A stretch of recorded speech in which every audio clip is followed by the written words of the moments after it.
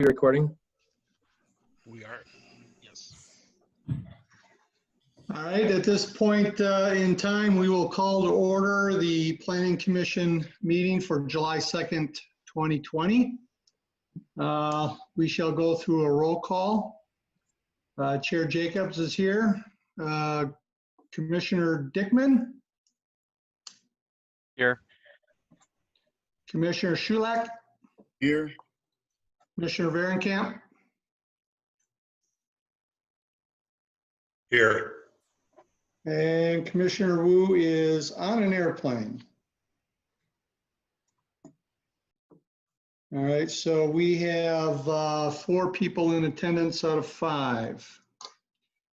At this point in time, we will do the Pledge of Allegiance. And did Mike have his American flag again? Yeah. All right. I pledge allegiance to the flag Pledge allegiance to United the States flag, of America, United and States to of the republic America, for which it and to the stands, republic for one which it nation, stands, under one God, nation, under indivisible, God, with liberty indivisible, and justice for all. with liberty and justice for all. Thank you. Okay. All right, we will move on to agenda approval. Before we take a vote, Brad, are we going to, we've got the open forum, the public comment before the minutes. And I notice on item 6, new business, anyone interested to speak on 6A, 6B, are we going to hold then the item 6D until the end of the night for Bellwether 5th?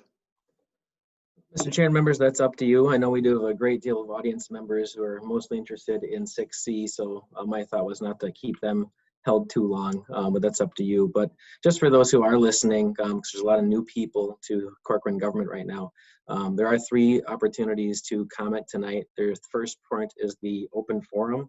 That's typically for things that are not on the agenda. We also have, as Chair Jacobs talked about, when we start new business, there's a comment period for anything under new business that doesn't already have a public hearing. So that would be 6A, 6B, 2 sign variances, and then 6D, which is Bellwether 5th edition.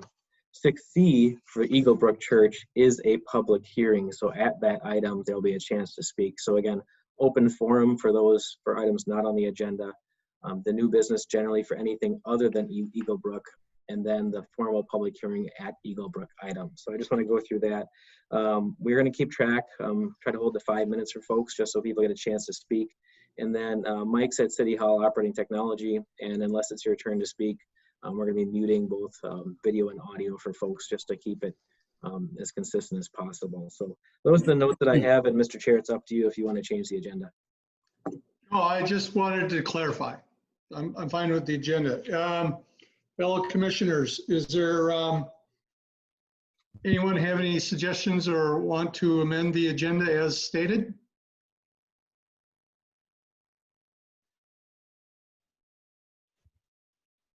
Okay. I'll motion to approve, Commissioner Chair Jacob. All right, do I have a second? Second. All right, we'll do our roll call vote, yay or nay. Chair Jacobs, yay. Commissioner Dickman? Yay. Commissioner Schulak? Yay. Commissioner Varenkamp? Yay. All right, the agenda is approved as such. All right, item 4, open forum, public comment opportunity. Brad? And Mr. Chair and audience members, again, this is for typically items that are not on the agenda. So if you'd like, if you're on your phone, just on audio, you can dial *9. If you're on video, you can use the raise hand function, which I believe if you click on the kind of 3 dots that pop up, will help assist you with that. So we'll wait a few moments and see if anyone wants to speak at open forum. Thank you.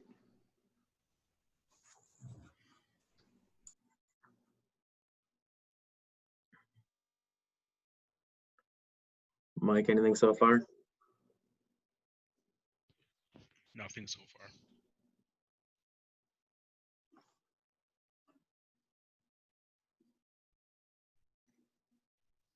All right, one more check, Mike.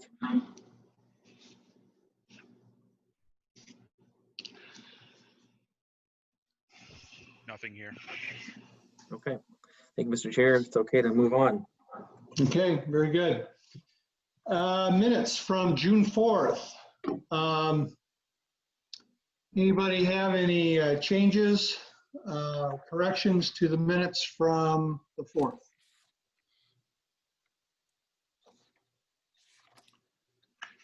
No corrections or changes here. Okay, Motion to approve the minutes, Dickman. I'll second that. Jacobs? All right, we'll do a roll call vote. Chair Jacobs votes yay. Commissioner Dickman? Yay. Shulak? Yay. And Mr. Varencamp? Yes. Okay, the minutes are approved. Thank you very much.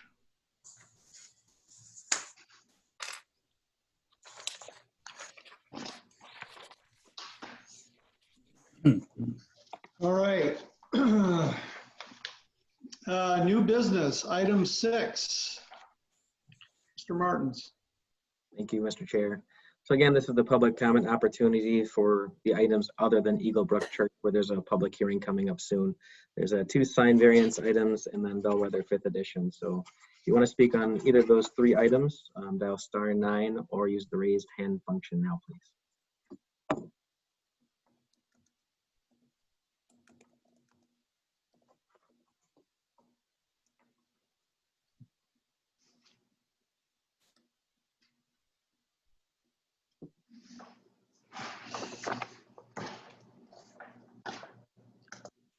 I see there's a chat. Oh, sorry. I see there's a chat about the raised hand function. So I believe you hover over your video, you can click on the dots. And oh, I'm not seeing it now either. Mike, are you aware of Brad, the? it's on participants. If you click on participants for folks that are joining via desktop, the box will pop up with participants listed, and then there will be a raised hand on the bottom right. Thank you, Commissioner Dickman. So correct, yeah, participants. There's a raised hand function there. Thank you. Sorry about If that. it's mobile device, it will be the dots. Thank you. I do currently have one hand raised on a telephone.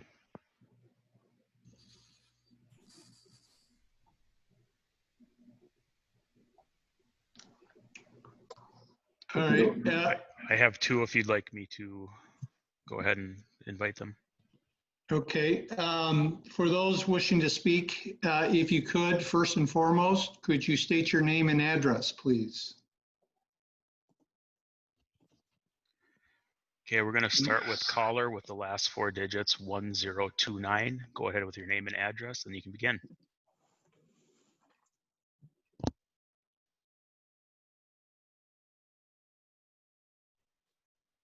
.208 31208 County Road 71, Eagle Bend. I just want to say that I'm here for any questions or concerns. That's all I have. Was it anything in particular, or? I believe that's the No, applicant, sir. correct? Oh, sorry.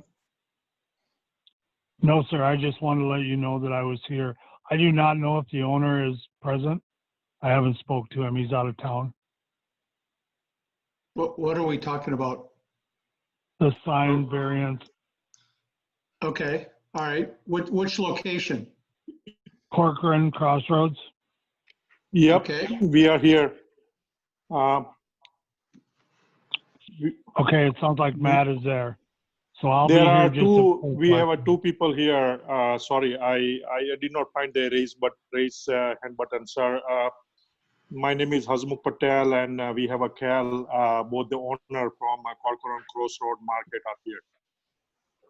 Okay, I'm here for any technical questions, so I'll mute again and step back. Okay, that'd be great. And when we get into the discussion, if you're still online and we have a question, we can bring you back up. How's that sound? Yeah, that sounds great. Okay, thank you very much.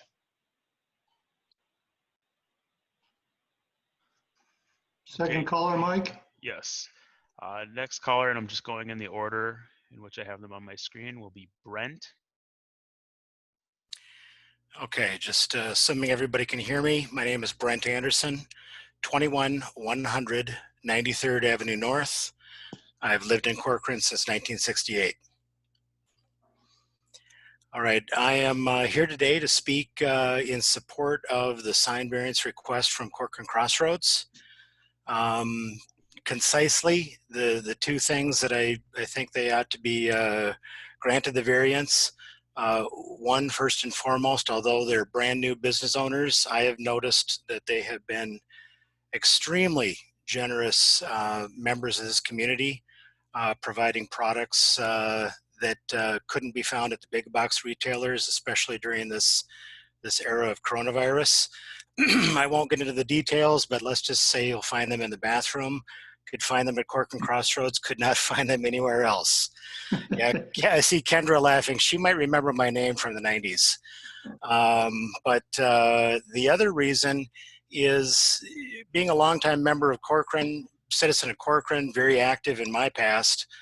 I look at Corcoran with a lot of pride. And when I drive through the town or walk through the town, there isn't a lot of new. There isn't a lot of change. There are some buildings that are becoming somewhat dilapidated in appearance.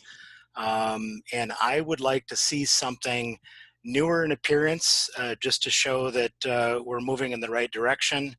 And I trust these guys not to be too incredibly flashy in what they intend to build, but something new to give a brand image to the community that represents what we really are. That's all I've got to say. Thank you. Thank you, Brent. Okay, next caller I have is 9363. Go ahead with your name and address, and you can start anytime.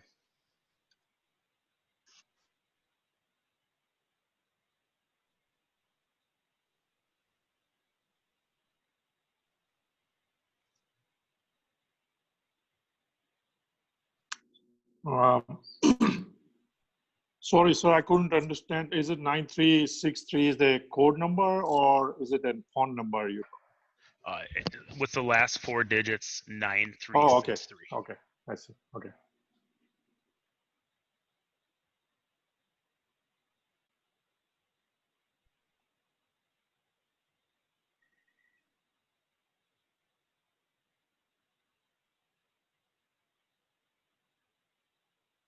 Nine three six three. You're unmuted.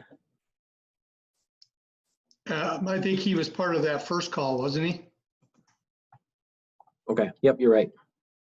Okay. Any others?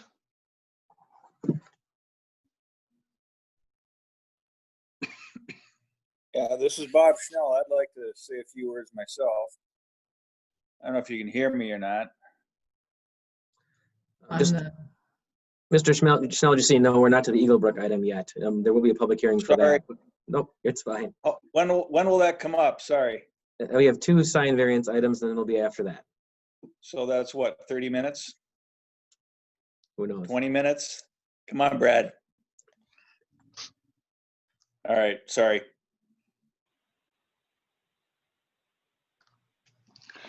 Okay, next, Mike. That is all I have right now. Okay, very good.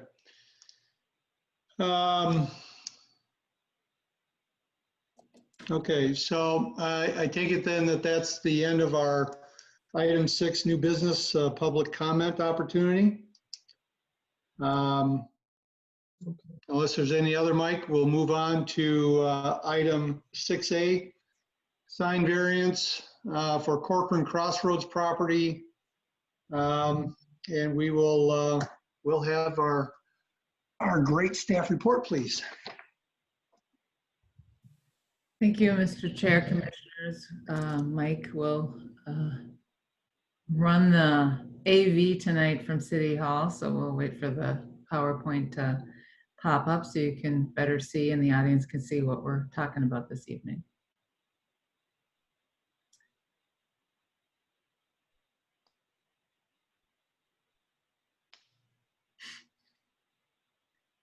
So this is a sign variance for Corcoran Crossroads, just south of City Hall, just south of the intersection of 116 and 10. Next slide.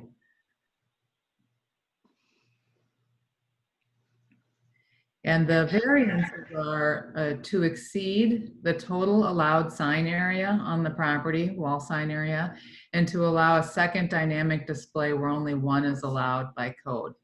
Additionally, there's a variance required for construction of a new canopy. So there's 3 variances, and I'll go through those next. Next slide.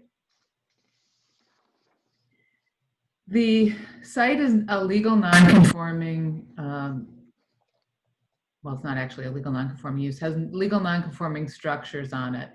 And legal non-conforming structures have certain rights guaranteed.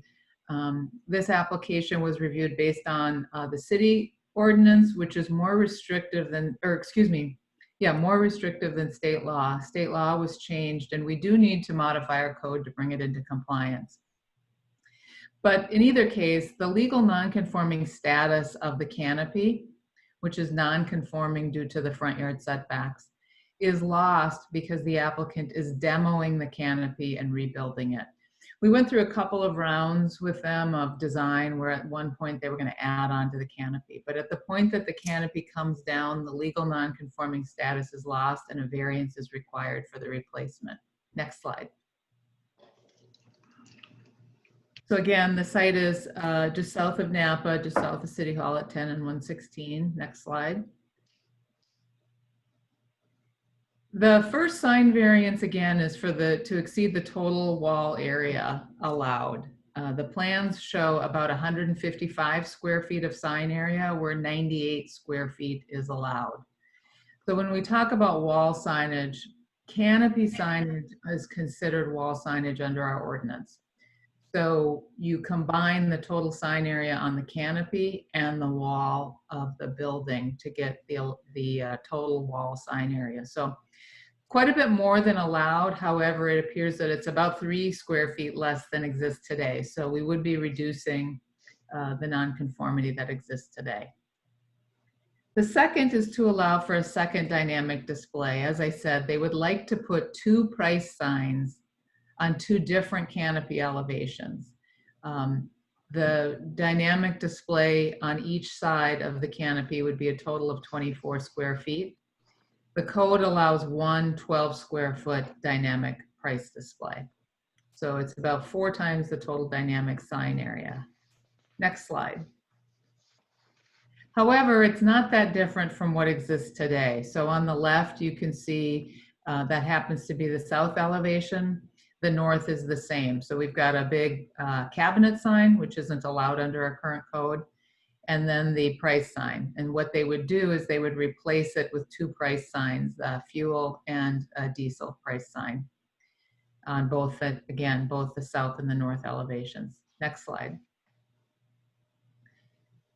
Again, there's a setback variance required to replace the new canopy. The code requires a 100-foot setback from County Road 116. The existing canopy is 29.5 feet from 116.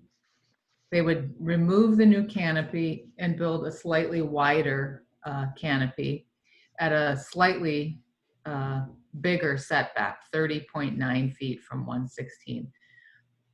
So again, we're improving the condition from what it is today and reducing those existing nonconformities.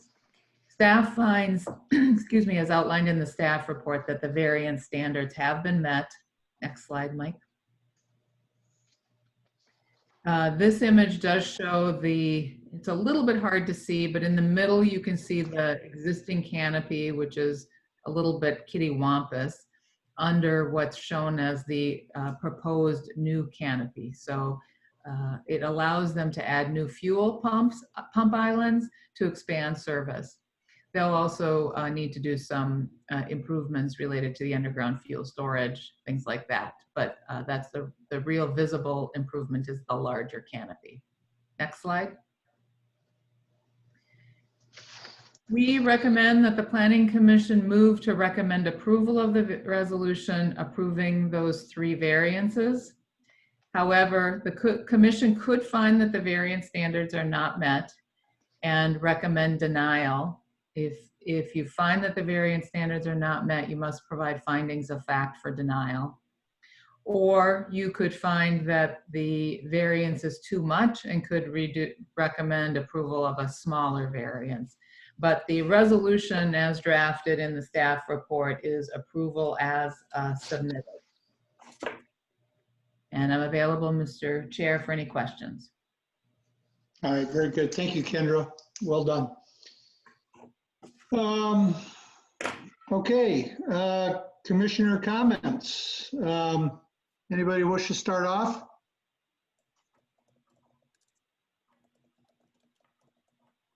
Okay, I'll jump. They want two price signs. I can only assume, because I've been a resident and using diesel for many years. I assume the applicant is going to be putting diesel tanks into the ground. Yes, I believe on the site plan you see new fuel tanks. I believe that's related to that. But again, the let me get my thing out here because I really can't. Now, when they put in a new fuel tank, are they going to be required to dig up any old underground? I mean, isn't that why the station on the corner used to have diesel, but they got into, I think they had to replace their tanks due to some EPA regulation, and that becomes too costly, and so they just folded up their gas operation, which then was sold off to Napa Auto Parts. But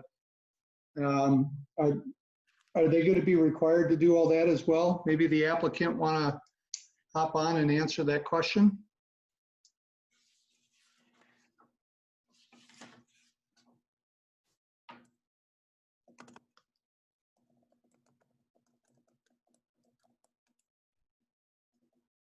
Hello. Yes. Yeah, we are adding one tank, but the existing tank will be staying as it is. Okay, so you're not going to be required to dig that up. Okay. Okay, now Kendra, when we were talking then about the amount of space, advertising on the canopy, I noticed here that they have this on the front, which would be on the 116 side, bases loaded game day. Does that factor into the square footage? That's coming down. That's coming down? Coming down. Okay, and so the only thing on the front will just be, I guess apparently they're going to be a marathon? Correct. There'll be channel letters that say marathon on that 116 side, and then price signs on the north and south elevations of the canopy. Okay, and just out of curiosity then, I mean, is the canopy structurally deficient? Is it something that needs to be replaced? I guess I'm trying to understand if they're not going to make it bigger. They are making it bigger, Mr. Chair. It will be more than twice the size of the existing canopy. Oh, all right. Gotcha. It's a little bit hard to see. I don't know if Mike, if you can pull that up and show the existing canopy under the planned canopy.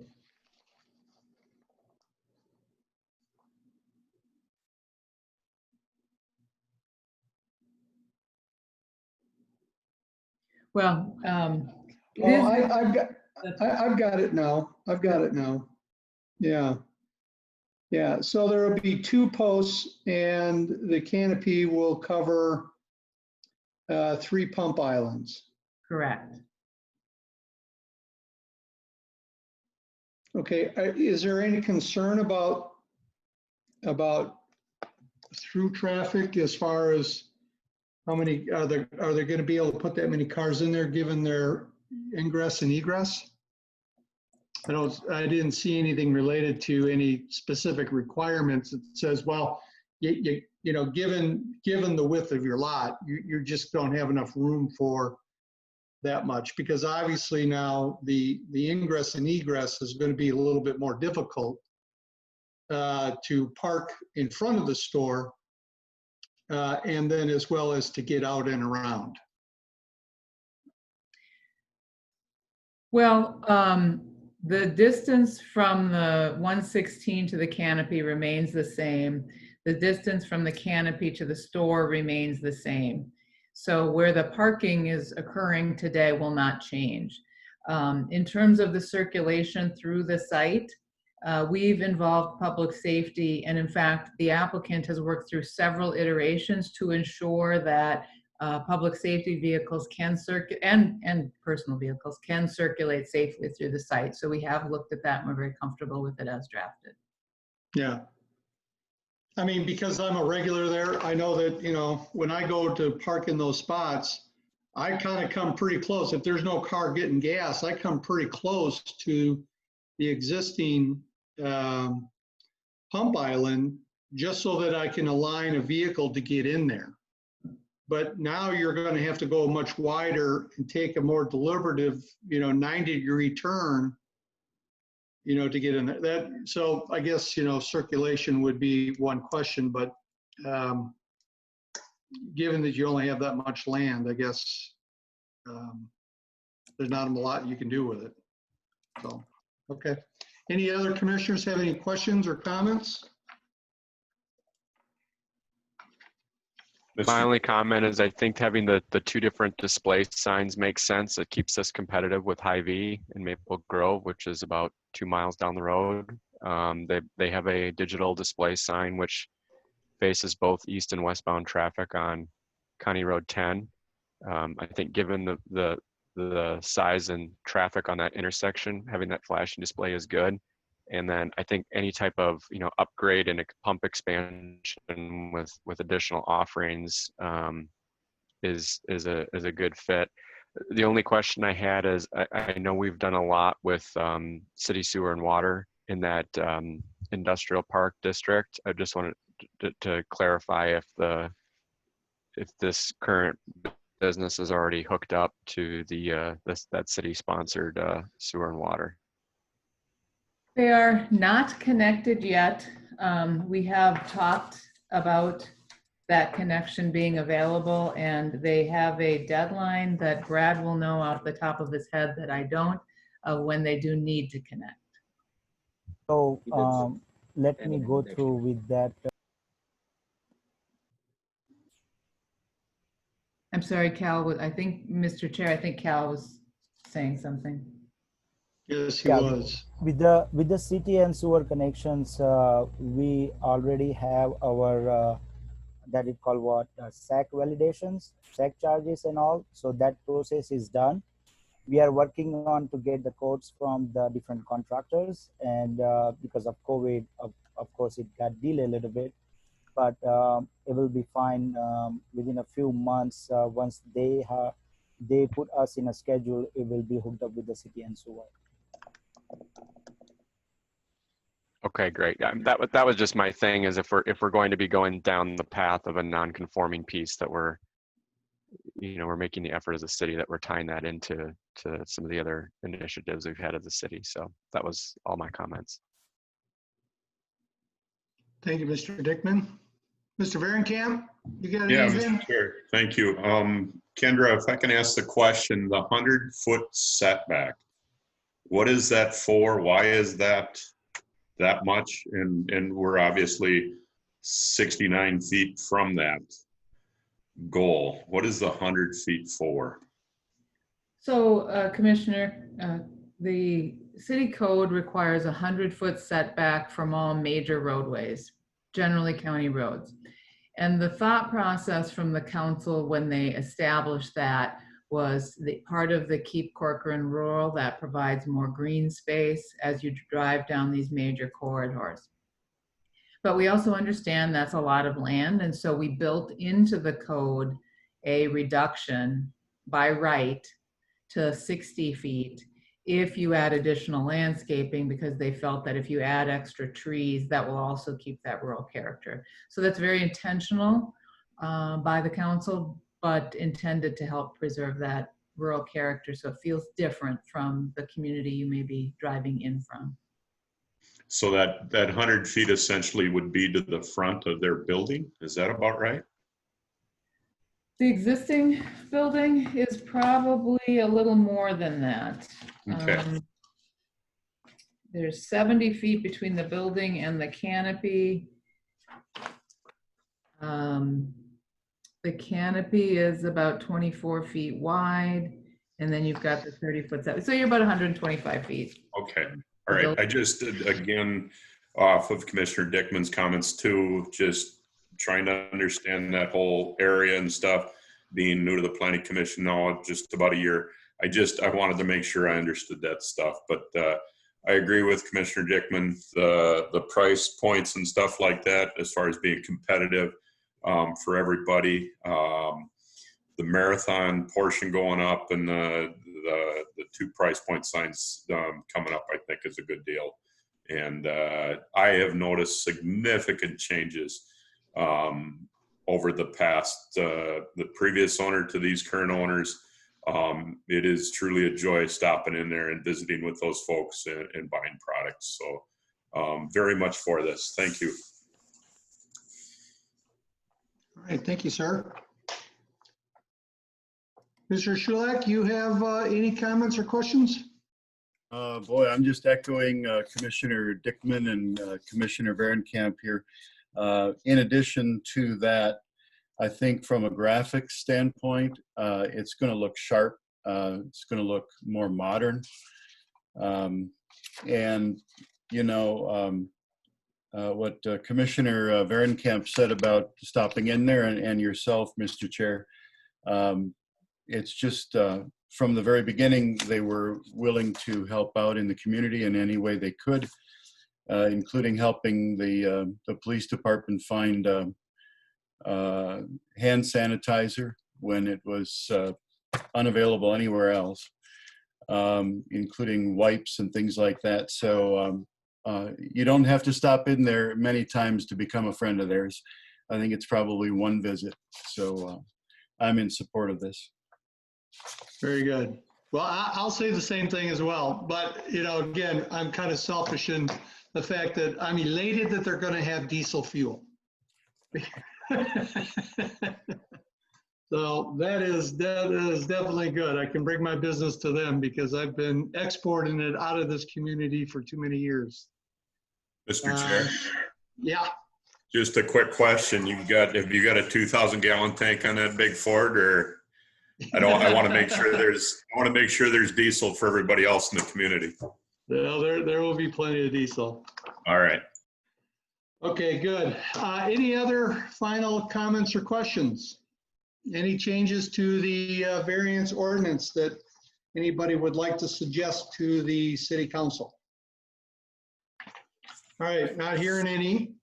Let's take a vote then for approval of the variances to exceed the total wall signage area and allow 2 dynamic displays and reduce the setback from the canopy.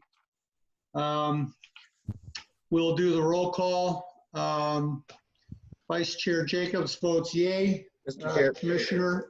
Mr. Chair, we need a motion and second. So moved. Oh, I'm sorry. Second. I get ahead of myself. All right. Chair Jacobs votes yay. Commissioner Dickman. Yay. Okay. Commissioner Shulak. Yay. And Commissioner Varenkamp. Yes.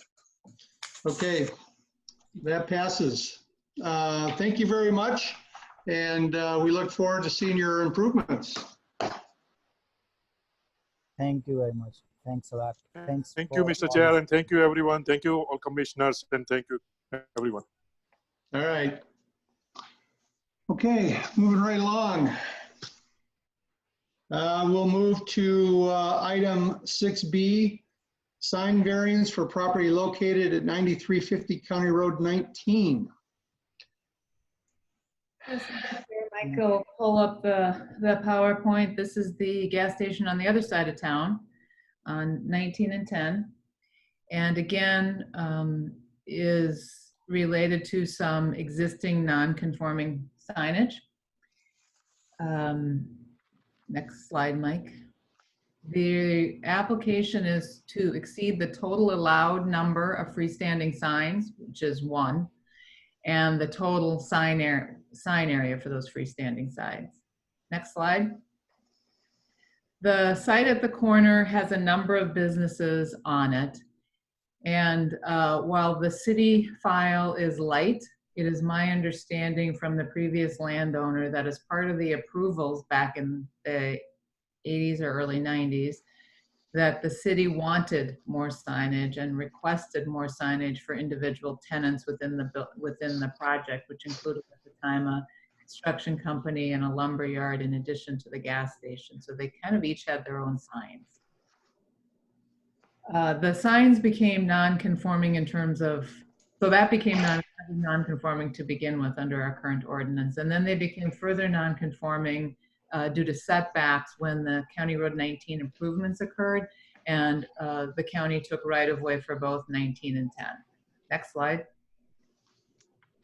Oh, well, you can skip that. There you go. Again, there's 3 freestanding signs and some canopy signage we're going to talk about tonight. Freestanding sign number 1, the sign is staying, it's not changing. They're just popping out the cabinet face and replacing it. That is permitted under the nonconformity section. Freestanding sign number 2, they are refacing the top 2 cabinets of the sign, that is popping out the cabinet and replacing them and removing the bottom cabinet, which is a addition with a changeable message board that'll be removed. The 3rd sign, though, is being removed and replaced. The canopy signage, again, they're rebranding also as a marathon, and so they're rebranding on the canopy signage. Next slide.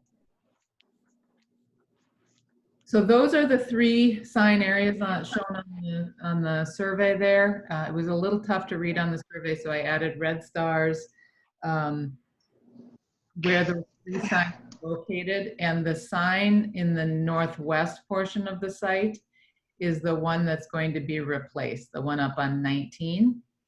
The 2 on 10, we're just replacing cabinet signage. Next slide. So freestanding sign number 1, this is the one on the east. All we're doing, you can see on the sign, is replacing the Storeman's cabinet with the Tom Thumb cabinet. Nothing else is changing. No variance is required for this. This is just maintenance, but as part of the entire project, it's important to see what's happening there. Second slide, Mike. Freestanding sign number 2 is the one on the corner. They are going to replace the top 2 cabinet sections and remove that lower one, which I don't know if it was ever actually approved, but is not allowed under our current code. We don't allow changeable message boards. So they're going to take that out, and they're just going to replace the top sign, Storman sign, with an S sign. They own a large portion of the site, and then have right for now, a blank placeholder in that 2nd cabinet. Next slide. Now this is the one that actually triggers the sign variances, because this sign along 19 is being removed and replaced with this new marathon sign. Again, I think it'll look sharp. It's got a dynamic display on it. It is slightly smaller than the existing sign, and does comply with the city code requirements for a new freestanding sign. What doesn't comply is that there are 3 freestanding signs on this site, but again, that is the existing condition, and they are, I think, improving the appearance of the site. Next slide. This is the canopy. Again, unlike the previous one, they are not having fuel signs on the canopy because they have 3 freestanding signs, and they will have the fuel signage on those freestanding signs. So this is just replacing it with some channel letters on facing the corner that say Marathon. Next slide. So under the Corcoran code, the maintenance of non-conforming signs, like the first 2 signs, is allowed. They're just replacing it. But expansion of a non-conforming use is not allowed. And once they remove that 3rd sign, that triggers the variance. Next slide. So again, the variance is to allow 3 freestanding signs where 1 is allowed, and to allow 204 square feet of freestanding sign area where 64 square feet is allowed. And the variance, as I said, is triggered by the removal of sign number 3. But for the reasons noted, we think this is an improvement for the community and that the variance standards have been met as outlined in the staff report. However, if the commission finds that they have not, they should recommend denial and provide findings of fact for denial. Next slide, Mike. Staff's recommendation is that you move to approve the draft resolution approving the sign variances as requested with the conditions in the attached resolution. Okay, great. Thank you, Kendra. Much appreciated. All right, commission discussion, comments and questions. Kendra, to go back to that sign where they're going to be the corner one, I believe sign number 2. Mm-hmm. And you said they're going to remove that bottom thing because it's a changeable sign. Correct. But their diagram shows that they're going to have basically a changeable sign, which I believe they already have for gas prices. So how does They that? are not. We have talked with them about that, and rather than redoing the graphics, we have emails from them that confirm that that is not. That will be a blank panel sign. I realize the graphic doesn't reflect that, but we had conversation to clarify and confirm that, and it will be just a white panel sign as a placeholder for a future tenant. It will not be allowed changeable messaging. Okay, all right, very good.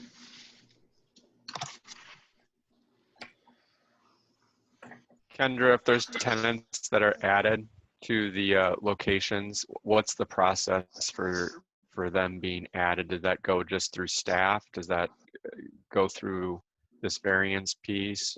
What is the process for that?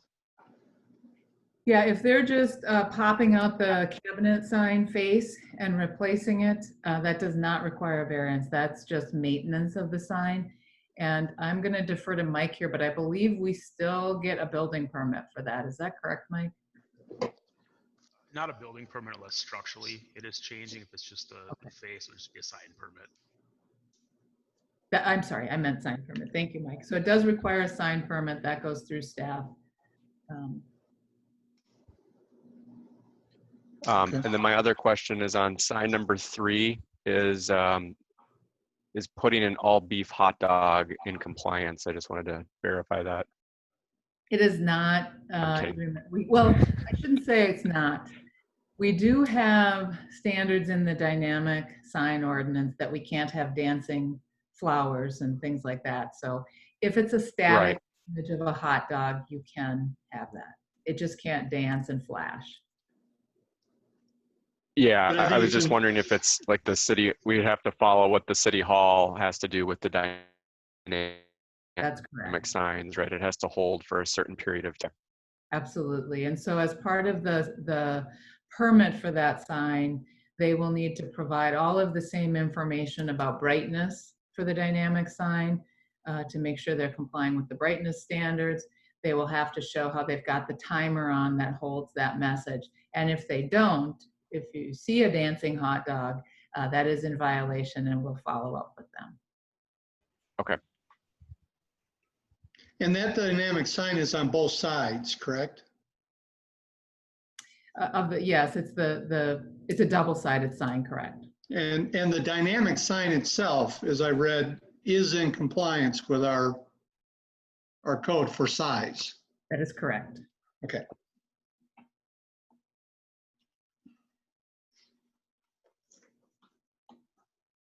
All right. Mr. Shulak, you have any questions or comments? Just a couple of comments. Thank you, sir. I think it's a very big corner, and it's a very big plat of land there. Again, it's a very, very nice business, nice people in town and everything. And getting back to the corner itself, I think that under other circumstances, 3 signs on a corner might look junky or just way too much. But I think because you've got, especially on County Road 19, you've got that whole stretch there. I don't see any problem with it being too busy or anything like that. Okay. Commissioner Varenkamp? It's nice to clean up the signs on this corner, more continuity and those kind of things. I'm in favor of. Thank you. Okay, very good. All right, I would assume then that no one wishes to make any suggested changes to the variance request. And if not, I'll take a motion to approve. So moved, Commissioner Varenkamp. Second, Shulak. Okay. We'll do roll call. Commissioner or Chair Jacobs votes yay. Commissioner Dickman? Yay. And Commissioner Shulak? Yay. Commissioner Varenkamp? Yay. All right, passes 4-0. All right, very good. Thank you, everybody.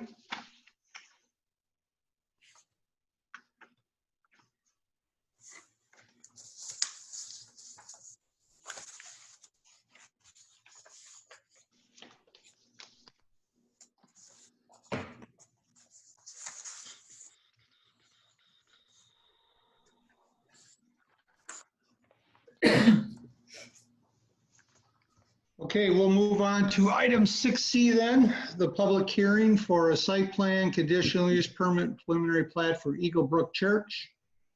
We will start off with staff report, please. Thank you, Mr. Chair. The application in front of you tonight is a conditional use permit, site plan, and preliminary plat for Eagle Brook Church for the property at the northwest corner of Hackamore Road and County Road 101. Next slide. These are the 5 properties affected in the proposal. They will be combined as part of this plat. Next slide. A concept plan was presented by Eagle Brook Church to the City Council on April 23rd. That's an opportunity to get informal, non-binding feedback from the council. The church heard that feedback, made some changes to the plan, and has now submitted their formal application. The property is guided low-density residential and zoned RSF2. The RSF2 zoning district allows single-family homes, but it also allows a number of other what the city determines are compatible uses, such as residential care facilities, places of worship and assembly, schools, greenhouses, and nurseries. This is an allowed use in the RSF2 zoning district. The request will create a 27-acre lot for the church and about a 4.5-acre outlot for future development. The church does not propose development on that outlot at this time. I realized today that the staff report noted that the church's narrative was in the packet, and it appears it was listed but not actually included. And that will be added to the City Council packet. I apologize for that. So the proposal tonight is a 70,000 square foot, roughly, a church. That church has the normal, or what I would term common accessory uses, office space, classroom space, some kitchen and assembly space that you would typically see with a modern day church. Next slide. So I'll mention this again later, but in terms of public comments, all public comments received have been provided to the commission. Those that were received, the packet went out, were included in the packet. Those that came afterwards were provided via email to the commissioners. Those will be entered into the public record for the public hearing, the same as any speaker this evening. The main concerns noted, and I acknowledge there's a lot of nuance in here, but the main concerns relate to the size of the building and the parking lot, traffic impacts, impact on property values and privacy of nearby homes, and noise. And I am going to try to address the majority of the comments in my presentation this evening, but again, we will have a public hearing after my presentation where we'll take any additional testimony. But the commissioners, I know you've all read the comments and have taken that public testimony under advisement. Next slide. There's certainly a lot of emotion about the application tonight. So I want to remind the commission that the city's level of discretion varies on the type of application. Last month, we had a planned unit development where the city has a very high level of discretion. It's a rezoning, it's a negotiated zoning district, and the city has a lot of discretion. This evening, we have limited discretion. The city's discretion in reviewing a site plan and a conditional use permit is limited to whether or not it meets the standards outlined in the adopted zoning ordinance. If it meets those standards, the city must approve the request. The city's discretion in approving or denying a preliminary plat is limited to whether or not it meets the standards in the subdivision and the zoning ordinance. If it does, you must approve the preliminary plat. Next slide. This image shows the existing structures and trees on site. I wanted to include it just simply to show that all of the existing homes will be removed. It's a little difficult to see in grayscale, but it also highlights, I think, in a more readable way than some of the other plans, the tree preservation areas. So the light gray tree areas are to be preserved versus the dark gray tree areas will be removed as part of the project. So the applicant has attempted to preserve the existing vegetation along the perimeter of the site to preserve the transition and buffer to the adjacent residential areas. But all existing driveways and homes will be removed as part of this project. Next slide. This image was intended to overlay the site plan on the aerial to give a sense of scale for the project and give a sense for how it really fits into the neighborhood. So in the center of the site, you're seeing that 70,000 square foot building with the surrounding parking lots and how it fits into the existing neighborhoods. Again, it's the most recent aerial, so I acknowledge that there are homes not shown on this, but this was the data we had for the aerial. Next slide. This is a new site plan that we received this morning from the applicant. And so I want to note a couple of things on the site plan, and I'll ask Mike to help me point them out. The proposal on the corner of Hackamore and 101 has 3 entrance points, or access points, I should say. Along 101, there's a limited right-in, right-out. Limited because there's a median in 101 that will prohibit a full range of turning movements, but you will be able to turn into the site or exit the site from this location. Down on Hackamore, there are 2 access points. That eastern access point is entry only. It will be a 2-lane entry, so you can enter at the same time whether you're east or west bound. That's a method to speed up access into the site. And the same to the west is exit only, again, intended to help improve shorten the time for people to exit the site and move on.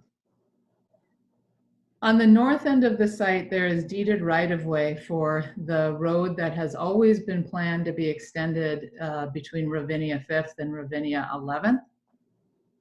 There's some confusion, I think, based on the comments, so I want to be clear. That road is being dedicated as right-of-way with this plat, but it is not proposed to be built at this time.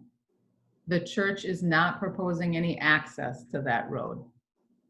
That road would be constructed if and when Outlot A was developed in the future.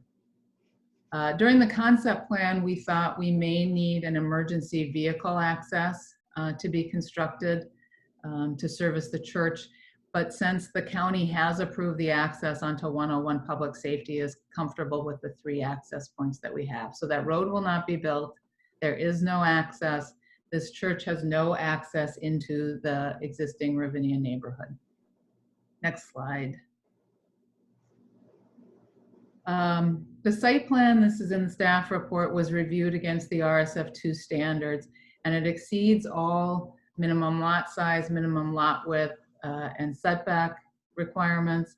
It is consistent with the building height requirements. We have a maximum building height of 35 feet. We do not have a maximum building size, either for residential homes or commercial buildings.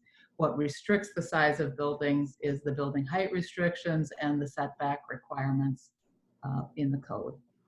Next slide. The architecture proposed is a mix of architectural precast concrete metal panels and glass. No more than 20% curtain metal panels are permitted under the code. And so we've asked for some details to confirm compliance from the applicant. But the images show a building that is consistent with not only the code requirements in the zoning ordinance, but the design guidelines in the Southeast District standards. Next slide. Tree preservation is not required, but the plans do show, and you can kind of see it in the light green areas around the perimeters of the site, of the colored site plan, and up in Outlot A. Those are tree areas that are going to be preserved. And I should have mentioned this on the previous slide. Really, this is the site plan that was in the packet, except that it's colored. It's colored, and I think it's probably difficult to see, but they did add pedestrian connections, which was one of the conditions in the staff report. And it's really hard to see this, but along the northern parking lots, they've added shrubbery to screen those parking lot headlights, which also was a condition in the staff report. So this is the same site plan that was in the packet with those couple of changes. The mix of trees proposed does meet the standards in section 1060 of the zoning ordinance. As I mentioned, though, the staff report does note that there is a condition in the ordinance that requires parking lots be screened by vegetation up to 3 feet high. The intent of that is to screen headlights from vehicles. And so the entire perimeter of the parking lot where we have parking, including that east side, would need to have that row of vegetation added to provide that headlight screening. The perimeter landscaping on the edge of the site is concentrated along the lupine right-of-way and along that western boundary. And again, while the ordinance does not require buildings to be screened, it is reasonable to expect that landscaping will provide some sort of a transition from the single family homes into the church site. Next slide.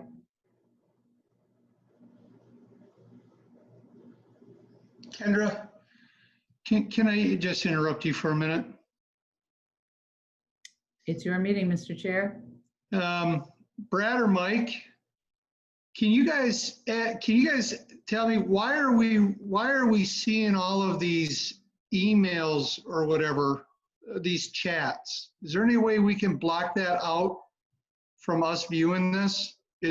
one, it gets in the way of some of the graphics and the presentation, and it's disruptive. I don't want to tell them they can't chat, but is there any way we can not see the chat in the presentation? I'm not aware of that, Mr. Chair. It's one of the functions of Zoom meetings. I'll look into that as far as future meetings, but essentially, I'm not sure actually how they get recorded as part of the public record everywhere. So I'll look at that and let you know. No problem. All right. Sorry, Kendra. Sure.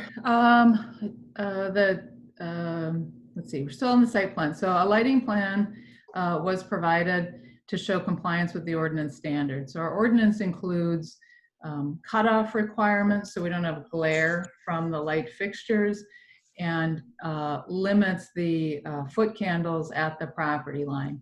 And the plans do show compliance with those requirements. However, final details for those fixtures will need to be provided in terms of cut sheets, which come from the manufacturer, to ensure both the style and the fixture cutoffs comply with all ordinance requirements. But the materials in the lighting plan do show compliance. One freestanding sign is proposed at the Hackamore entrance. That sign does comply with all ordinance requirements. No outside speakers are proposed. The services take place in the building. There's nothing about the churches in general that would suggest it would violate MPCA noise standards, but like any use in town, they are required to comply with MPCA noise standards. Next slide.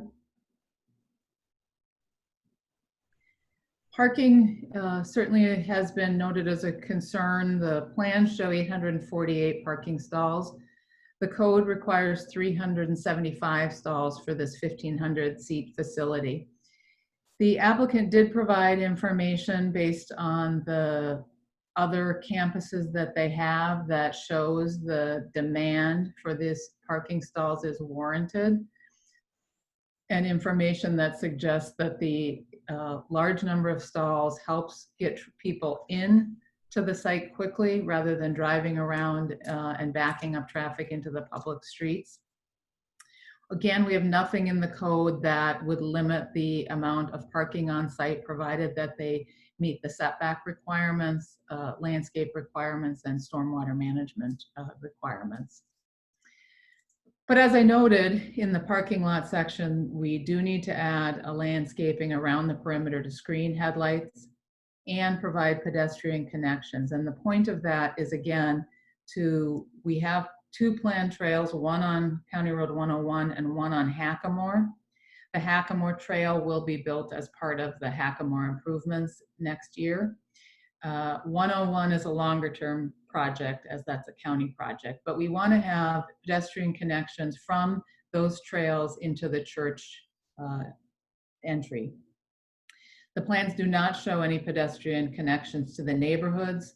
So if Ravinia residents wanted to attend church, they would need to come out to 101 or Hackamore to get in on a pedestrian route or drive on 101 or Hackamore. Next slide. Snow storage areas are shown on the plans.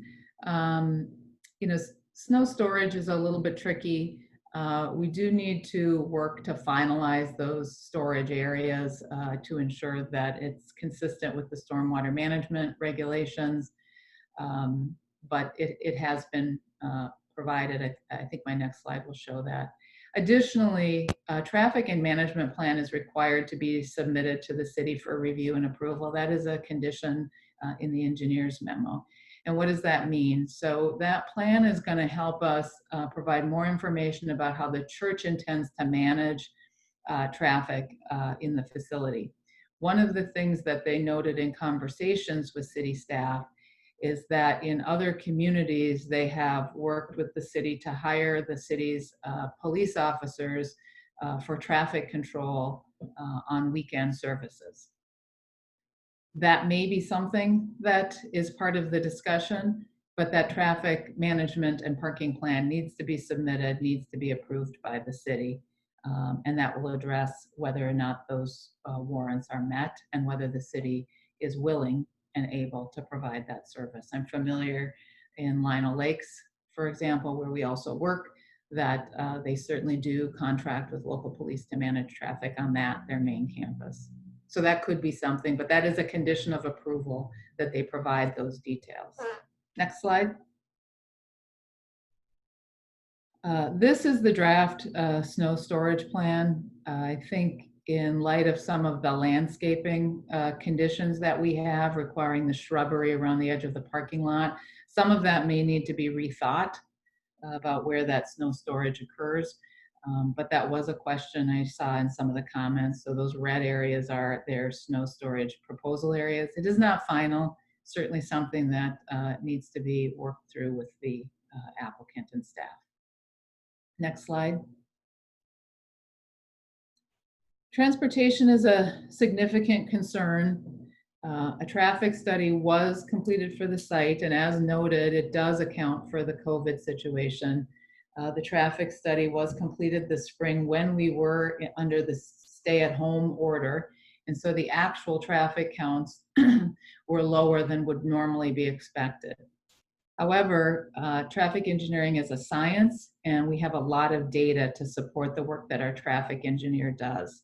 So we have data that comes from multiple sources. As part of our comprehensive plan that we updated last year, and all cities and counties in the metro were required to update, we had current traffic information and traffic estimates for the next 20-year period, that is through 2040. Based on planned land uses, not only in our community, but in adjacent communities, because we're always looking at traffic that flows through from other areas. So the traffic study does account for existing traffic and planned development based on adopted comprehensive plans from Corcoran and adjacent communities. Additional supplemental information is provided by the ITE data, which provides national standards for different types of uses.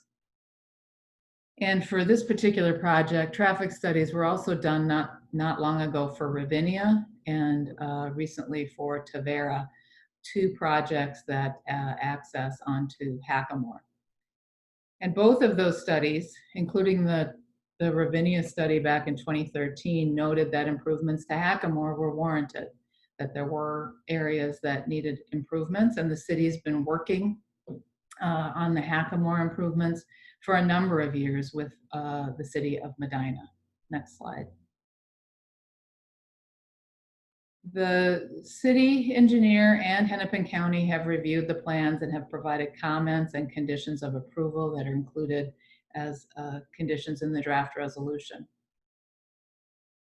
I'm going to summarize at a high level. The traffic study certainly and the engineer's memo are much more detailed. I think it's half of the staff report. But in terms of access improvements, a new right-in, right-out will be provided on County Road 101. And as I said, the church will build new north and southbound turn lanes to improve 101 at that entrance. 2 new curb cuts are planned on Hackamore, the east and the west entrance that we talked about, and the church is required to build new turn lanes at the entrances to the site. The church is also required to dedicate the Lupine right-of-way, but not build that right-of-way. And again, just to be clear, there is no connection from the church to that road, but that is important for circulation throughout the Ravinia development, which has some long dead ends coming out of the 11th edition without it, and provides access to future development on Outlot A. Next slide. Hackamore and 101 certainly is a challenging intersection today. And as part of this project, we looked at that intersection, which does require upgrades to the traffic signal and turn lanes, even if it were just the church that was happening. So they have a responsibility to participate in those improvements. They will be providing additional right-of-way for 101, Hackamore and Lupine. The city of Medina, as I said, have been working for a number of years on Hackamore improvements, and we finally have plans available. I think there was an open house a month or so ago. The plans are now 30% complete. The construction is plans are planned to be completed this winter, go out for bid in the spring, and be constructed in 2021, next summer. And as part of Ravinia, Lennar was responsible for a significant financial contribution to help pay for those. The church will also have a financial contribution to those road improvements. Costs will be split among other property owners and the two cities. But the church certainly has their financial responsibility for those improvements in addition to the other improvements I talked about earlier. Next slide. Municipal sewer and water are available to service the site.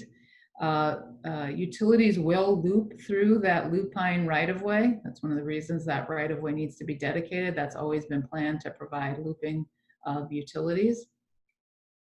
Stormwater management will be provided on site. There's a number of stormwater ponds on the current plans. Those will likely change as they work through the process with the city engineer. Stormwater needs to comply with city watershed and state standards. As the commission knows, that's always a big deal. So we're still working through the details of that with the applicant. Wetland delineation has been completed for the site and has been submitted to the city as the LGU. That's under review, and that needs to be completed before the final plat is approved. The plans currently show wetland impacts, and so a mitigation plan also needs to be approved prior to final plat. Next slide. As noted in the staff report, we have reviewed the conditional use permit standards. There are 7 conditional use permit standards, and we believe that the church does meet the conditional use permit standards outlined in the ordinance, particularly with the addition of the conditions proposed by staff in the draft resolution. If the city finds that the standards have been met, they must approve the conditional use permit. Next slide. I mentioned this earlier, the city does not require the building to be completely screened, but reasonable transitions should be provided. Tree preservation, landscaping, and setbacks are tools that can be used to help provide that transition. The applicant did provide some renderings for the commission tonight, so the next few slides I'm going to provide some information that's new, that provides perspective of the site. Next slide. So these arrows show different view sheds that we'll be looking at. So if you look at view shed 1, for example, it's looking from the parking lot towards the entry of the building. And I'll walk through each of those and keep this small key plan on the images to help you see where we're at as we go through these. So this is provided by the applicant, intended to provide a better sense of what the view will be from different locations. Next slide. This is just an aerial shot, intended to be an aerial shot of view from 101 and Hackamore, looking into the site along the sort of the lower left-hand corners. That road is Hackamore, and where the Eaglebrook Church note is, that's basically 101. So you can see the 101 entrance on the north side. Next slide. This image number 1 is the one I used as an example. This is intended to be an image from the middle of the parking lot looking north towards the church building. You can see the main entry that comes in and separates the 2 large parking lots and leads into the driveway with the drop-off parking area, or the drop-off area, excuse me. Next slide. Image 2 here is the view from the entrance exit on 101. So this is from 101 looking into the site. And you can see in the distance the brownish orange of the church straight ahead. Next slide. Image 3 is from the corner of Hackamore and 101. The road that you see in the foreground is 101. So again, you're looking across the wetlands and the parking lot, and in the distance you can see the church and the church spire. Next slide. This is the main entrance on Hackamore. Looking into the site, you see the parking lot, and again in the distance the church facility is kind of an orangey brown yellow. Next slide. This is from the exit of the site. That tree line is the trees that are would be planted along that drive. So that's kind of along that property line to the west. And the church again in the background. Next slide. So this is a view intended to show the view from the west property line, kind of about halfway between Lupine and Goldenrod, looking into the site. So this is the area, I think, where the church structure is closest to the west property line. Next slide. And then this is the view from basically the cul-de-sac in Ravinia 11th, looking towards that church building. Kind of along where the right-of-way, that kind of open space is where that right-of-way for the future connection would be. Next slide, Mike. And then this is just a close-up of the entry of the church. Under the canopy is a drop-off zone. Next slide. The code does allow churches and schools in residential districts. That's not unusual. A lot of cities, most cities I work in, allow them. It's very common, even as churches have grown from rural churches like we have up in Fletcher to larger churches such as the one proposed this evening. But I wanted to kind of, because there's some comments that suggest maybe this is unusual, I just wanted to closely look at a couple of examples nearby that are these types of non-residential uses in residential neighborhoods to provide sort of a sense of scale and context. So next slide. On the left is that same image I showed you before of the site plan for Eagle Brook overlaid on the aerial. The image on the right is the 62,000 square foot Meadow Ridge Elementary School, just down Hackamore 47 in Plymouth. Very similar sized building, again, surrounded by single family residential. Next slide. Providence Academy is over on Schmidt Lake Road in Plymouth. Much larger facility, school, so peak traffic is peaking with the adjacent residential traffic. That's about 120,000 square foot structure in the residential neighborhood. And then the image on the right is Church of the Open Door in Maple Grove, which is about a 62,000 square foot building with significant parking, about 1,100 parking stalls on that project. Again, in a residential neighborhood. Next slide. The preliminary plat would allow the creation of 27-acre lot for the church and a 4.5-acre outlot. And so when we have outlots, the city asks developers to provide a concept for how an outlot could develop in the future. And we do that so that they can see where maybe road connections would need to happen, where utilities would need to be extended to, and just provide a concept for how it could be developed so we can plan our infrastructure primarily. But also gives adjacent landowners a sense of what might or could happen. So the applicant has provided a ghost plat for the project that has a concept for a small residential development in the area known as Outlet A.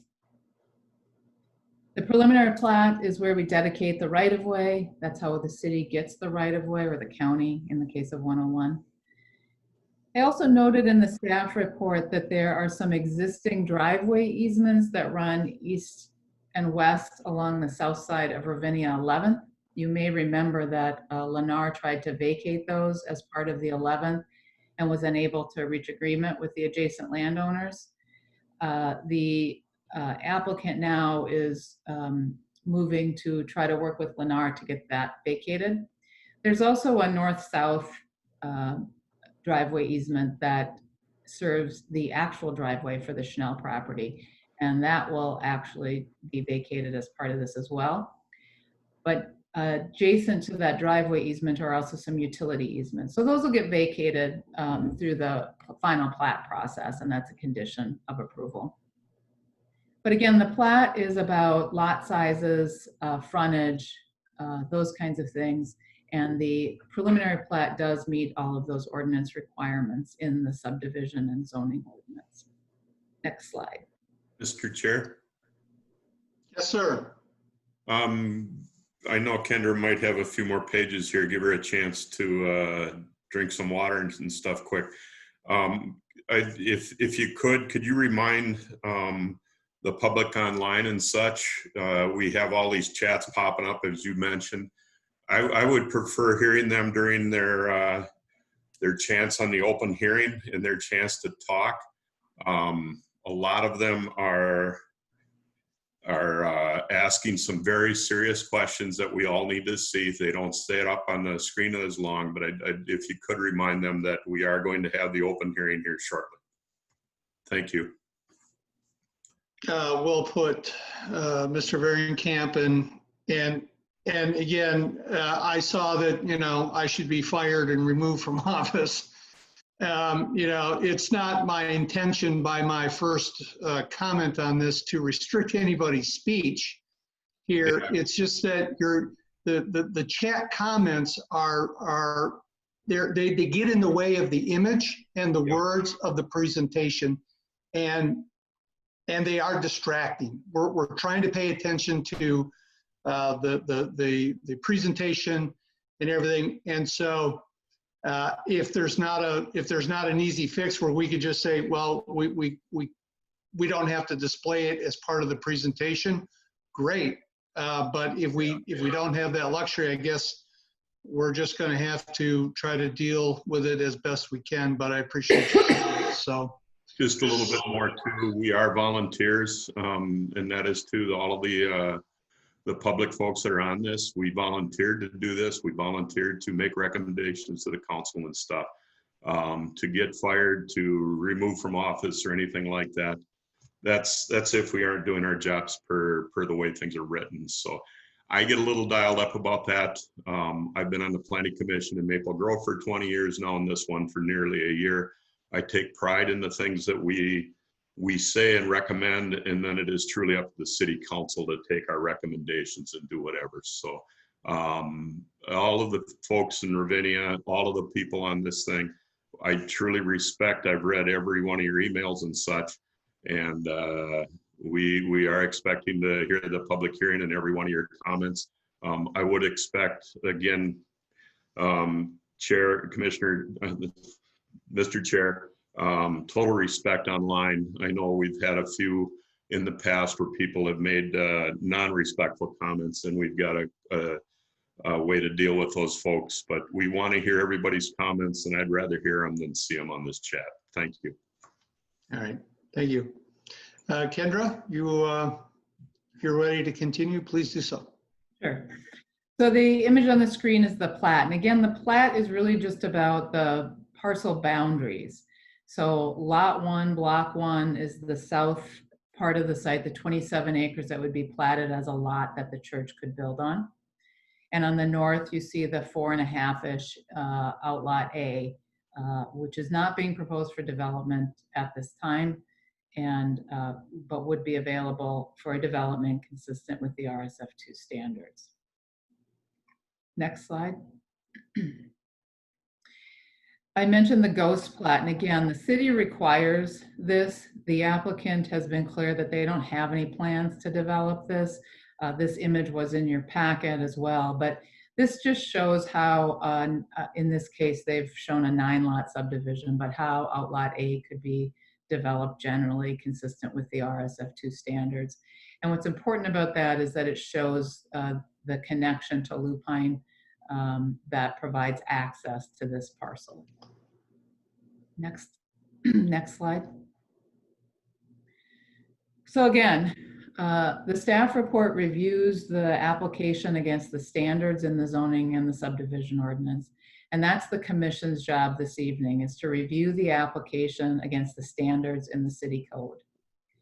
The city's discretion on this application, like any site plan or conditional use permit or plat application, is to review it to determine whether or not it meets the standards in the ordinance. If it meets the standards in the ordinance, the city must approve. We can add conditions where we think the standards or the intent haven't been fully met, but the review is not whether this is the project you would build on the site, but whether the application complies with the ordinance standards. The Planning Commission will make a recommendation to the City Council, and then the City Council will take action at the July 23rd meeting. If this application is approved by the City Council, the next step would be for the applicant to submit a final plat and a development contract. And at that point, we would have the final details for all of the landscape plan, the stormwater management plan, those kinds of things. And we would prepare a development contract that outlines the church's financial responsibilities. That is the turn lanes on 101, the turn lanes on Hackamore, the extension of utilities, the TLAC fees, and all those kinds of things. Next, if they did move through the process, if they did get approval, their goal would be to open for Easter in 2022, which would mean if the Hackamore project stays on track, the Hackamore project would be done in 2021 in advance of the church opening. Next slide. So I know that is not every detail in the staff report, Mr. Chair. The intent was to highlight the key issues. Next, we would open for the applicant to provide comments and then open the public hearing and take public comments. Again, all emails, letters, petitions have been shared with the commission and entered into the public record. But based on the facts of the ordinance, staff recommends approval of the draft resolution approving the site plan and conditional use permit with the conditions and findings in the draft resolution, and approval of the resolution approving the preliminary plat with the conditions in the attached resolution. And I'd be happy to answer any clarifying questions, Mr. Chair, if you'd like, before the applicant speaks. At this point, let's move to the applicant presentation, please. Thank you, Kendra, by the way. I know that was a lot to present.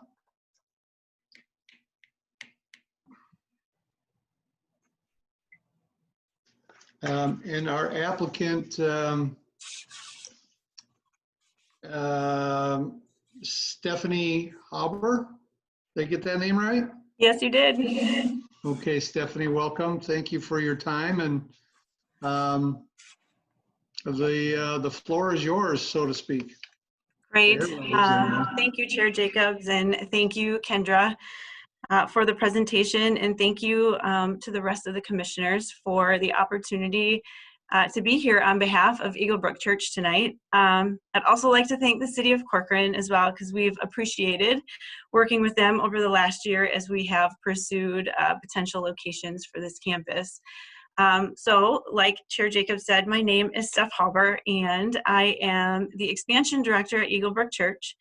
And really my intent tonight is going to be to share a brief overview of who Eagle Brook is. I really would like to share the heart of who we are and maybe touch on some points as to why we do what we do. Kendra did an amazing job of really sharing a lot of those details, and maybe I will be able to fill in on some of those concerns that I know have come up as well. I do want to start out by saying, though, that Eagle Brook, when we build in a new community, we do hold being a great neighbor as one of our very top priorities. We are consistently thinking about how our site will impact surrounding neighborhoods and the safety of those surrounding neighborhoods. But before I dive into some of those concerns, I do want to share a brief history, like I said. Some of you may not know, but Eagle Brook Church is one church. We do have 9 locations. Currently, we have 6 permanent sites, and we have 3 mobile sites. And we are here tonight because of one of our mobile sites that meets in the Wayzata High School. Now, Eagle Brook actually started in a living room in 1948 in White Bear Lake. A small group of people started meeting because they really wanted to reach their community for Christ.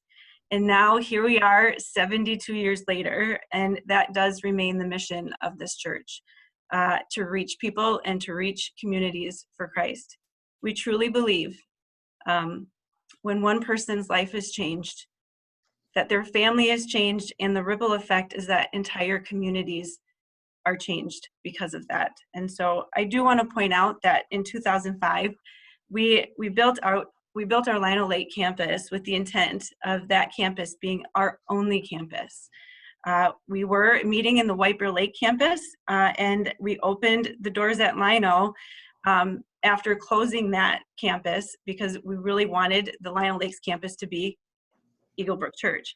But on opening weekend and the weekends beyond, we had attendance that was so overwhelming that the leadership at the time decided to reopen the White Bear Lake campus, which we now talk about and say how we accidentally fell into being a multi-site church. Now, I say that because I think it's important to note that it really has never been about getting big for us. It's always been about reaching that one lost person and watching God transform their lives, because we truly believe that every single person in the communities that we're in the surrounding communities, in the Twin Cities and beyond, actually matter to God. And every single person has a story. And so we want to provide a place for them to come and get to know God and explore their faith in different ways. Now, as I mentioned, we are meeting at the Wayzata High School currently right now. This campus is an incredible campus. It's one of our busiest mobile sites. A lot of amazing things have happened there and has seen tremendous growth over the last 2 years. And I do want to point out too that 30% of our attenders there are kids. And that means that a large amount of those attenders are young families, which we think is pretty incredible for this area. And I also want to point out too, just to reference this, when we move from a mobile site to a permanent site, we typically see our attendance double, if not triple, in that first year. And so when it comes to the size and scale of our buildings, that is in part so that we can anticipate the growth that will occur. So I do want to just address a few things, if I have a few more minutes, to share just about some of the concerns that I have also read in the emails and the letters that have gone to the city, as well as even speaking to a couple of residents as well. Our size and scale, I would love to address that. It's no secret that we operate on a much larger scale, and our model looks a bit different than the average church. But over the course of time, we really have turned the dials, so to say, on our model and have found great balance in how we build our sites. And so when we do build a 70,000 square foot building with a 1,500 seat auditorium, I just need people to hear that we do it with great intention. As I mentioned before, we do it and build in anticipation of the growth that will happen, but it also is a better experience for our attenders, and it's safer for the surrounding communities. So let me explain that comment. If we were to operate on a smaller scale, we would have to hold more services, which means that would be an increase in traffic in the area to accommodate for the amount of attenders that we will have. And then I mentioned 30% of this campus is kids and young families that are attending, we also dedicate an entire portion of our 70,000 square foot building to our kids ministry. Kids ministry is incredibly important to us.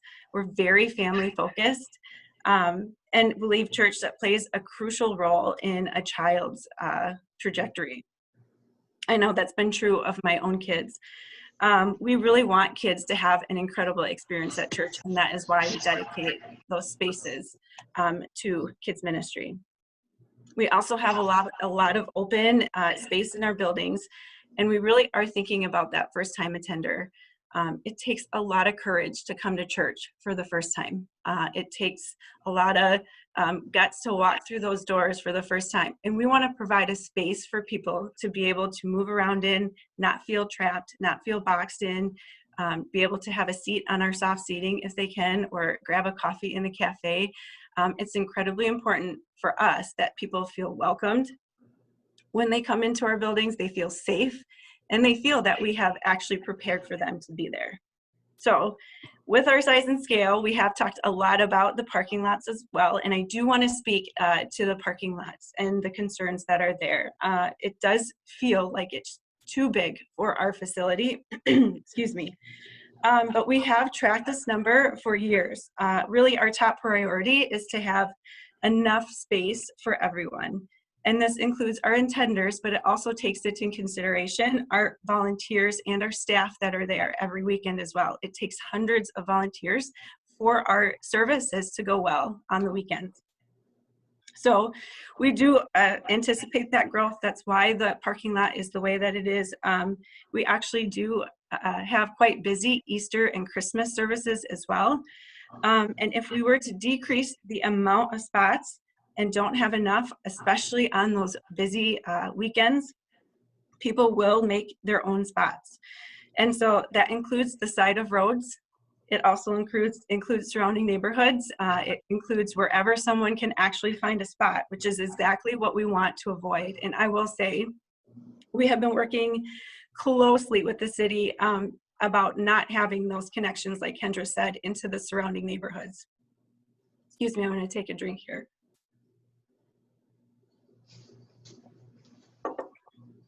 Now, one thing I do want to note is that we will not always fill our parking lot up, and we know that. But I will say, when we do need those spots, it's absolutely worth having them.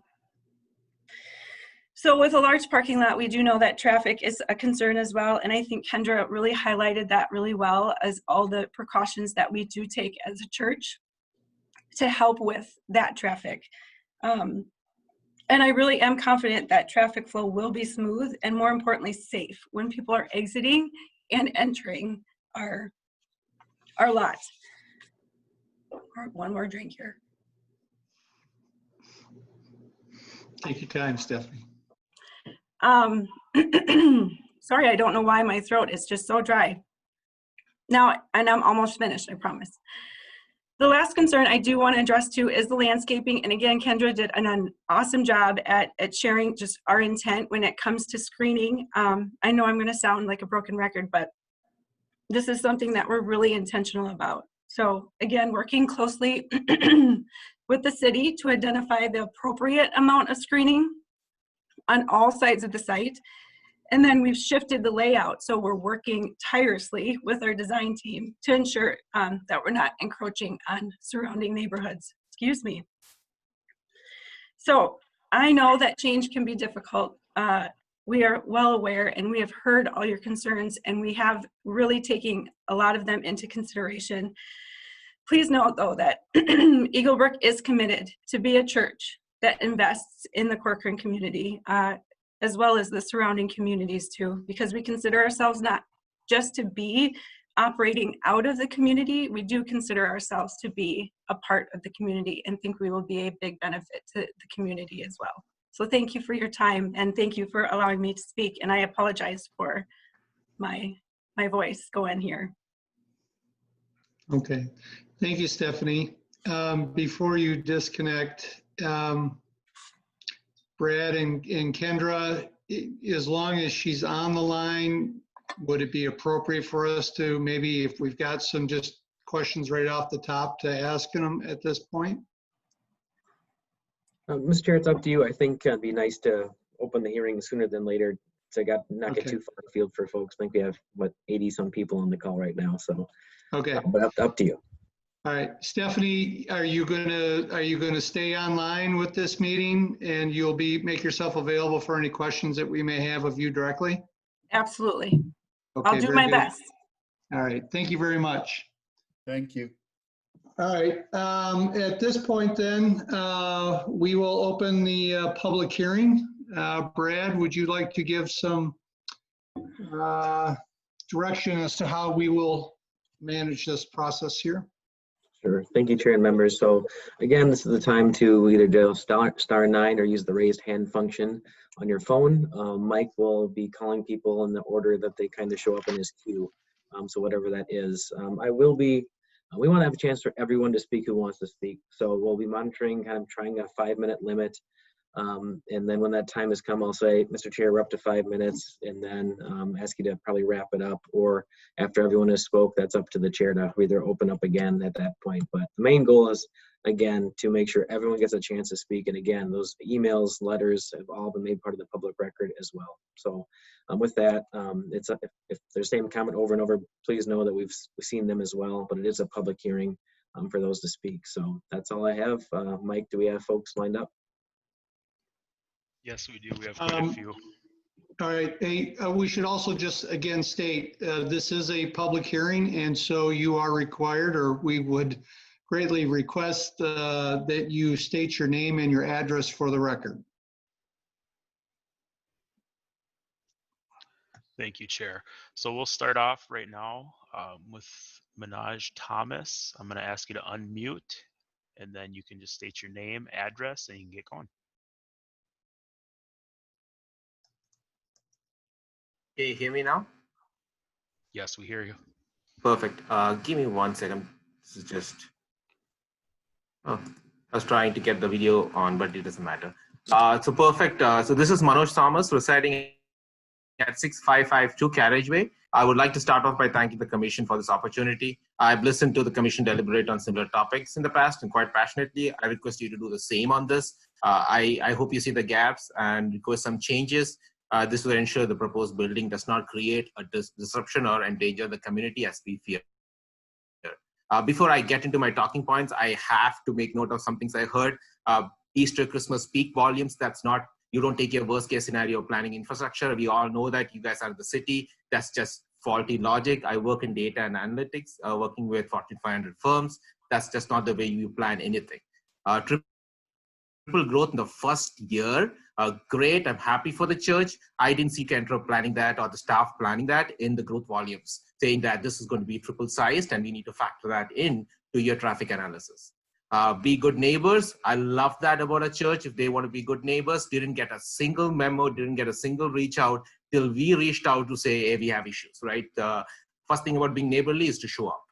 It's great on a presentation. I appreciate that, but we would like to see some action behind that. The staff made such an awesome job of presenting it. I don't know why we have EBC on here.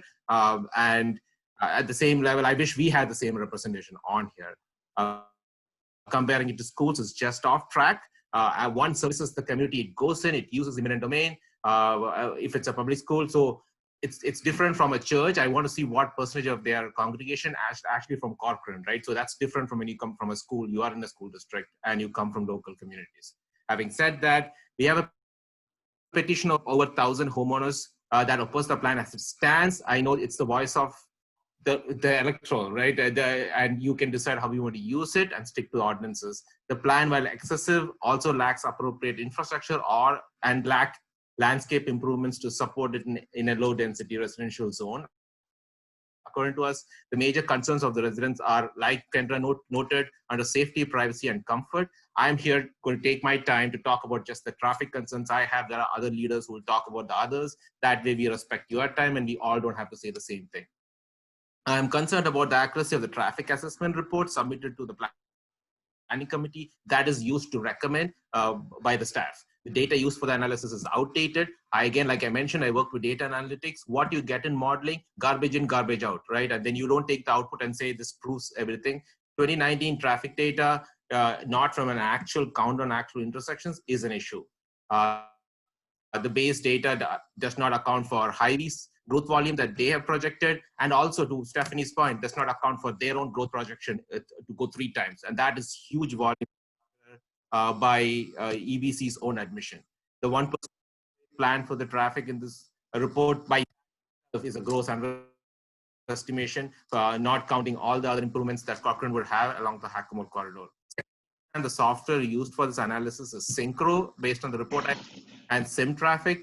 Synchro is a product of TrafficWare software. By admission of the designer of Synchro in a report on the TrafficWare website, the software was not intended to use for capacity planning purposes, but instead used by engineers for signal timing for traffic lights. SimTraffic is also not a capacity planning tool. There is a capacity planning tool capability within the software, but the report does not mention using it or provide the capacity of the impacted roads or intersections.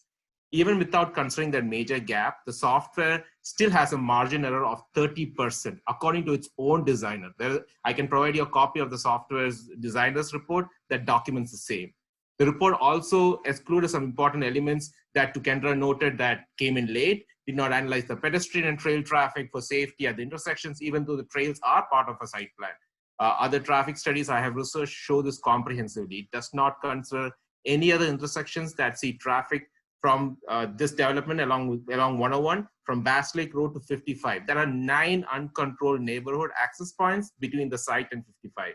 For several developments, 101 is the only outlet, and not considering that and the final outcome and looking at it just from the Hackamore corridor is just, I would say it just not meet common sense.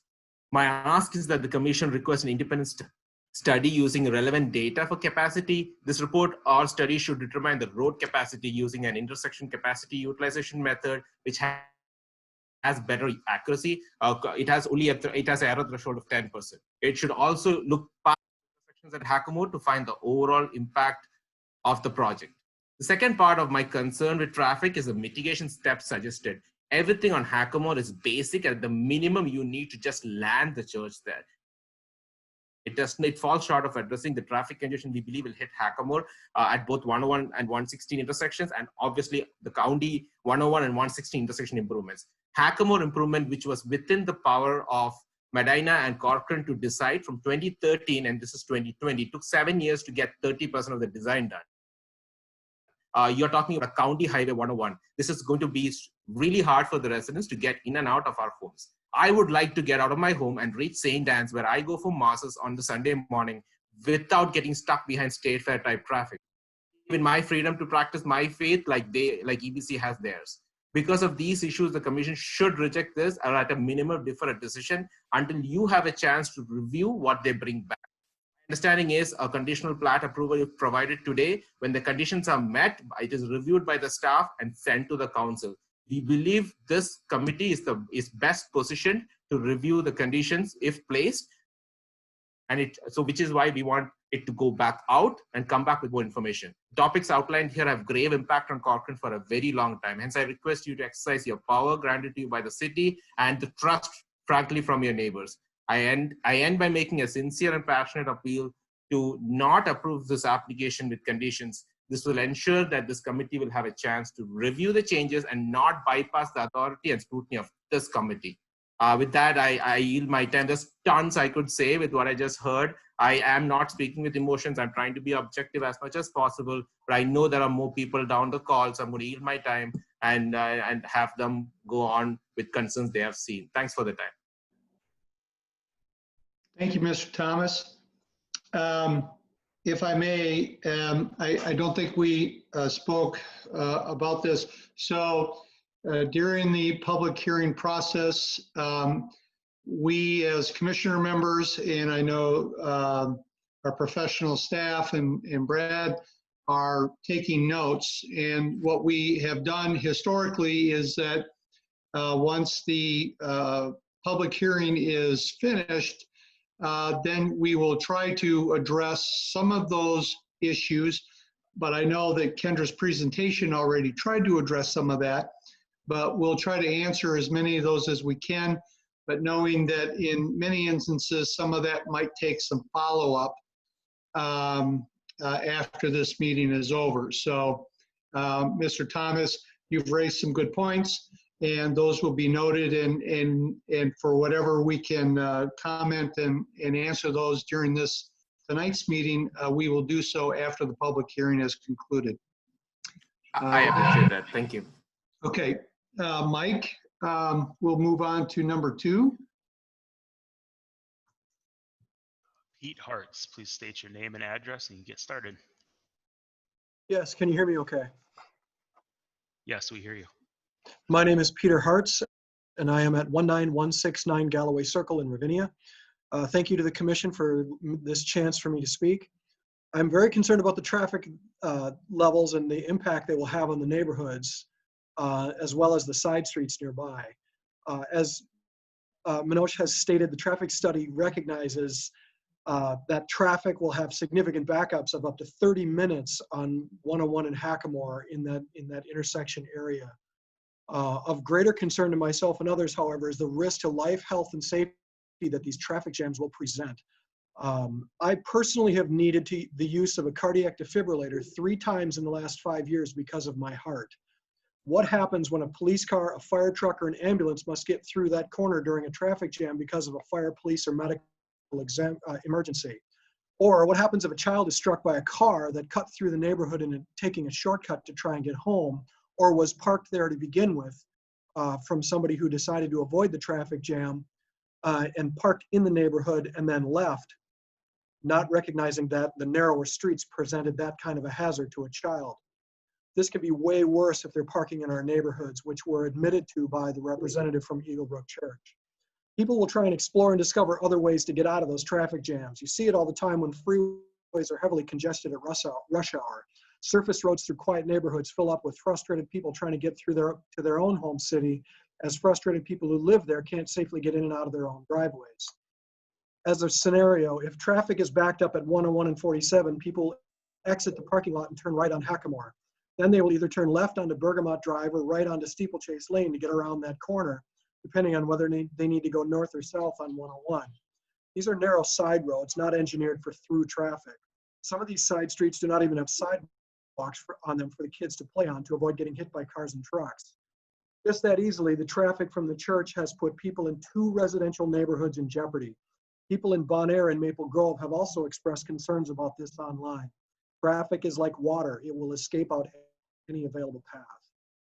Already mentioned was that there are 9 developments on Highway 101 between 55 and County Road 47. For 6 of those access points, the only outlet from that neighborhood is onto 101, which means these people have no other route to go to leave their homes. This creates a dangerous situation on 101 because people will need to force their way through traffic coming north to the church and going south away from the church at the same time. The fact that this is a single lane road in each direction will mean that people will need to take risks on too small gaps between cars or miss cars and get sideswiped by traffic moving at what are highway speeds. Remember, this is a 50 zone. One online commenter who lives in a neighborhood adjacent to another Eaglebrook Church location has stated that they are unable to leave their neighborhood from 3 p.m. to 9 p.m. on Saturdays during normal happenings at the church. The Planning Commission must take into consideration what is best for the residents of those 4 cities that meet at 101 and Hackamore and would be impacted by this project. Over 1,000 people have signed a petition asking that you keep us safe. Please request a new traffic study. Please reject this proposal, or at a minimum, send it back to be redone so it can be fully reconsidered by you at a later date with updated information, including a more accurate traffic study using the correct tools. Thank you for your time. Okay, Mr. Hartz, I appreciate it. Thank you very much for your comments. All right, Mike, number 3. Next up is Gary. Please state your name and your address and you can go ahead. All right, can you guys hear me? Yes. All right, I apologize. I'm holding a newborn, so if there's any squawking, ignore that. My name is Gary Hahn. I live at 6494 Larkspur Court. It's one of the Ravinia neighborhoods, or it is the Ravinia neighborhood. My first comment, I guess, is to thank the council members and to everybody that, as a guy who sits on a couple of boards for some nonprofits, I just want to say that people who don't necessarily understand how public policy works, the mean comments in the chat, as also a guy who falls into the millennial category, people hiding behind keyboards is very disturbing to me. So I would encourage all of you who have been saying extremely negative comments to push that raise hand button, because this is how public policy works. These guys are all volunteers. Just calling for their heads is not the way this is supposed to go. So I just wanted to get off that of my chest first, and then I'll go through my list of topics here. In looking at, Kendra, in your presentation, looking at the other 5 or 6 properties in Plymouth and Maple Grove that you were talking about, to me, it looks like there's a heck of a lot more open space surrounding those, particularly Providence Academy. That is all open space surrounding. We are not talking, tens of feet between that Providence Academy and homes. When you look at the renderings, I should also preference on this, I'm an engineer, I'm a civil engineer. I have worked for one of the companies that's involved in this project, so I'm very close to knowing how this whole thing goes. The renderings that are done of the church from the different points of views, particularly the one that is from Lupine Lane and from what would be the proposed cross-through street connecting Larkspur Lane and Lupine, show that church about a quarter of a mile away. That's not what the view is going to be. That view is, we are going to be at that church. I mean, that is touching distance. I know how those renderings work. That is not the way it's going to look. So that is a big concern to me as a resident of Ravinia, that we are not going to have some nice trees and then a long view to the church. We are going to have some small trees and we're going to be at the church. So that's a big concern proximity-wise. Traffic through, as both of the previous guys have mentioned, traffic through Ravinia, as a civil engineer, traffic through Ravinia is going to be that west exit on Hackamore. People are going to turn right. They're going to go into Wild Meadows. They're going to cut through Ravinia. That's not going to be avoidable. People are going to do it. They're going to try to find shortcuts. On my street alone here on Larkspur Court, which only has probably 20 houses, the other day I counted 30-something kids playing in the street in the middle of a day. We have 30-something kids on this street, and I know that there's a ton more on the rest of the development. So this is going to be a big concern when I let my 3-year-olds go out and play on Sunday mornings when we get home from our church service. So it's a big concern for people cutting through, because I think you're extremely naive, whether you're the church or the city, that people aren't going to try to find a different outlet than Hackamore and 101. You can't be that short-sighted just to not expect them to do that. My backyard looks up to 101. I'm not in favor of this because of the fact that I'm going to be staring at a parking lot on Wednesday nights. I'm going to be staring at a parking lot on Saturday afternoons. I'm going to be staring at a parking lot the entire day on Sunday when I'm trying to spend my quality time with my family in my backyard, playing with my kids. So it's not, if the church is truly trying to be a friendly neighbor, one, there needs to be a ton of visual block. There needs to be noise blocks, because this is going to be, I've been to Eagle Brook services at other different locations.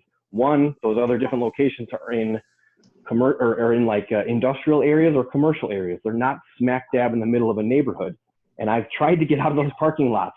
It is terrible. My last comment is, as an engineer, I've read this traffic study. I understand what this traffic study is saying. I think the data is flawed. And I think everyone on the council needs to understand that the traffic studies are written and the law is written with the grades that they are given, the A, B, C, D, E, and F. They're not written for comfortability. They're written for an acceptable level of uncomfortable. When you look at the choke points on this parking study, sorry, I call it a parking study because that's what it is, parking lots. When you look at the levels of traffic that are going to go through Hackamore and 101, it is going to be an absolute parking lot on Sundays, Saturdays, Wednesday nights. I don't want to look at cars parking out on the street in the middle of the day when I'm supposed to be sitting with my family. That's why I moved to Corcoran, because it was supposed to be quiet. I've been to Eagle Brook services. This is not going to be quiet. I will yield the rest of my time in hopes that we can work together with the church, because I'm not opposed to a church, but I'm opposed to a church that's going to cause this level of noise and this level of visual disturbance. So if the church is willing to put up trees, a ton of them, or walls or berms, sure. But otherwise, I think the city needs to reconsider this. I'll yield my time. Thanks. Mr. Hahn, thank you very much for your comments. All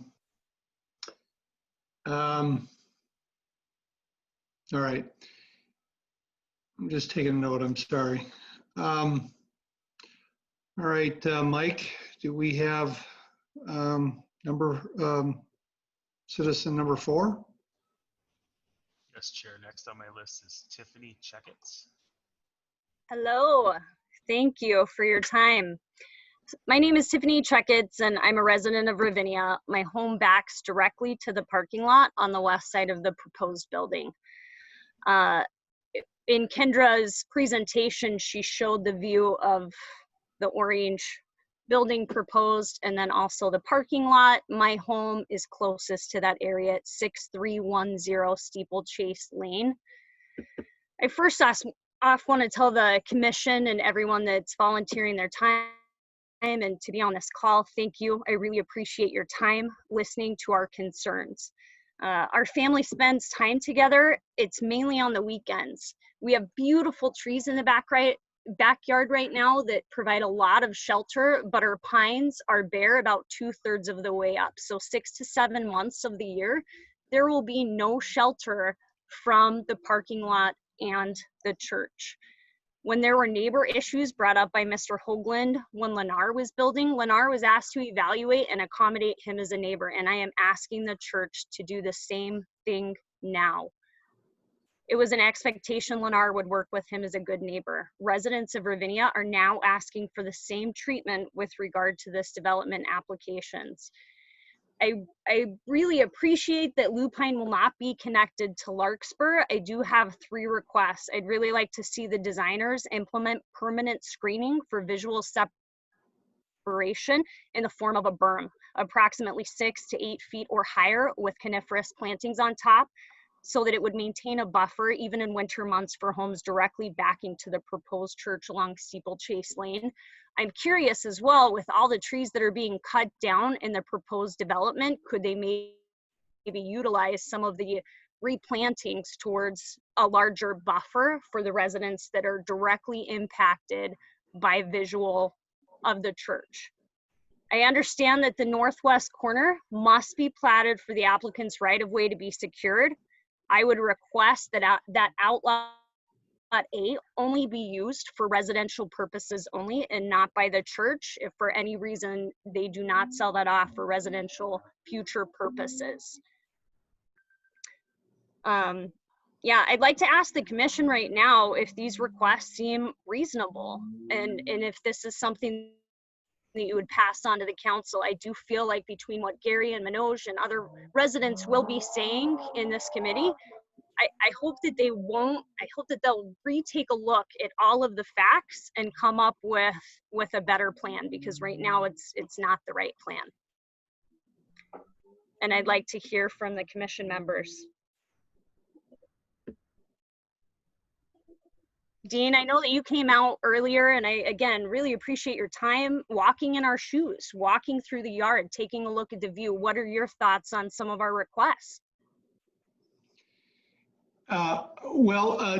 Tiffany, yes, I do remember our meeting, and we will, through our discussion after the public hearing, I have no doubt that we're going to be addressing, we're going to have questions of staff, of the applicant, and we will be, talking about these very issues that you brought up. So in the interest of trying to keep moving the public hearing, though, I'm afraid you might have to just hold online until we get this done before you can hear each and every member's, thoughts and comments on that, if that's okay. I appreciate that, Dean. One more thought too. I know that you've got approximately 210 or Eagle Brook Church. Stephanie, I really appreciate your comments, but is there a way to relocate that parking lot at minimum to the east side? I don't see why that wouldn't work with the current configuration. So that is another request that I would like to have added. I appreciate your thoughts and comments, and thank you all for your time. Okay, thank you, Tiffany.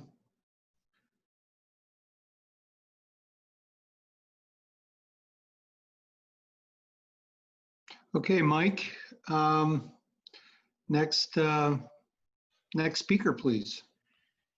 Yes, next we have Jeremy N. Go ahead with your name, address, and when you're ready. Hello, can you hear me? Yes, we can hear you. Wonderful, excellent. My name is Jeremy Nichols, for the record, and I live at 6334 Steeplechase. My lot is adjacent to one of the parcels that will be part of this development. I am not concerned about a church being built on this site. I'm only concerned because of the massive size of the facility and the parking lot and the resulting harms to me and my neighbors. I know the commission is able to make findings of objective facts and that facts can cause this plan to be rejected. My role tonight is to highlight objective criteria to measure this plan against, which are already part of the city code. The Corcoran city attorney, John Thames, wrote me an email where he stated, quote, "The city maintains the same level of discretion in evaluating the church's application as any other similarly situated applicant. The city's obligation is to evaluate the application against the code standards, not the applicant. The law does not require that a church be treated differently, quite the opposite. It mandates that the church receive the same land use review as a non-religious entity," unquote. The issue with this building is not that it is a church. It is the scale of the land use that is too large for the area. How do you determine what size of structure is permissible for a residential area? What was envisioned when the code was written? What if this were a 150,000 square foot stadium themed facility? The RSF2 district requirements say places of worship are not a permitted use, they are a conditional use, meaning special review is necessary, and that is why we are all here tonight. Why is this a conditional use and not a permitted use? What is the ordinance trying to control by subjecting all church plans to this process? Code requirements are still checked for permitted uses. So is the CUP review there to protect existing residents? And if so, what should they be protected from? How do you know if the plan fits into the area? Is there an objective criteria that could be applied that would allow the commission to avoid making subjective judgments of the plan? The city ordinance deals with this in City Code 1040.100, Neighborhood Commercial Districts. There it says, quote, "The purpose of this zone is to allow single and multi-use commercial buildings at major intersections on small neighborhood scale sites. Due to the proximity to residential neighborhoods, new buildings shall appear to have similar scale and design elements as the neighboring buildings," unquote. So when buildings are close to neighborhoods, the code has limits in place. When large buildings are permitted next to neighborhoods, there is a size limit of 50,000 square feet, regardless of use. This is an objective criteria established already in the city code. This is the maximum size the city has allowed when it wants to allow commercial buildings at major intersections that are in neighborhood areas. This is similarly situated to the megachurch application, which will be right up against residential lots with no road separating them, and on an intersection of two significant roads. The proposed building is 70,000 square feet, which is bigger than is allowed for a district that borders a residential area. If there are valid reasons for all other buildings to be under 50,000 square feet, shouldn't those same reasons be applied here as well? Aren't the city's interests in preserving residential areas the same regardless of the use? Aren't the residents' needs for safety and comfort and privacy the same regardless of use? This is not to say that a church can't go here, but that church should be kept at the same size as a similarly situated commercial building. I anticipate a response here, so let me say that I know the RSF2 code doesn't have this requirement. That is not the argument. What I am saying is that there are legitimate reasons why the city has this limit in C1. The logic for a C1 zone size limit applies here too, just as much as any other similar case where C1 zoning is imagined. In fact, the impact here is bigger because the building is used when residents are home and for all the reasons my neighbors are here to express. These reasons should be sufficient grounds to prevent the city from issuing the conditional use permit for the current size in this zone. If the law requires the church to receive the same review as a non-religious entity, why should the commission grant permission to allow a building that is 20,000 square feet too large to go next to a neighborhood, especially with the highly concentrated traffic it will create versus any other use? Even for Eagle Brook, which has built some big churches, this one is unprecedented. The staff report states that Eagle Brook's proposal is similar to their other churches. On close review, I found the only buildings they have bigger than this one are multiple stories tall. This is the largest building footprint they have by 10,000 square feet. Their other building sites referenced in the staff report are not adjoined to people's yards like this one would be. I submitted photos via email to show satellite images of the sites listed in the staff report. The Lino Lakes facility is isolated, surrounded by farms. Blaine is off of the highway with industrial office park around it. Woodbury's nearest homes are across a 6-lane road and hundreds of feet away, separated by a wide belt of green space, neither of which is the case for Ravinia, where there is no road and little green space. Anoka is just off Highway 10. The church obtained this site by converting a Kmart and did not move directly into the neighborhood. The homes are all separated from the church by roads and large mature trees. The staff report says churches are traditionally found in residential areas, but Eagle Brooks are not. They are rural or commercial areas. While smaller churches are common, buildings this big don't get put into established developments. Eagle Brook does not even have another building like this one, let alone one forced in next to existing homes over the objections of thousands of owners signified by a petition. Earlier, the planner mentioned 2 schools in residential areas, and this is an example in the staff report also. The traffic for schools is consolidated on buses. Those buses run during the week and not on weekends, and the parking lots are much smaller and offset by playfields and other amenities that are not present here. Additionally, Providence is on 42 acres, not 27, and off of 4-lane roads, and was built before the homes nearby in 2001. The burdens created by a church's traffic patterns when it is this large are not comparable. Open Door was also mentioned, but Open Door is off of a 4-lane road that is very close to a freeway, unlike this site, which is separated from the nearest highway by 1.6 miles and 9 major intersections with neighborhood streets.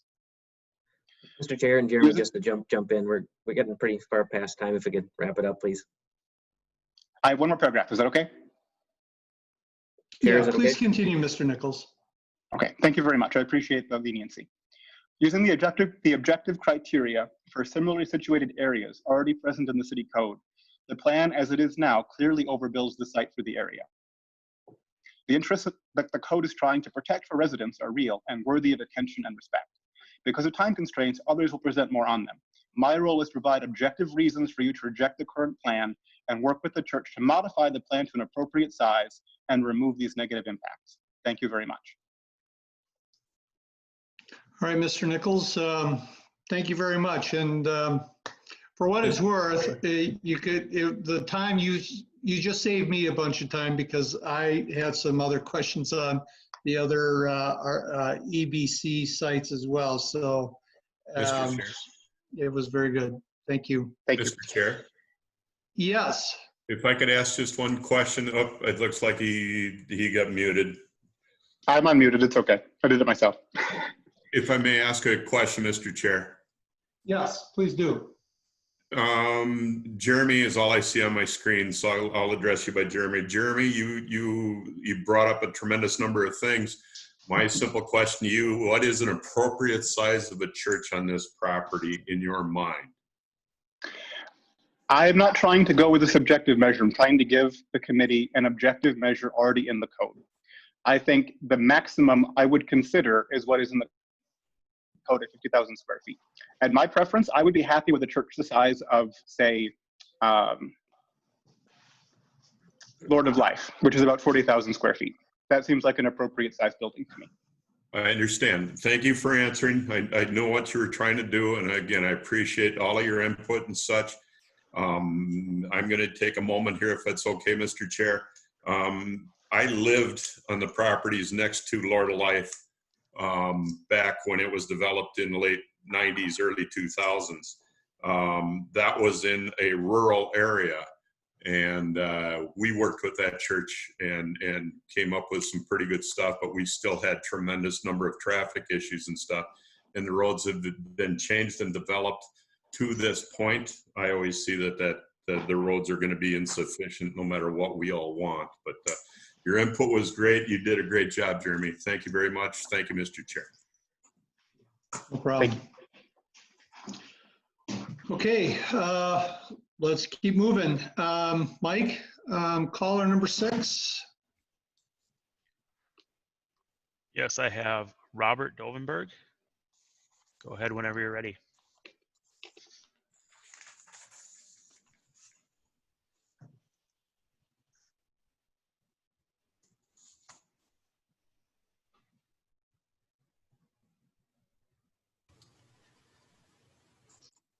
Can you hear me now?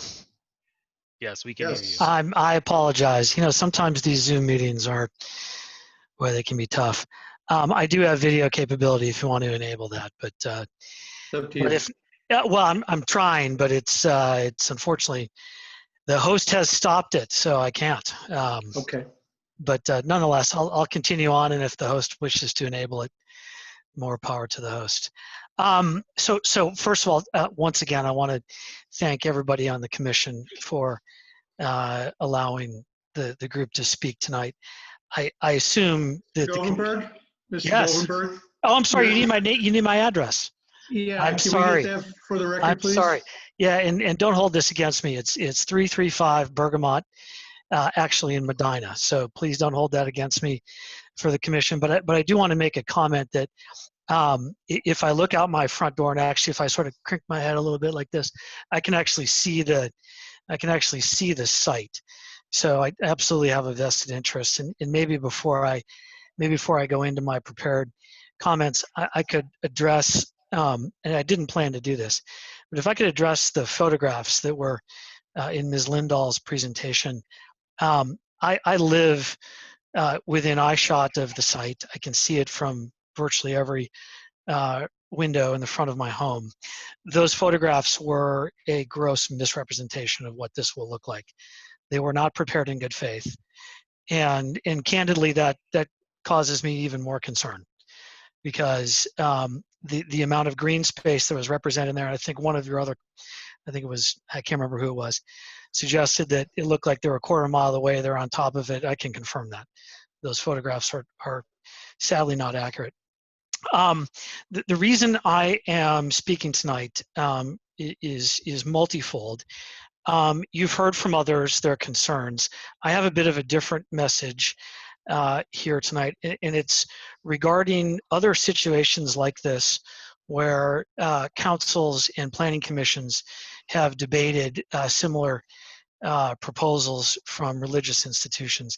And what I want to do is try to dispel the notion that, at least under the RLUIPA Act, which is a federal act, I realize that's not a city act, the churches actually don't have carte blanche to put a facility wherever they wish. And I realize this is perhaps more of a discussion for the council meeting, but I want to bring it up here.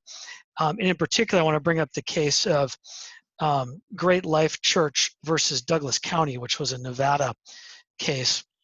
And I think you'll see some pretty pronounced similarities here.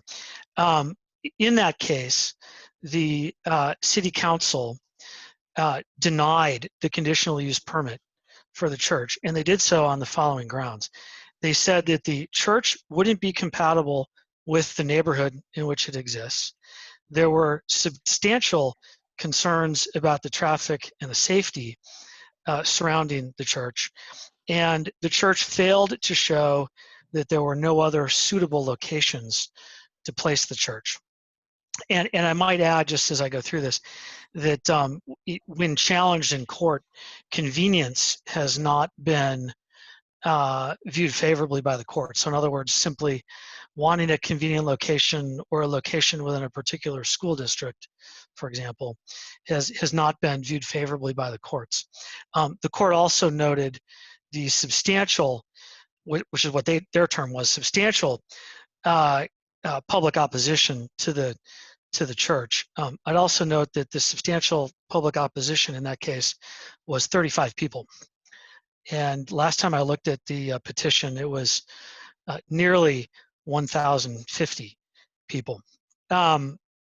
So look, my suggestion is that, actually my first point was, I want to make sure that the committee or the planning commission and the city council understands that, at least insofar as federal law goes, there is considerable cover for you to say no to the application. Secondly, I want to suggest an alternative approach here. I know some of my friends and neighbors have suggested modifications to the proposal. I'd like to suggest something different. I'd like to suggest that the committee, or the planning commission and the city council work with Eagle Brook to find another location that is perhaps more suitable for the purpose, one where it's not disruptive to the neighborhood, one where the building is not the same size as a Cub Foods, which is true, one where the parking lot is not the same size as the Target parking lot at 55 and 101, and locate that facility in a different location where fewer of these issues actually exist. And again, I want to point out that over time, the courts have said simply located in a school district or in a convenient radius to their existing facility does not present, and forgive me the deep legal argument, but does not present a substantial burden to that church. Mr. Chair, just so Robert, we're past time at this point. I apologize. Look, listen, I will pause there. One more thing I want to note, if you don't mind, and this will take 10 seconds. I do want to address one thing that I heard from Steph, and forgive me if I butcher the last name, Hober. The smaller services do not mean more traffic. They actually mean less traffic, but extended over a longer period of time. So I wanted to just directly refute that that particular point. And with that, I apologize for running over. Thank you very much for your time.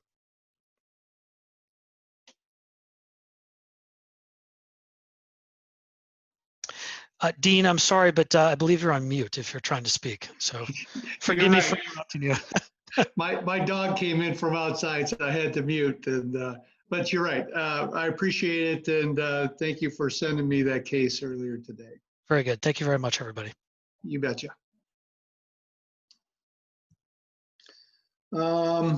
Okay, Mike, number 7. Yes, I have Andrew S. Go ahead and state your full name and address and get started. Yeah, hi, my name is Andrew Schultz, and my address is 6569 Zircon Lane North. And I'm about 1,700 feet from the proposed property to the north and just off of 101 to the east in Bon Air. And I wanted to share my support for the church. I've got 3 kids. 3 years ago, we moved to this area to raise our kids with the great school district and the park and just the great neighborhoods around here. And we started to go to different churches. We went to churches in Maple Grove and Plymouth and Medina, and then ended back in Plymouth when Eaglebrook opened up with their new Wayzata campus, and found that to be the church that resonated with us. That was really good with families, really good with, you know, our kids programs. And so that's where we've landed. And so we knew that they were looking for a couple of years very close to the Wayzata campus. And when this property was chosen, we were really excited that it was going to be in our neighborhood, and the thought of, you know, our kids' friends attending that church, you know, just creating that close sense of family in the neighborhood. So we're really in support of it. There's definitely some concerns for the immediate neighbors, and I think those, you know, should be reviewed. But I know that Eaglebrook Church is going to be a great neighbor. Today they have parking attendants at the Wayzata High School. They're very efficient. They make sure, you know, people have spots. They keep people moving. They get them in and they get them out. And today it's only over, you know, it's not on 101. The traffic's over on Mondale at the high school right now. And yes, we know that the church would probably grow in this position or location, as Stephanie had mentioned, but today there is no noticeable, you know, traffic. And what traffic there is, it is on the weekends. It's on Saturday, Sunday. The bad traffic that I see is when I commute to work on 101 early in the mornings and in the afternoons on the weekdays. So there is that offset of traffic there that I don't think will clog up rush hour traffic. I do think it's a really nice lot. You know, it is going to be developed in some form, some way here. I was happy to see all the green space, the ponds there. I do think that Eaglebrook is doing, you know, a good job to meet the codes and you know, hopefully take into consideration some of these statements from the neighbors here to do a good job of shielding, as I think that, you know, is important to be neighborly like that, and I think they will. And my hope is that as more information is revealed here, people become more comfortable with this. I know that Eagle Brook's heart is in the right place. We've really enjoyed being with them, and I think that's all that I've got to say, but I just wanted to share my support here when I started to see the petition pop up, and thought that I would voice my support for it. Thank you. I think you're on mute. Sorry about that again. Thank you, Mr. Schultz. Much appreciated. Mike, caller number 8. Yes, we have Sarah Jane Nichols. State your name, address, and go ahead. Can you hear me okay? Yes, we can. Okay, great. My name is Sarah J. Nichols, and I live at 6334 Steeplechase Lane, and I would just like to thank the commission for the opportunity to speak tonight. My property adjoins the Eagle Brook Megachurch location, and you have just heard my husband, a few people back, speak to that. Additionally, I have sent some photos via email that you should have all received, and I'm sure that you have looked at based on comments from this evening that I've heard. My main concerns are about privacy, noise, and traffic due to this proposed structure and its very, very large parking lots. So first of all, the church is planning to put a large parking lot and their garbage dumpsters on the western edge of their proposed parcel, which is adjacent and diagonal to my property line. As you've seen in the photos that I provided, that shows a view from my kitchen window. So my home is going to be looking directly into their parking lot in their orange building. And many of the trees that are a screen for me now are going to be removed when Lupine Lane extends to Larkspur. And then additionally, we stood back where that sight line is now going to be, and you can basically see directly into my backyard and home because of the close proximity to my property line. So people in that parking lot are going to have a direct view into my home, my children's bedroom windows, and my yard. And please note, I have 2 small children who enjoy playing in their backyard without being concerned about being watched by strangers.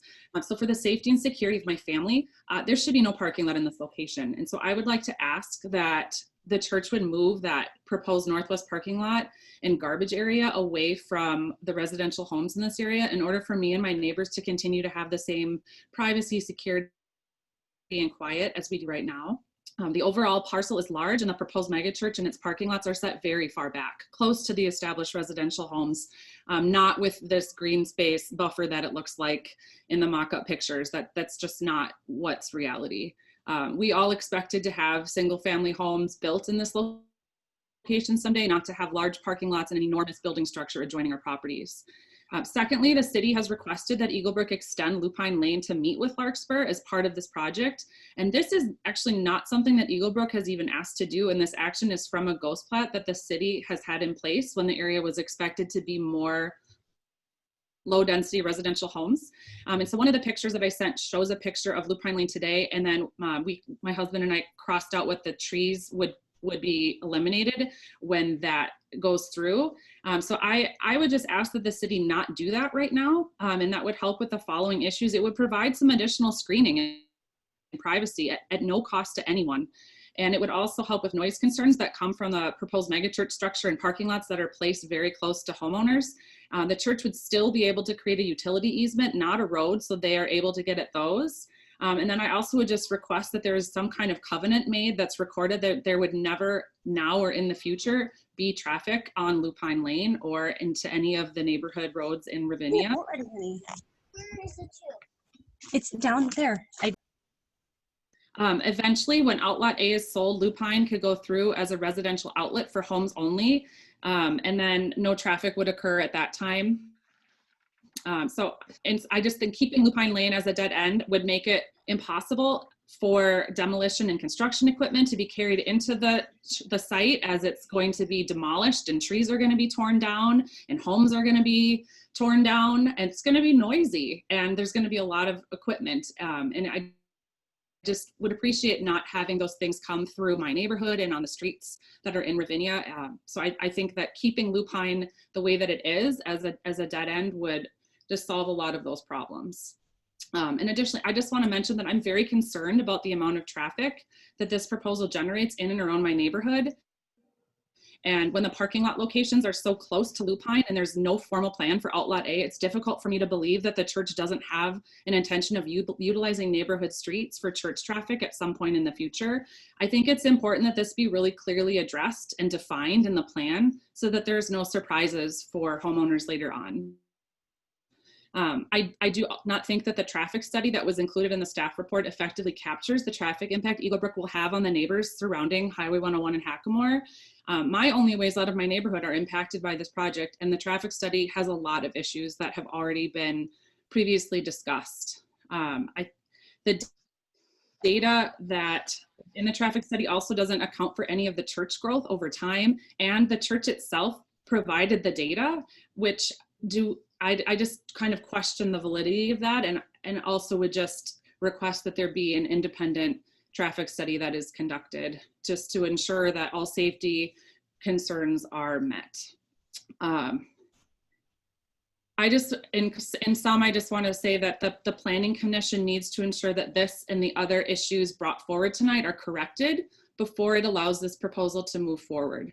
Please reject this plan and do not approve it, even with conditions. The Planning Commission's role is to ensure oversight of the development of this community. All concerns relating to a building of this size, scope, and community impact should be fully addressed before the plan is allowed to proceed. Conditional approvals are not appropriate in this case, given the level of resident concern showed for this proposed site. This plan should be redone and reviewed again by the Planning Commission or rejected as not meeting the requirements of the conditional use permit. So I yield my time, and I just would again like to thank you all for your time this evening. Okay, thank you, Sarah Jane. We appreciate your comments, and we've taken notes of them. Mike, caller number 9. Yes, I have Lene Basma. Please state your name, address, and you can go ahead.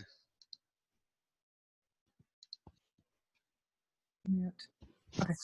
My name is Fred Benkuski, and I'm just using Lene's phone because my computer died. But I live at 6215 Hackmore Circle, which is on the west side of the development. Now, there's 50 acres behind me that's going to be developed by Gagne. There's a holding pond back in Gagne's property. All the water from Ravinia going west goes through the property line, goes underneath the old Bremer place, down to the holding ponds, goes behind Hunter, and all ends up down where you're proposing to build the church. But when we had the road meeting, it was only 30% done, supposedly.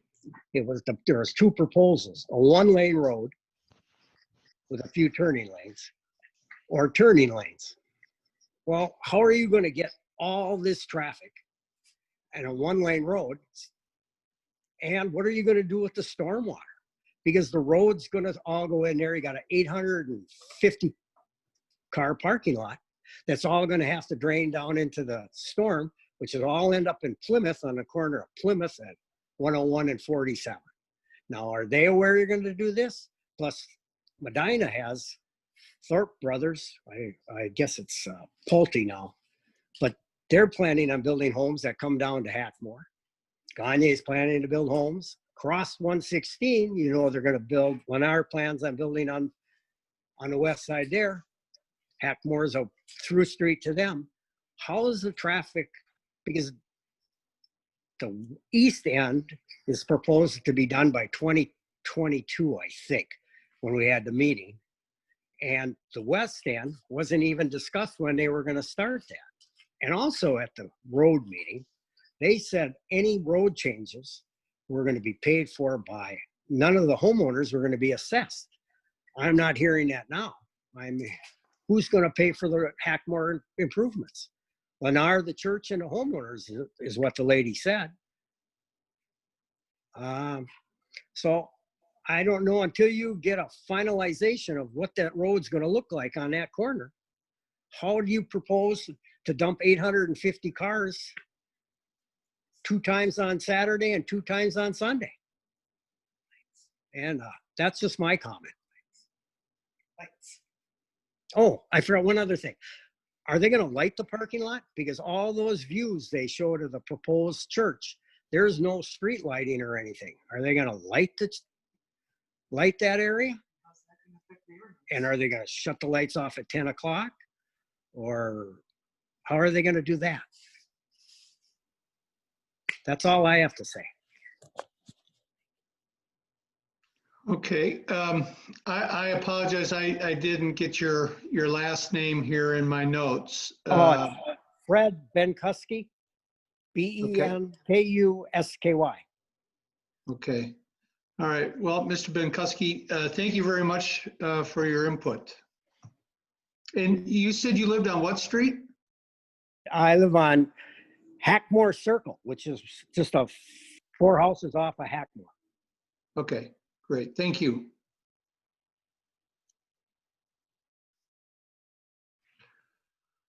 Okay. Mike, next caller, please.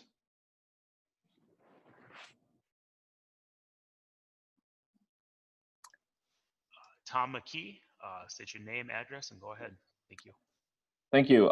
My name is Tom McKee. I live at 6633 Bridle Path here in Corcoran. And first of all, I wanted to thank you for the opportunity to speak to everyone, and wanted to thank all my neighbors for being so involved in their input on this situation.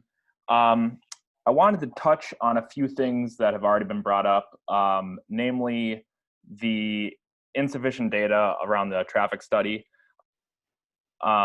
One point that I think has not been mentioned about that is the proposed improvements on Hackmore and 101 that have taken 3 years to get to this phase of almost starting. That I believe Kendra said that would start in 2021, which seemingly would line up with when the church, if approved, would be undergoing construction, as well as the additional parts of Ravinia and the other developments that are being approved, or that have already been approved in the area. And I believe that the traffic load on that road would only be compounded how serious the issues would be if the road is under construction for a year while the church is under construction and the developments are under construction. Secondly, I believe it was Andrew who spoke about not having many or any traffic issues at their Wayzata location at Wayzata High School. I would like to point out that Wayzata High School is right off of a 4-lane road, whereas this would be off of an intersection of 2 2-lane roads, which I believe, with the possible exception of their Lino Lakes location, each one would be on a bigger road going into their property. My other concerns rest with the lack of information we have about the other uses of this property outside of the obvious worship services and things that go along with a church, namely music and concert venue that they tend to have at all of their locations. And I know it's been emphasized that Eagle Brook wants to be a good community member and part of the neighborhoods that they go into, and I hope that is true. I'd love to give them the benefit of the doubt on that. I do have some concerns, and I'd like to read this quote from the Eagle Brook annual report in 2018 from Senior Pastor Bob Merritt, where he said, "There have always been scary battles that we've had to fight through. Lack of resources, staff shortages, internal conflict, zoning delays, affordable land, and, quote, when will you turn down the music? We've heard it, fight it, agonize over it, and never seem to resolve it." That gives me some serious concerns that this is not the first time this has been an issue, and in his own words, they never seem to resolve it. Other than that, I won't bog down everyone's time by reiterating the same concerns I have about how this conditional use permit should not be approved, in my opinion. I thank you for your time, and I will yield. All right, Mr. McKee, thank you very much. Mike, next, please. Okay, next on my list, I have an excuse if I do not pronounce your name correctly. Narayan. Please state your name, address, and go ahead. Perfect. Hi, everybody. My name is Nav Narayan, and I live in 6672 Carriageway in Corcoran. I do have a prepared speech that I'll get into, but I want to highlight that my concerns are primarily with the proposed project, stem from traffic, safety, and impact to property values of the neighborhood homes, including like myself. And those concerns are primarily due to the size of the project. Please note, I'm not against the church building, but it's the size and the scale. So I do want to start by thanking the commission and the council, and then being a first-generation American, I value this privilege of public discourse around policy. So my goal today is to show that there isn't objective evidence that the development plan meets the requirements in the conditional use permit ordinance. One, because of the large scale and the location being unprecedented, the commission should not give the project the benefit of doubt. The benefit of doubt should go to normal scale projects. This is not a normal scale project and will have different impacts than a typical church highlighted by my neighbors and other people earlier who spoke before me. It should be clearly proven that the CUP requirements are met. The burden to prove should be on the project and not on the residents and homeowners. The staff report attempts to address the requirements to grant the conditional use permit, but it makes unsupported assertions that rest on traditional scale projects, which I believe did not apply in this case. Second, the CUP ordinance sets several criteria for the plan to clear. Section B says you have to know it is not detrimental to safety or resident comfort. This is addressed with 2 sentences in the staff report.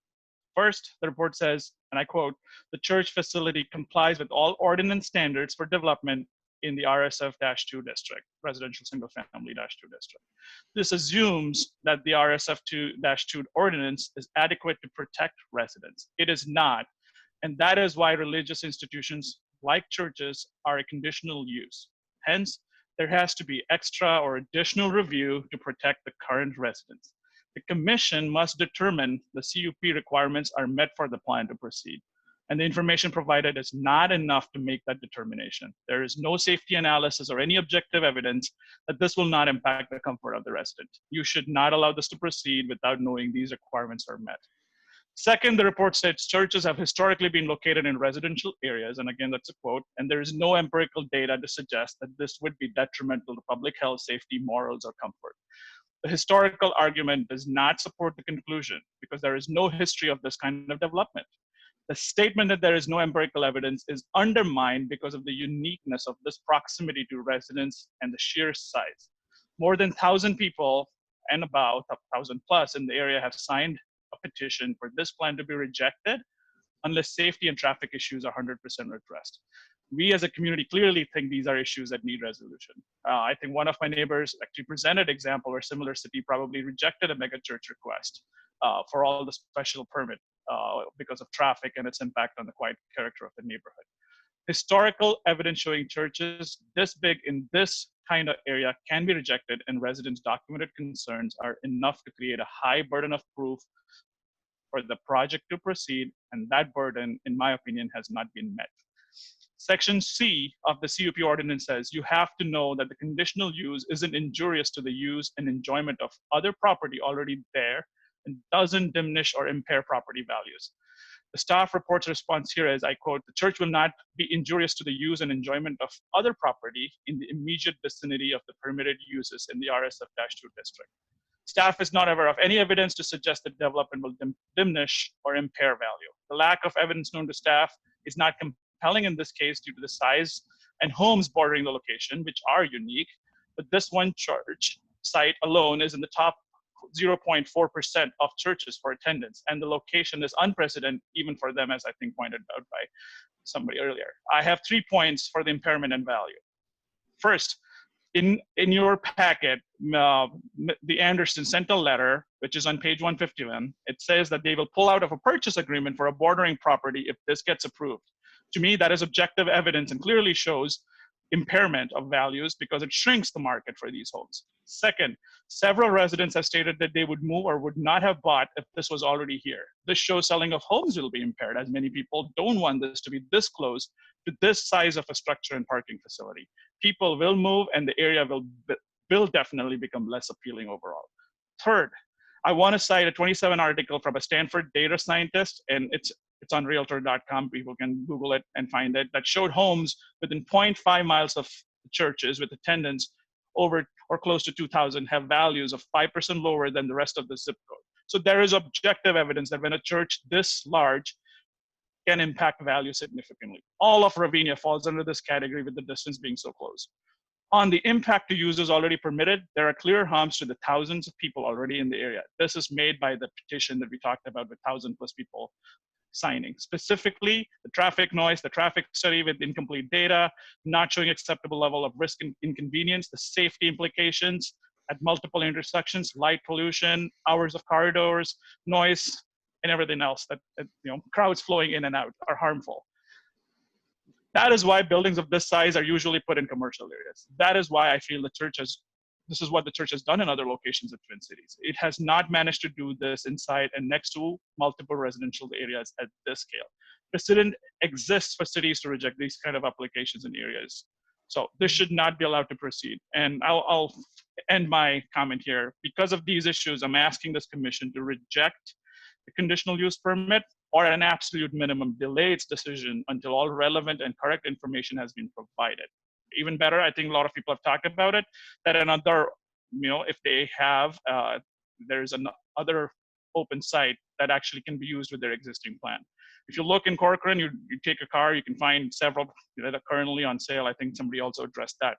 So this would be, in my opinion, treating their application fairly, according to code, just like any other use, and as law and good judgment requires. So thank you. I want to thank everybody, and I yield my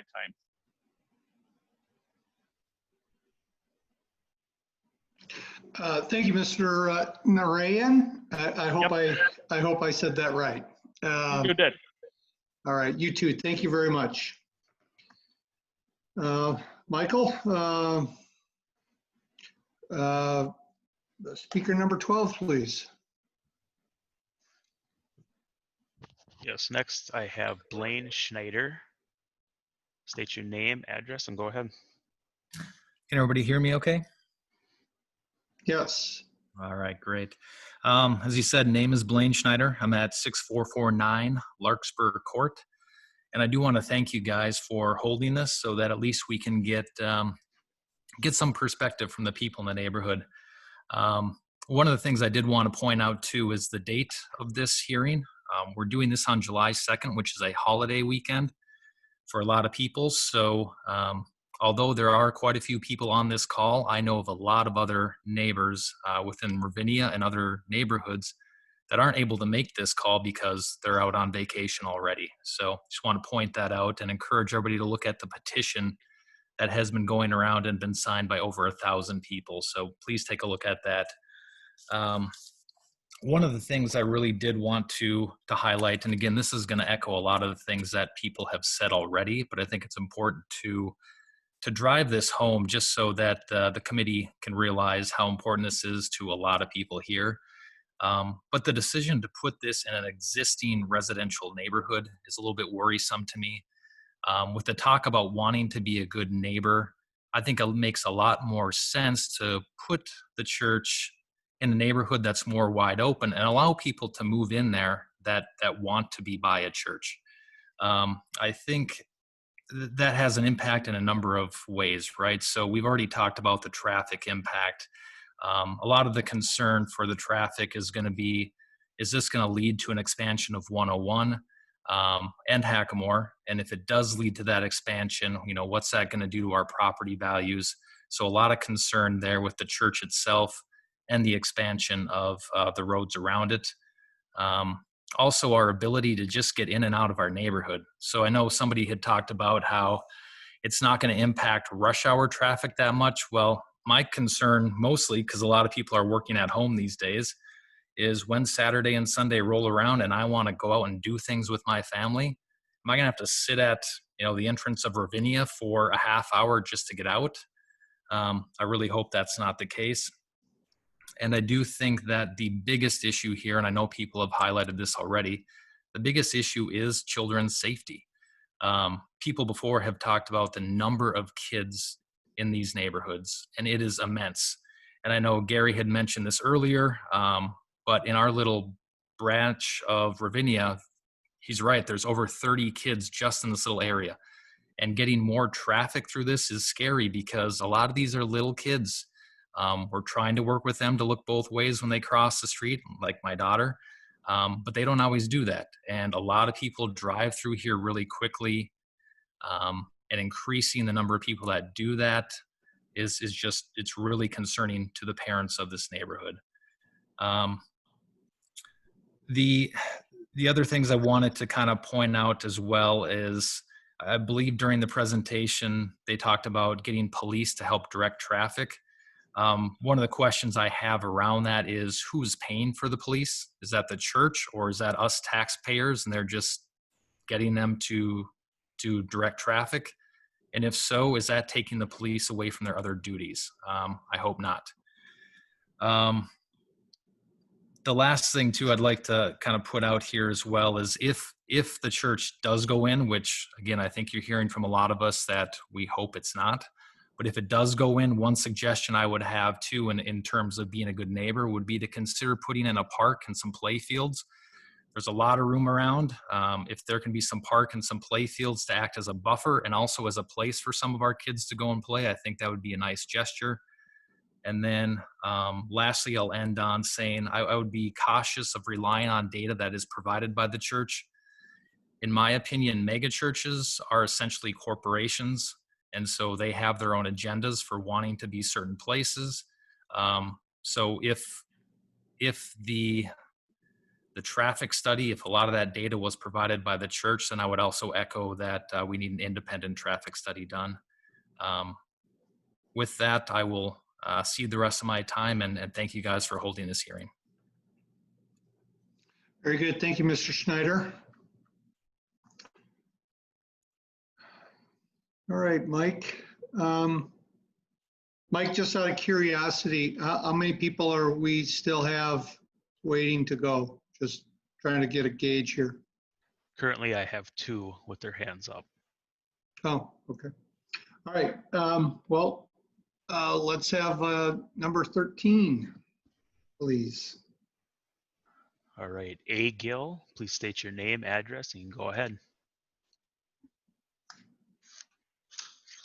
Hello, my name is Amy Shadova. I live at 19223 Bridle Path in the Ravinia neighborhood. My home backs up to the pond that is just to the back of Outlot A in the proposed Eaglebrook Church development.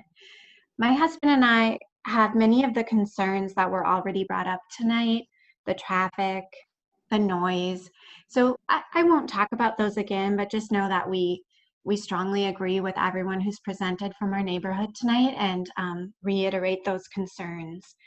A couple things that I'll just point out in addition to those that have maybe just briefly been touched on are the architectural aesthetic of the building that's being proposed. If the commission, is required to approve this building and it isn't, relocated to another more appropriate place in Corcoran, we're just really not sure that the design fits the feel of Corcoran or this corner that it's being put on, that it's really looks very modern and really some of the design elements don't fit into the natural setting that we really love about this area, and which is why we moved further out to be here. We love the trees and the rural feel, which we know is really what Corcoran's known for. And now that we see the renderings and how close we really will be to this building in the winter, we'll be looking at a giant orange building. So we would just maybe ask that you would work with the church to work on that color? Could there be a more natural fit or natural design style that would fit with the natural setting that they're building on? And then also just Outlot A, in the spirit of being neighborly, would the church consider part of their future agreement for development of that outlot, or yeah, that outlot, keeping the tree line that backs up to that pond? And we know they don't have a plan yet other than that proposed residential option, but that would be really appreciated, as mentioned, to other sides of the neighborhood, if that tree line was just known that it would be kept along the pond on this side. The only other thing I wanted to mention, and one person did bring it up, is the plan for parking lot lights. I didn't see the lights on their drawing, and I can imagine there would be a lot of lights in that large parking lot. And when I look out right now, I just see pitch dark, and it's just really calm out there. And I'm very concerned about how bright those lights might be, how tall they might be, and how that would really change the environment out here. So thank you so much for your time as a commission listening, and for your patience this evening, and also to Kendra and Stephanie for their time in presenting. That's all I have to say. Thank you, Amy. And you know, one of our commission members, Meredith Wu, is on an airplane tonight. She couldn't be here, but she is our architectural focused person, and she would probably love to have that type of discussion with you about the design of the building and whatnot. So I kind of laugh because but I know that she would love to have that. You know, she'd love to have her input on that. So I would thank you. appreciate that. Thank you.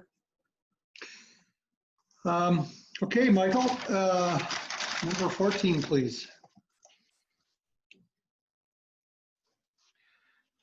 Yes, I have Coots J. Go ahead and state your name, address, and go ahead. Thank you. Can you hear me? Yes, we can. Yes, we Thank can. you. Perfect, perfect. So my name is Jonathan Coots. I live at 19398 Lupine Lane, and I've called Corcoran home here for a little over a year now. I was actually shocked to learn of the proposed massive 70,000 square foot structure with the sheer size of the parking stalls that was going to be built on the corner. This building will be larger than a football field or Best Buy, just for comparison purposes. And the weekly physical visitors will easily outnumber the Ravinia population by at least a factor of 3. So I just want to put scope out there for everybody. With my time, though, I'd like to really focus on the parking stalls and the associated traffic, which I know we have heard a lot about already. For context, 94% of churches in the United States support an attendee level of 500 or less. This facility will have 1,500 attendees 4 times a weekend. Now, based on the parking data that this church has provided for their other facilities, they anticipate 1 car per 1.5 seats. So that leads to potentially needing 1,000 vehicles per service. That means that their planned parking stalls of 848 won't actually be able to support the demands they've articulated by their own study. Now, either the parking study data provided to this commission is flawed, or much more egregiously, was knowingly proffered in bad faith negotiations to obscure already known plan changes or development of Outlot A. Now, I believe the former rather than the latter explanation is the most probable. Data can get jumbled sometimes, but the gap in the valid data leads to a very real concern about the integrity of all the data that has been presented and submitted on behalf of this conditional use permit. Please also note that, as it's already been stated, with the projected vehicle to seat estimation, if it is correct, they will have overflow parking. That overflow parking will occur on Hackamore. It will move into the Ravinia community. There is no other option. So we will be inundated with vehicles in our community. It's just there. Now, if we're really talking about clearly articulating the annual vehicle impact that we're going to be seeing, we're talking about at least 208,000 additional vehicle trips on our roads every year. Most of that, obviously, as we've all discussed, is going to be on Hackamore. So from Saturday afternoon until Sunday afternoon, my family, my neighbors, will become hostages in our own homes because we'll be unable to leave or enter our own community. I'm not wildly speculating about any of this, by the way. I'm speaking to very real experiences from current residents that already live near their other locations. And in some of those cases, those residents are actual attendees of Eaglebrook Church. So they have no vested interest in exaggerating the situation when they were speaking to me. So this is firsthand accounts of church members highlighting this issue. As it's also been highlighted, this will create undue burden to our community members that choose to exercise their own freedoms of religious practice and assembly by creating an actual literal roadblock that they will have to navigate through to attend their own services. Another point that I've heard recently talks about how, well, originally houses were going to be there, right? So same issue. Well, per Lennar's ghost plat that was provided, approximately 70 homes were planned for that space, 2 adult drivers per home, 10 vehicle trips per day. We're talking about 700 vehicle trips added to daily weekend activity. The church, by their own admission of their vehicle data, estimates that there'll be 2,000 vehicle trips added daily to weekend activity. So any real attempts that they try to drive to draw parity between these two land uses clearly shows that the impacts are not equal, and the church's impact is almost 3 times greater than the intended low density housing land use. Now, I also know that someone else may try to speak to these data points and attempt to refute them. However, math does not bend to opinion. I've simply just drawn out the meaningful information so that this commission is aware of the substantial irregularities that exist. To a more meaningful point, I have a legal right to enjoy my real property without non-trespassory interference, noise, light, activity that is inherently and unavoidably dangerous to life or property. Those are just a few that we will experience if this commission allows 4,000 vehicles to use our neighborhoods every weekend to filter in and out of their facility and creates a very real danger to the immediate public. Also, nuisances of this scale have historically corresponded to negative home value impacts of both existing homes and yet to be built homes. And at this point, I'd really like to just say that I take a little bit of offense to saying that, people talk about being a good, there's talk about the church being a good neighbor. A good neighbor would have been disclosing the potential use a year ago when they were looking at this facility, 6 months ago when they were looking at this space. That was not done, knowing that it would have an adverse impact. Now, if you have a church whose one of their head pastors openly revels in the excessive noise complaints that they receive and openly mock them by stating that they never resolve these issues, I really want to ask the question of how I'll enjoy my real property with someone right next door that openly glorifies harassing entire neighborhoods. I would really love to have an answer to that. This is only one of my many concerns that I have. Mind you, I was made aware of this building 5 days ago. I have many more. I know that there's limited time, so I won't try to bring those up. But I'd like you to ask yourself, what has everyone else found that they've already disclosed that, we can't say because we don't have the time to review it with you? And what else has not been accurately provided to this commission? What other information is flawed? Like the members of the Planning Commission and the City Council, we too want to serve our community. I'd like you to please consider our collectively raised issues, the sheer magnitude of the bad data that has been proffered in support of their request, and the substantial legal precedents that grant you the authority to reject this request as a matter of city business and not of personal opinion. Now, to be clear, I'm asking this commission to reject the conditional use permit in its entirety.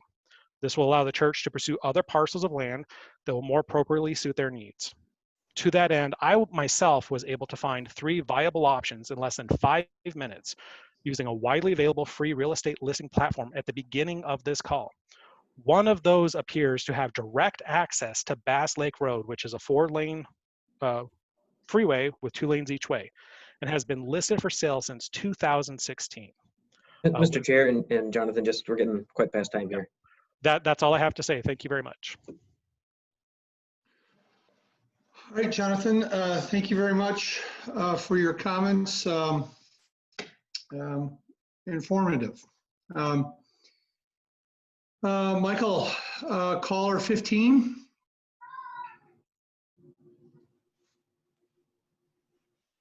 Yes, I have Tony Anzalone. Please state your name, address, and go ahead. Hi, can you hear me? Yes, we can. Hi, I'm actually Ginger Anzalone. I'm using my husband's computer. I, like a previous speaker, Mr. Dovenberg, we actually are kind of an anomaly. We live across the way in Wild Meadows. I am at 340 Bergamot Drive. And our interest in this and the issues that we have surrounding it, and not to be repetitive, but to hear it from a different perspective, a development across the street, are going to be impacted by the visual, the noise, and the safety and traffic issues. In particular, you're looking at, if you know how Bergamot sits within the development against Hackmore, we sit kind of risen up a little bit on a knoll. We will look down on this property in such a manner, we're going to lose a noise buffer from the natural tree and foliage perspective. We've experienced that already, having the whole Plymouth corner eradicated and what that's done for the noise throughout our community. Granted, it's a visual, and we moved here for the visual aspect that we had outside of our windows, and that is a personal preference, but at the same time, that directly impacts my property value when I go to resale one day and I have to explain this large commercial looking structure, parking lot, and lights that are around there. The visual and disturbance that will go along with it too are the parking street lights, and those really haven't been addressed to the full degree to how are we going to be, how is that going to be mitigated as far as what we have to look at, how often those are going to be on. A number of my neighbors will actually back up directly to your exit, which means that on the evenings when cars are coming out, hundreds upon hundreds, they're flashing straight into their whole backside of their home, their entire living space. And there's been nothing really talked about the screening of privacy and whatnot when it comes to our neighborhood on this side. I think a bigger impact though is our traffic, and there's a big safety issue around that. You're talking about a right in, right out only on 101 South, which means only southbound traffic on 101 will have the ability to go into that. Anybody coming on a 101 northbound will not be allowed to cross into that 101 entrance and will be forced into Hackamore entrance. When that light backs up, which it does on a regular basis, we by default have an entrance on 101 become a cut through. And we normally have been now with the added developments that are going on around us, finding that between Hackamore entrance and the 101 entrance, we have a big cut through. We've had the city of Medina involved, actually putting a traffic speed in there, because we have people that speed through. When you're not in a neighborhood that's familiar to yourself and you're using it to cut through, you're not really aware of how fast you're going. You're just trying to get from point A to point B. So we've become, over the course of the last couple of years, a thoroughway. And this is only going to be bigger when the church lets out directly onto Hackamore after a service. And if you're telling me that these traffic studies have been done on a basis of their population now, but they anticipate a 2 to 3 times larger increase in population, what is that going to do to our neighborhoods? And unlike the surrounding neighborhoods, something that's unique to us is we don't have sidewalks in our neighborhood. We have a very natural water flow issue, so we do not have sidewalks. We have nowhere for our people, our walkers, our joggers, our kids on bikes, scooters, playing out in the street to go to. In particular, in winter scenarios when, snow berms build up, kids will be diving into it. And I don't mean to be silly in saying that, but that's a true issue we already deal with traffic coming through. So when you have a Sunday, Saturday service, Wednesday night after dark hours, going down wintry roads, that's a big safety issue. If I get a gridlock and we have a family member with a medical situation and I can't get the proper medical, services on time, that's an issue. Those are the types of things that we're looking at from our neighborhood. As well, the noise. Like I said, removing that buffer. And we also have a wild meadow preserve in here. So the increased traffic and utilization, there's got to be, environmental studies done to say, how are you going to protect the surrounding areas and wetlands and whatnot from all this increased traffic and, utilization. So once again, I thank you for your time. I really appreciate you taking the time to listen to all of us and hear our needs. It is a big factor for us, and we do want to be, good neighbors in our right too.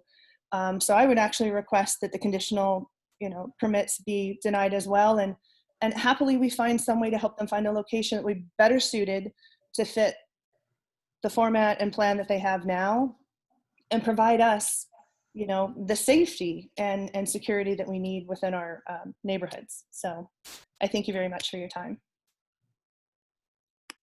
All right, Ginger, thank you very much. Your comments are appreciated.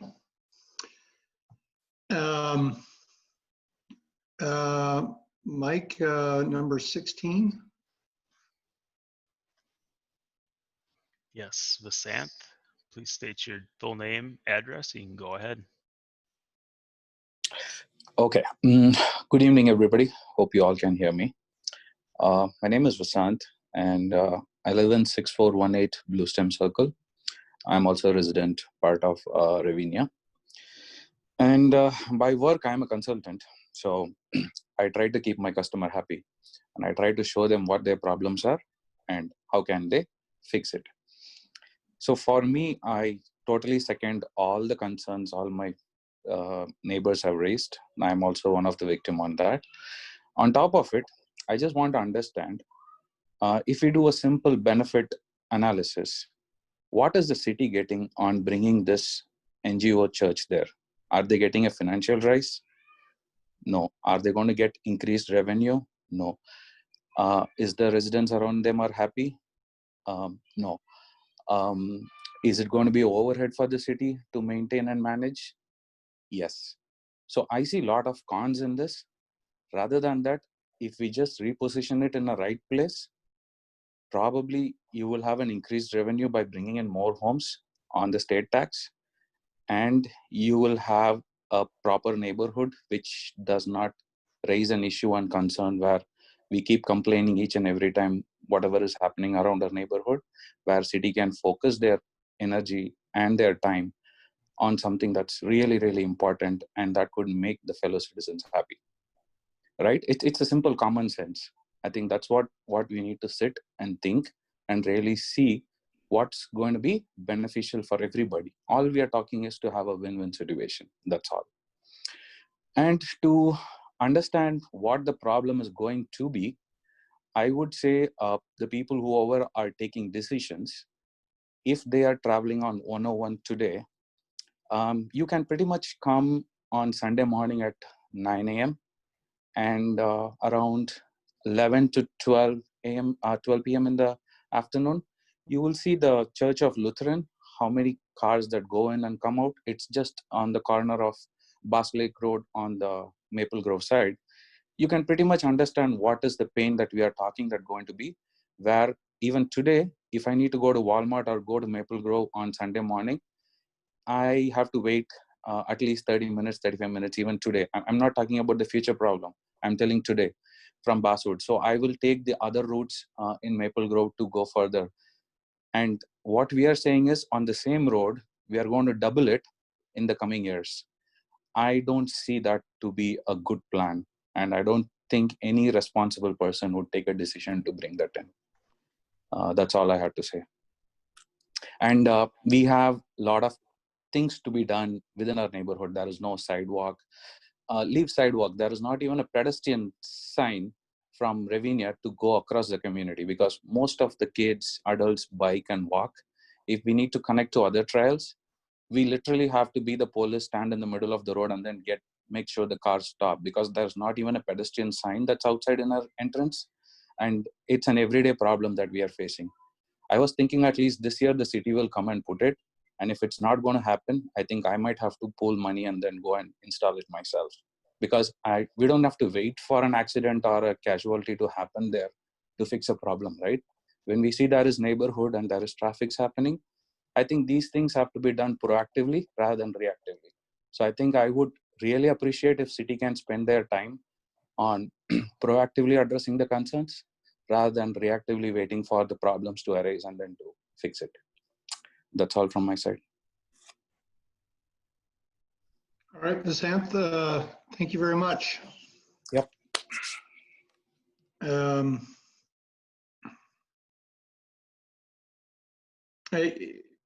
Okay, we'll address that, the sign later.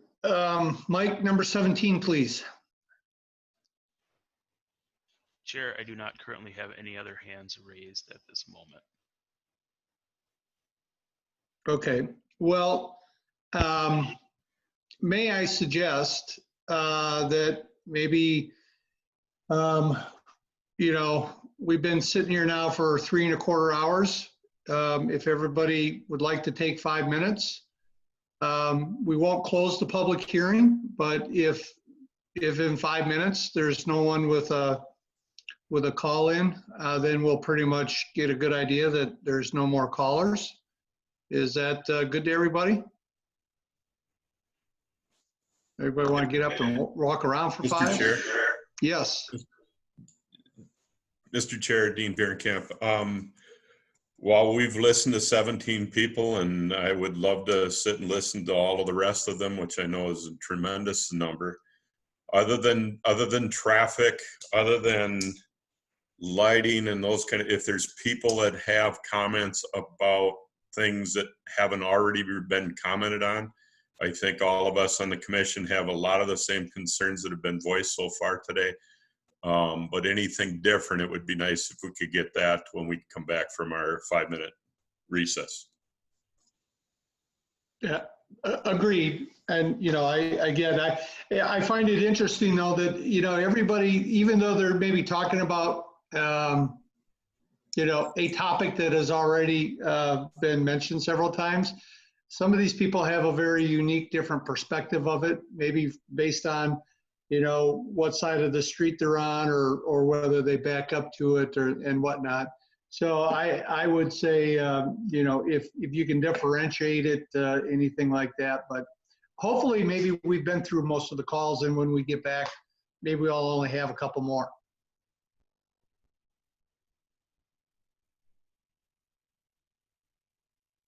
Mr. Chair, so you taking a 5-minute recess? Yeah, we'll take a 5-minute recess. So we'll be back here at 20 after 10? Okay, good.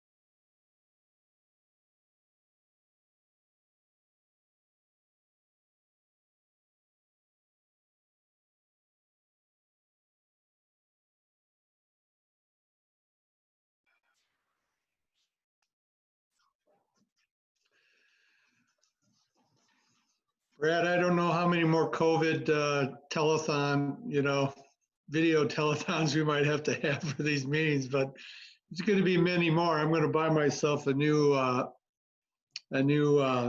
chair here at my kitchen countertop because this isn't comfortable for 5-hour-long marathons. I got the same setup here. I got a folding chair that's just killing me. So I'm with you. Yeah, the chairs at City Hall behind the desk was much better.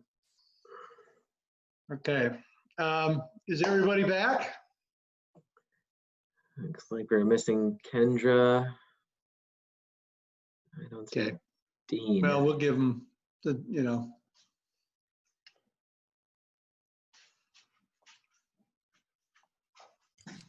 I'm here. Okay, Dean, good. I'm here as well. Hi, Kendra.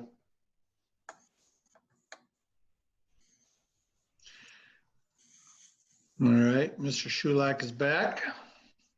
And Mr. Dickman, are you back? I'm here. Okay, and Mike? I'm here. We're ready to go. Okay, Mike, do we have additional callers?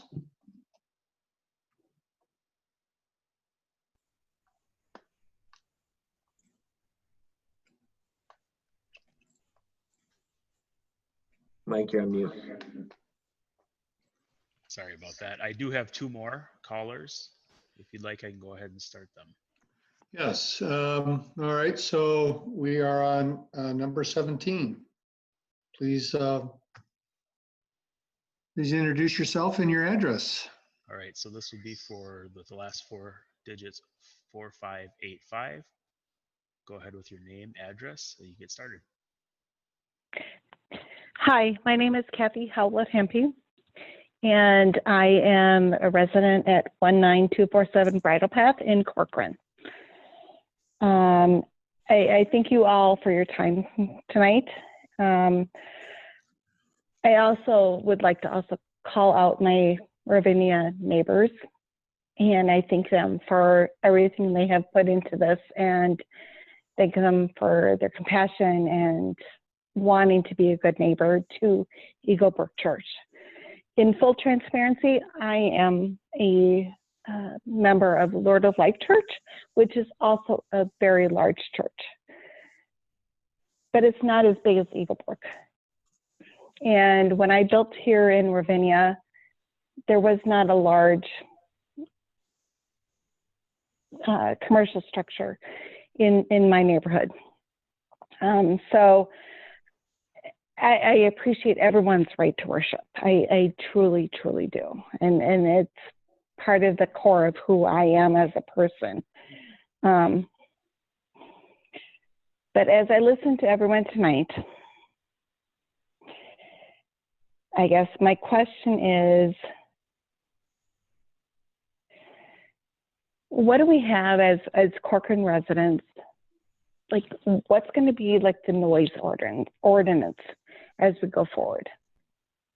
Like, my home would back up to the church. Do they decide to have outdoor services? And what's that going to look like?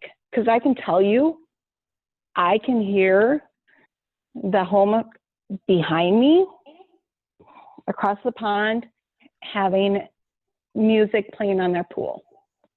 And I don't, that's okay. But I just, what's it going to be like if that's an every weekend kind of a thing? So I appreciate your time, and I thank you for your dedication to the city. But that's it. Thank you. I render the rest of the time. Okay, thank you, Kathy. Mike, number 18.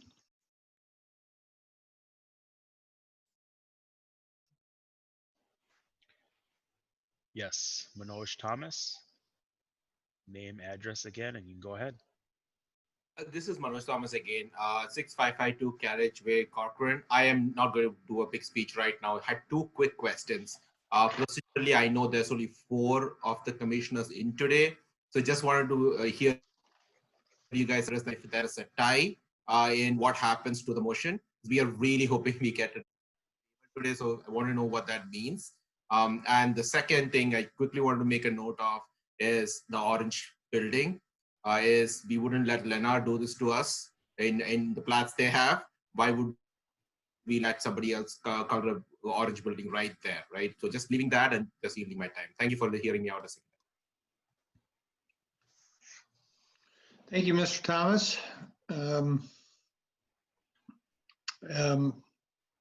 We'll do the best we can to try to answer your question there. Number 19, Michael, please.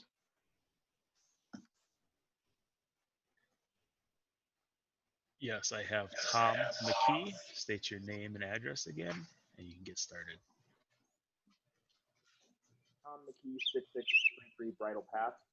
And I just wanted to quickly raise one other point regarding the additional type of services. I know someone just mentioned outdoor services and like that aren't included in the numbers that we have in the proposal for how many people will be attending on Wednesday service, on a Saturday service, on a Sunday service. Other types of services like weddings or funerals or other youth events doesn't seem to be included in the proposal at all. And I just would like some clarification on what their plans are, both now and as the church presumably grows, as they said they would. And yeah, thank you. Okay, thank you, Mr. McKee. Mike, next. Yes, we have, I believe it was Jonathan Coots. Yes, this is Jonathan Coots. My address is 19398 Lupine Lane. Thank you for letting me take a quick second here just to speak real quickly. I just did want to mention that the informational packet that has been provided regarding this potential structure, these packets are actually designed in a way to provide an awful lot of flexibility. I speak to this from experience. In a previous role in my career, I actually supported drafting language in packets similar to this for facility builds, the largest of which was a $120 million build in California. So I'm very much kind of aware of a lot of the ins and outs, the legal horsepower, et cetera, everything that kind of goes into drafting these. So just in general, I just like to say I do understand all the work that goes into this. And if there is any way I could be of assistance with my expertise to the city of Corcoran, to Eagle Brook Church to try to help find a potential solution, I'd be more than willing to do so. Thank you for the time. Thank you, Mr. Coots.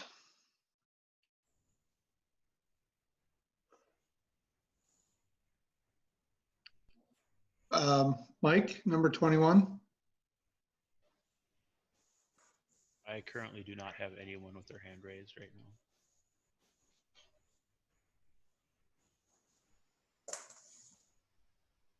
All right, well, it's 10:29. We'll give it a minute.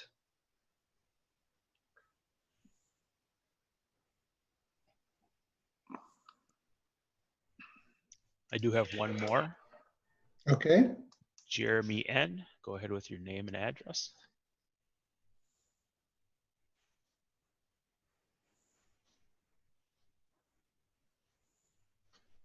There we go. I think I am muted. Can you hear me? Yes, we can. Yes, we can. Fantastic. Thank you. This is Jeremy Nichols. I live at 6334 Steeple. I just wanted to add a little bit of summary. We've heard a lot of people give a lot of very informed and intelligent arguments on both sides, I think. And it's not really surprising, to Jonathan's point, the staff report and the report from Eagle Brook are put together the way that they are. The fact is the community wants to develop and grow, which is a positive generally. And I know coming into this, the city was under the assumption that they don't really have much ability to dispute plans like So it's not surprising that the report was put together the way that it was, because generally the city wants to allow developments to proceed. But what's unique here is that the kind of development is more harmful than was initially realized. And there are a lot of smart people on this call. We found a lot of issues that were perhaps easy to miss, like the scope of the traffic study, missing 9 entrances onto 101, like the analysis software not using the most appropriate methods for determining capacity, like the church's traffic estimates from the study not reflecting the 3x growth that Stephanie mentioned today, like the missing factor of cars parking in the neighborhood and walking through the church not actually having enough parking, even with the spaces that they do. And in light of that, it seems clear to me the city has the right to refuse on the grounds of safety and on resident comfort as outlined in the CUP ordinance, and also on the size of the building and its parking relative to the commercial 1 zoning that it would violate, which is similarly situated to this kind of development because it's so close to a neighborhood. We also learned about the traffic situation because this is at the confluence of 2 single-lane roads going in each direction. It's very limited in regard to its ability to discharge cars onto freeways, unlike all of the other Eagle Brook sites. And because of all of these harms, it seems that the council has the duty to reject, because these are objective facts that violate what the CUP ordinance says we need to have in place for this to be approved. That's why there is a conditional review. Thank you. All right, Mr. Nichols, thank you again for your input. Mike, number 22.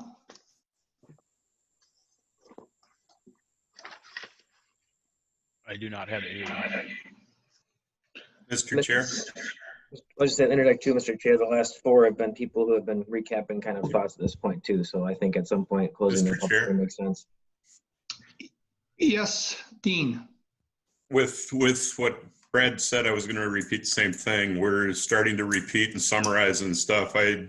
We've got a lot of discussion going forward with that. I'd like to close the public hearing, make a motion to close the public hearing at this time, unless someone has something different than what has already been said.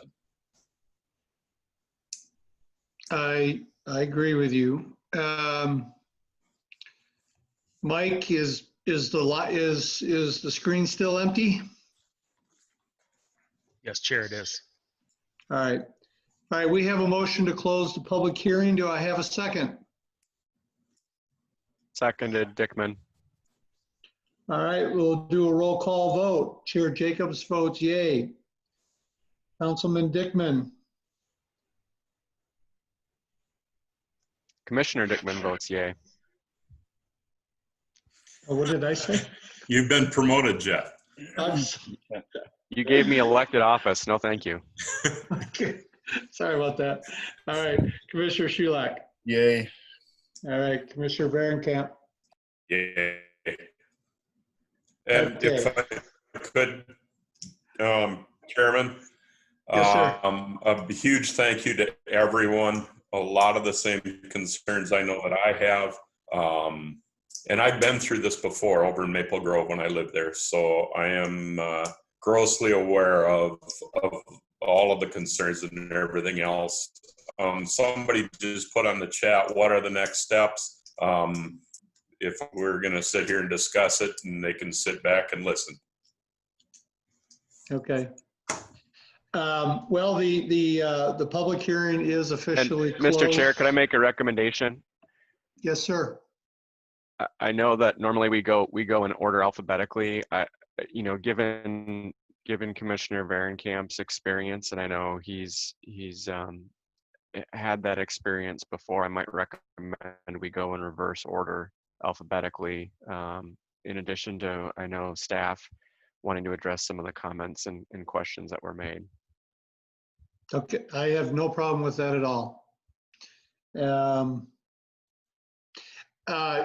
Just as a note here to kind of add to what Commissioner Varenkamp said, this has been by far the most people in my, I don't know, I suppose maybe close to 15 years that have actually spoke at a public hearing on any topic.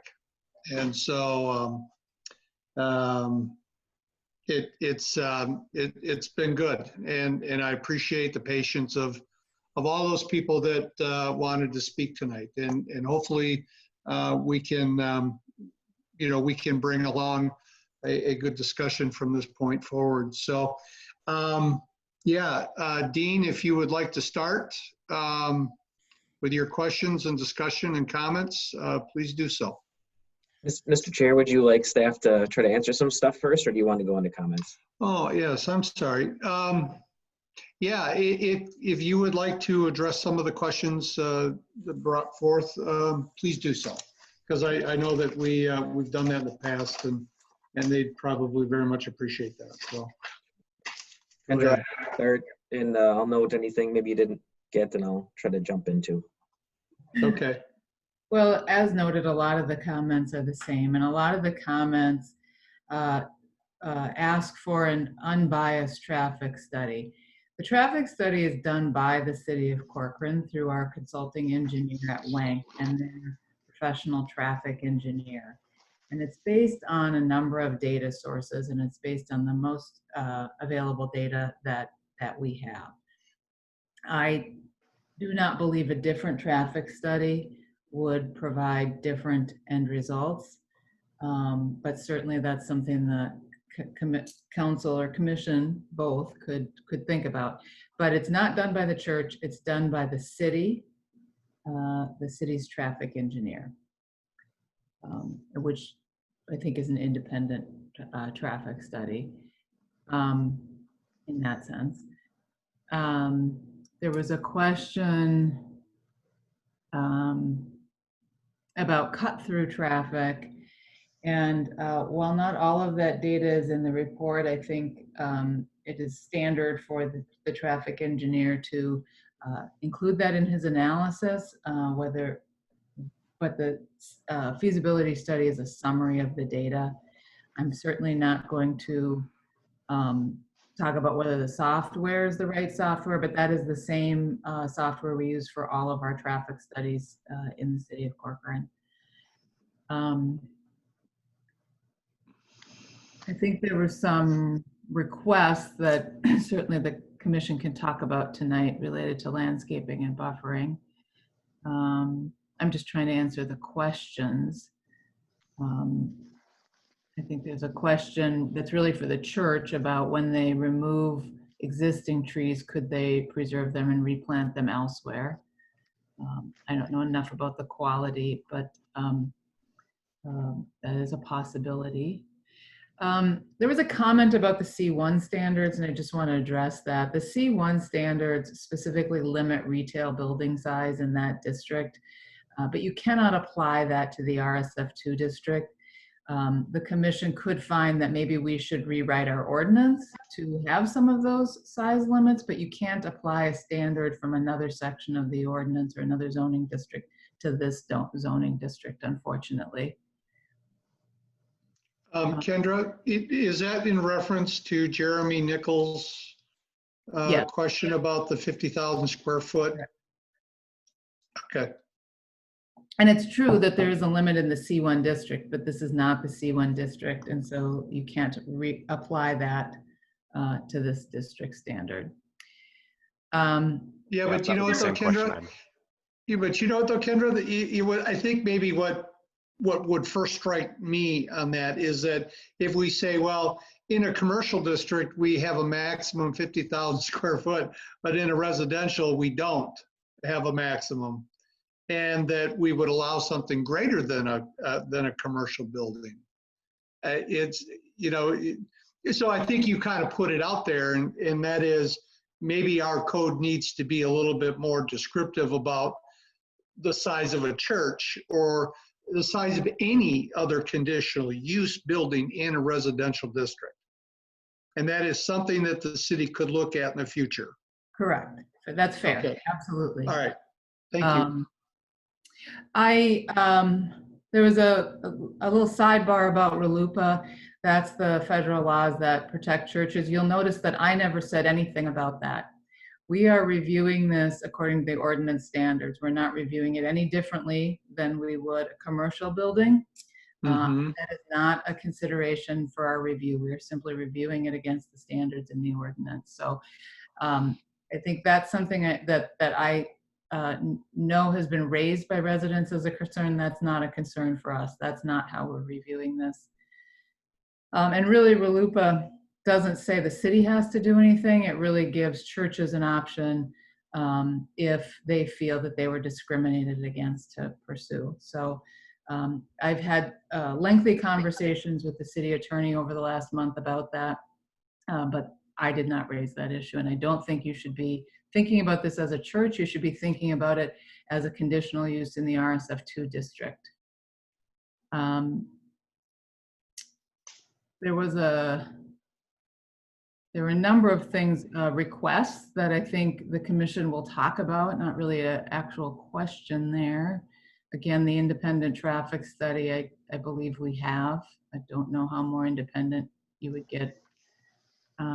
There were some questions about drainage and concerns about how drainage would be handled as part of the Hackamore Road project. And that is being addressed as a separate design project, but the cities of Corcoran and Medina are designing that as part of the project, and will be acquiring right-of-way or easements on other properties to accommodate the additional drainage for Hackamore Road, separate from this project, but proposed. There were two questions I think about, is there lighting proposed, because it didn't show up on the renderings, and that's a fair point. I think the renderings we got today at noon, and they did not include lighting, but lighting is proposed. The renderings I think were intended to give a sense of what it would look like, and I think people raised questions about that are fair. Certainly the facts tonight shouldn't be based on those renderings, but should be based on civil drawings that were in your packet. I think there were also comments about the color, and the color and the renderings is very different from the renderings that were in the packet. And we do have a condition that in the draft resolution that says final material samples and colors shall be provided. I think it is certainly a fair, within your discretion to say earth tones or something that would control that color, although I don't think it's intended to be orange like those renderings showed. There was a question about outdoor music. It is not proposed, and I would say it is not permitted. It may be something you want to ask the church about, but the current proposal, everything happens, every service activity happens indoors. There's nothing that would allow them to do it outdoors. They would need a different permit for that. But good question, and I think hopefully the church can talk a little bit about that. And those are things that you could restrict through the CUP. There was a question about, will the lights stay on at night? Our code doesn't say lights need to be shut off, but I certainly think that is something reasonable for the commission to discuss and include as a condition, that when the church is not having services, that the lights should be off. That's something we see occasionally tied to big centers, commercial centers, or things like that. So that certainly could be a condition. As of now, there's nothing that suggests they have a timer on them, but that could be something.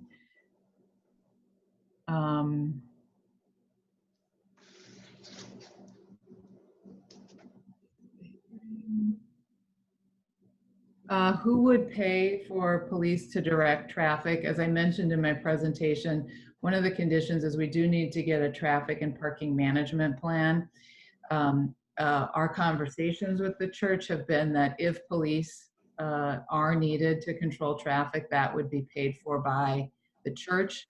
It would not be city time. And we would certainly, if before committing to that, would need to ensure that it does not take officers away from other work. And I know Brad's had that conversation with the police chief as well as with members of the church. So I don't know the answer to whether or not that will happen, but I know the answer would be it would not use taxpayer money to do that.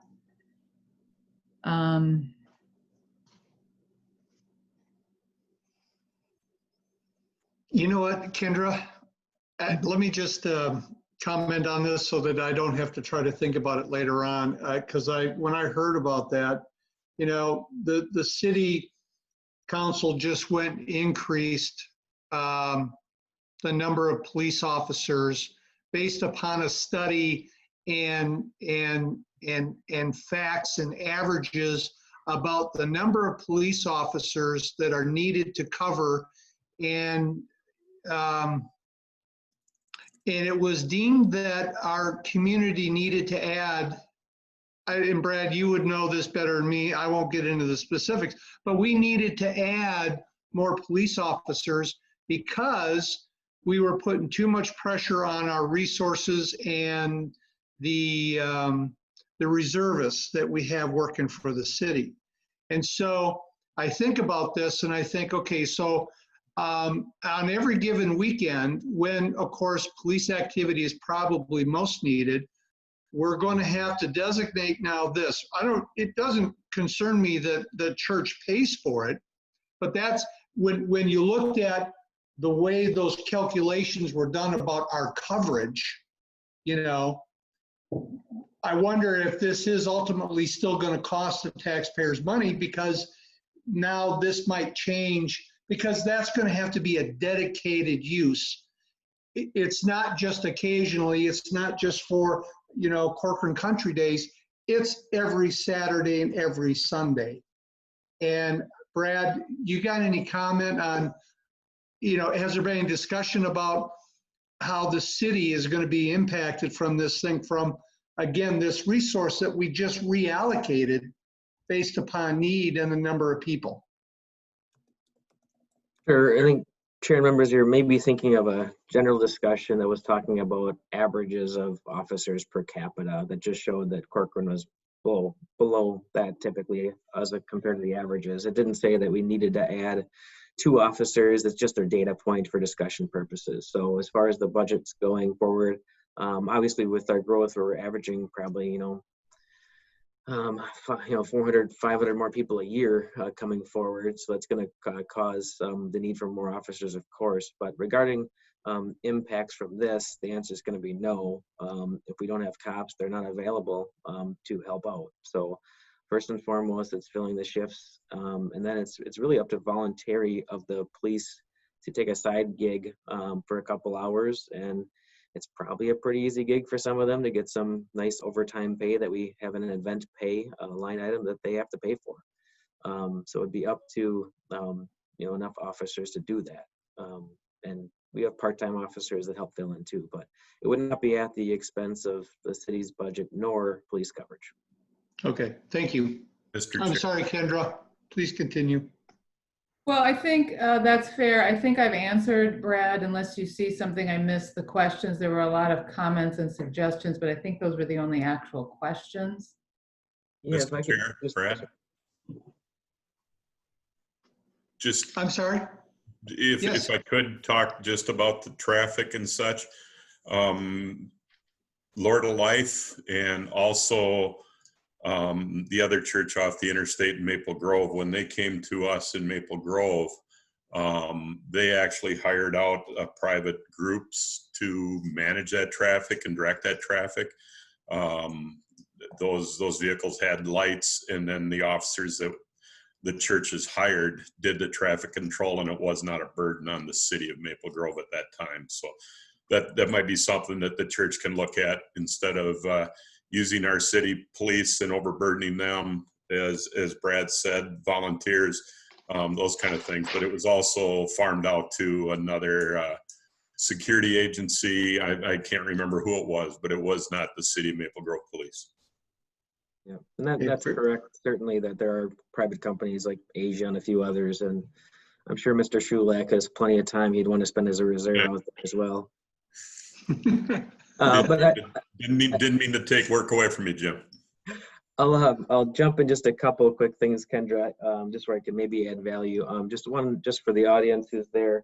Some of these things obviously have conditions that are in the resolution, such as lighting, landscape planning, those types of things. And just as a city, there's really two options as far as moving these processes forward. One is having conditions where you don't have unknowns like we kind of do right now, and involving the public early on, which is what we're doing, and getting as much feedback as possible. The other option is having all these kind of figured out and then involving public at the last minute. So that's the really challenge that the cities have to deal with. Right now, there are conditions to figure some of this stuff out, but it's meant so we can have these conversations early. That's just a really process thing. And then with that, the applicant obviously has an opportunity to change their plans before it goes to city council 2 weeks from now based upon what they've heard this evening. So that's where some of that can take place. Regarding the renderings, I just also want to agree that, yeah, renderings are a wonderful kind of starting point, but as Kendra mentioned, the plans are all that really matter. So we don't go on renderings. It is a one-sided story, certainly, and we double check everything that way. Just regarding the traffic, in addition to our engineers actually doing this, we had a parallel project with the city of Medina and Corcoran utilizing a different firm, WSB actually. And their design actually incorporated this development and future growth up through 2040 and really reaffirmed the design here. So we actually had two independent studies that kind of paralleled each other, kind of reaffirmed the design of the roadways. So I just want to mention that. Regarding the risk to life and safety, there's a public safety review panel. That's the director of public safety, all three fire chiefs, and the building official, and they review everything from that standpoint, making sure that absolutely fire and EMS can get in whenever they need to at all times. So that's a big part of the review process that does take place. And I think that might be the ones that are not taken care of yet. There was a comment regarding the date of the hearing. I guess it is July 2nd, but to Chair Jacobs' point, I've never seen this much involvement ever in anything that we've done. So I think it's probably the best opportunity, especially with being remote right now. We couldn't fit this many people in their council chambers. So that's all I have, I think. Okay, so does that then, in a sense, conclude the answering of at this point, the questions and generated, again, questions, not addressing fully all the concerns, but just the questions here? Okay. There's one more regarding a 2-2 vote, and Kendra, you shared if it were to be a 2-2 vote, it would go to the council being a 2-2 vote. That's correct. It fortunately rarely happens, but if it were to be a split vote, we would forward it to the council with the split vote and the summary of the discussion. And of course, I would guess that most of the council will be watching tonight or be following up on this as well. But we can forward it to the council with a split vote should that happen. Okay, thank you. All right, then we will move on then to commission comments and questions, and we will start with Commissioner Varenkamp. Thank you. I'm seeing a lot of chat going on with comments from the people, from the citizens and such. I do want them to understand, and correct me if I'm wrong, Brad, this will be a public hearing at the city council meeting also. Is that correct? No, this is the formal public hearing. This is the formal public hearing, so there's not another chance. All right. Well, there are public comment opportunities at the city council meetings as well. This is the formal hearing though, however. This is the council will see all of the comments, all of the information that's in our public hearings. So cool. Like I said, I've been through this before. When I was within the other city, one of the comments I had made at the Planning Commission were if you are local neighbors to this land and such, the only real outlet or the fix to preventing this from going in or anything going in here would be for those property owners to buy that land. I know that's rude and such, but I did make that comment. I don't mean to make it rude, but we do have an obligation to the product, to the property owners there, which I know many of those folks did not want Ravinia to go in. I know I listened to a number of the comments that they wanted to leave Corcoran rural and those kind of things. But as a city, we had to go through and make decisions, and therefore Ravinia is there, and this product is in front of us right now, as what we're seeing right now. So with the respect of all of the chats, all of the comments that are coming through on the screen and such, I respectfully ask y'all, we have listened, the council will listen, and we will do what we feel is best for the community. Again, the Planning Commission is volunteers, and we've got rules and things we need to follow and such. So if I say anything to offend anybody, I apologize. I don't mean to do that. Kendra, the concerns I have obviously is the screening. I have spent numerous times around this property and such, and through the Ravinia neighborhood. I have not stopped and talked to neighbors and such, but my number one thing is if anything is done on this property other than residential, I would respectfully ask all of the trees bordering the west side of the property, and obviously the trees on outlet A, to be left alone to help with the screening. We received in our packet, we received a layout of the parking lots, and on that layout there was 4 parking lots, and on the other one it looks like there's 3 parking lots. There was one east of the building closely attached. That's not on the colored rendering. Is that still part of this? So my question is, Kendra, are there 3 or 4 parking lots? There's 4 parking lots. There is 4. I mean, 4 Okay. parking fields. I mean, the south ones, and then there's a lot on the east side of the building and a lot on the west side of the building. Okay, on the colored rendition, it doesn't show the parking lot to the right. So all of the 4 parking lots total 850 parking spots. Is that correct? Yes, I believe that's correct. The colored rendering does have it. I'm not sure which one you're looking at, but the colored rendering that was in the PowerPoint does show 4 parking lots totaling 850 stalls. This piece of paper that I'm holding up in front of me, there's 850 stalls with 3. Oh, that's an old, yes, that's an old concept plan. Sorry. Okay. All right. So I'm on the right page, so thank you very much. So screening is huge if we were to approve this. Obviously, the movement of any parking lots or the building further away from the properties would take a wetland change, because I don't think we can move any of those wetlands. Is that correct?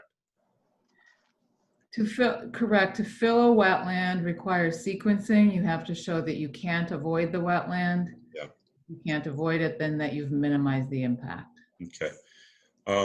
Dimensions for me, which are extremely important to me, I'm seeing the building being roughly 225 feet away from the borders of these properties as far as into the neighborhoods and those kind of things. So I'm not terribly concerned about that if this were to go through, but I am concerned about making berms, those kind of things.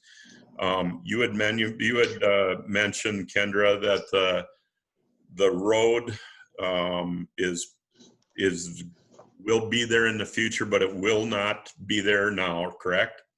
Correct. So those 2 streets would be stubbed and the road would go in if outlet A was ever developed. Correct. The streets are stubbed now, and they would connect if outlet A developed. And there is one other stub street. If I look at 2 other sub streets, there would be no. What would we do with those stub streets from Ravinia? And I'm looking at Goldenrod Trail, and I'm not sure what other Amethyst. Yep. Those 2 would be Hammerhead or What So- would happen to those two properties? Great question. So those 4 dead ends coming out of Ravinia 11th and Ravinia 5th, were stubbed to provide connections to these properties. And remember, there are 5 properties that are being combined as part of this. And so when we looked at Ravinia and we looked at the ghost plat for a residential project down here, we wanted to make sure that no one landowner was held hostage by another. So we put 4 stubs in. There's really no need for Goldenrod or 63rd to extend as part of this project, but the city engineer does have a comment in there that asks the applicant to work with Lennar and the city to try to make those temporary turnarounds in those locations more permanent in nature. Okay. So that is something in there, but there isn't a plan to connect either Goldenrod or Amethyst into this project. Okay, my number one concern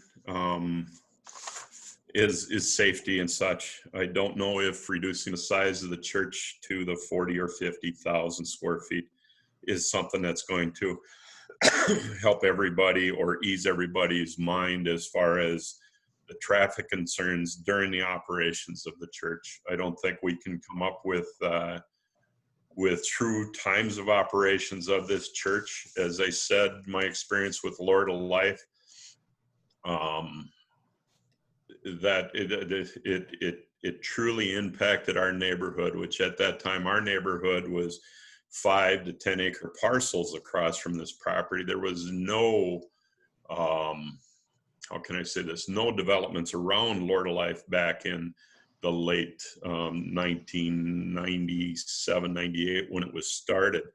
Lord of Life was put in much to the displeasure of all of us that owned 5 to 7 acre parcels across the street, but it still met the city requirements of code and everything else.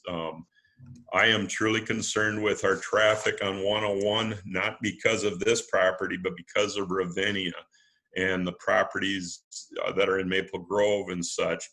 I truly am concerned and wish 101 would be a 4-lane road, a parkway, a 4-lane parkway or something. I wish we could come up with Hackamore and get that changed faster. But we've got a lot of people that have moved out to these areas that are expecting these things to stay the same and no development happening. We've done our responsible thing by coming up with our plan for 2040. It's there. There are a lot of things that can change on any of these properties, and we've got all of the I's dotted and T's crossed of what can happen. I am truly concerned of traffic, but I don't have a solution. So in the interest of time, I will end my comments. Again, I can't thank the neighborhood enough. Actually, I think we heard from 4 different neighborhoods, and all of them being 4 very different styles. You've been heard. It's crystal clear to us. But again, we are the ones that are going to make the recommendation of the council, and the council is making the final decision on that. So I'll be quiet, Mr. Chair, and thank you for the time very much. All right, thank you, Commissioner Varenkamp. All right, Mr. Scholak or Mr. Dickman, you would like to care to step up next? I'll defer to Commissioner Dickman. Yeah, so just a couple of questions. Brad and Kendra, do the street lights in Ravinia, are they on a timer? They are not. Or are they on all night?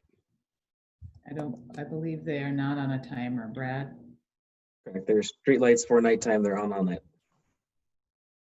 Okay, so kind of like a photo cell, they're on all night. Question for you, Brad. I know as the city has grown, we've looked at a lot of different options, including changing this year for the upcoming election. would this site be a potential that the city would look at for a polling location given the amount of growth and density in southeast part of Corcoran?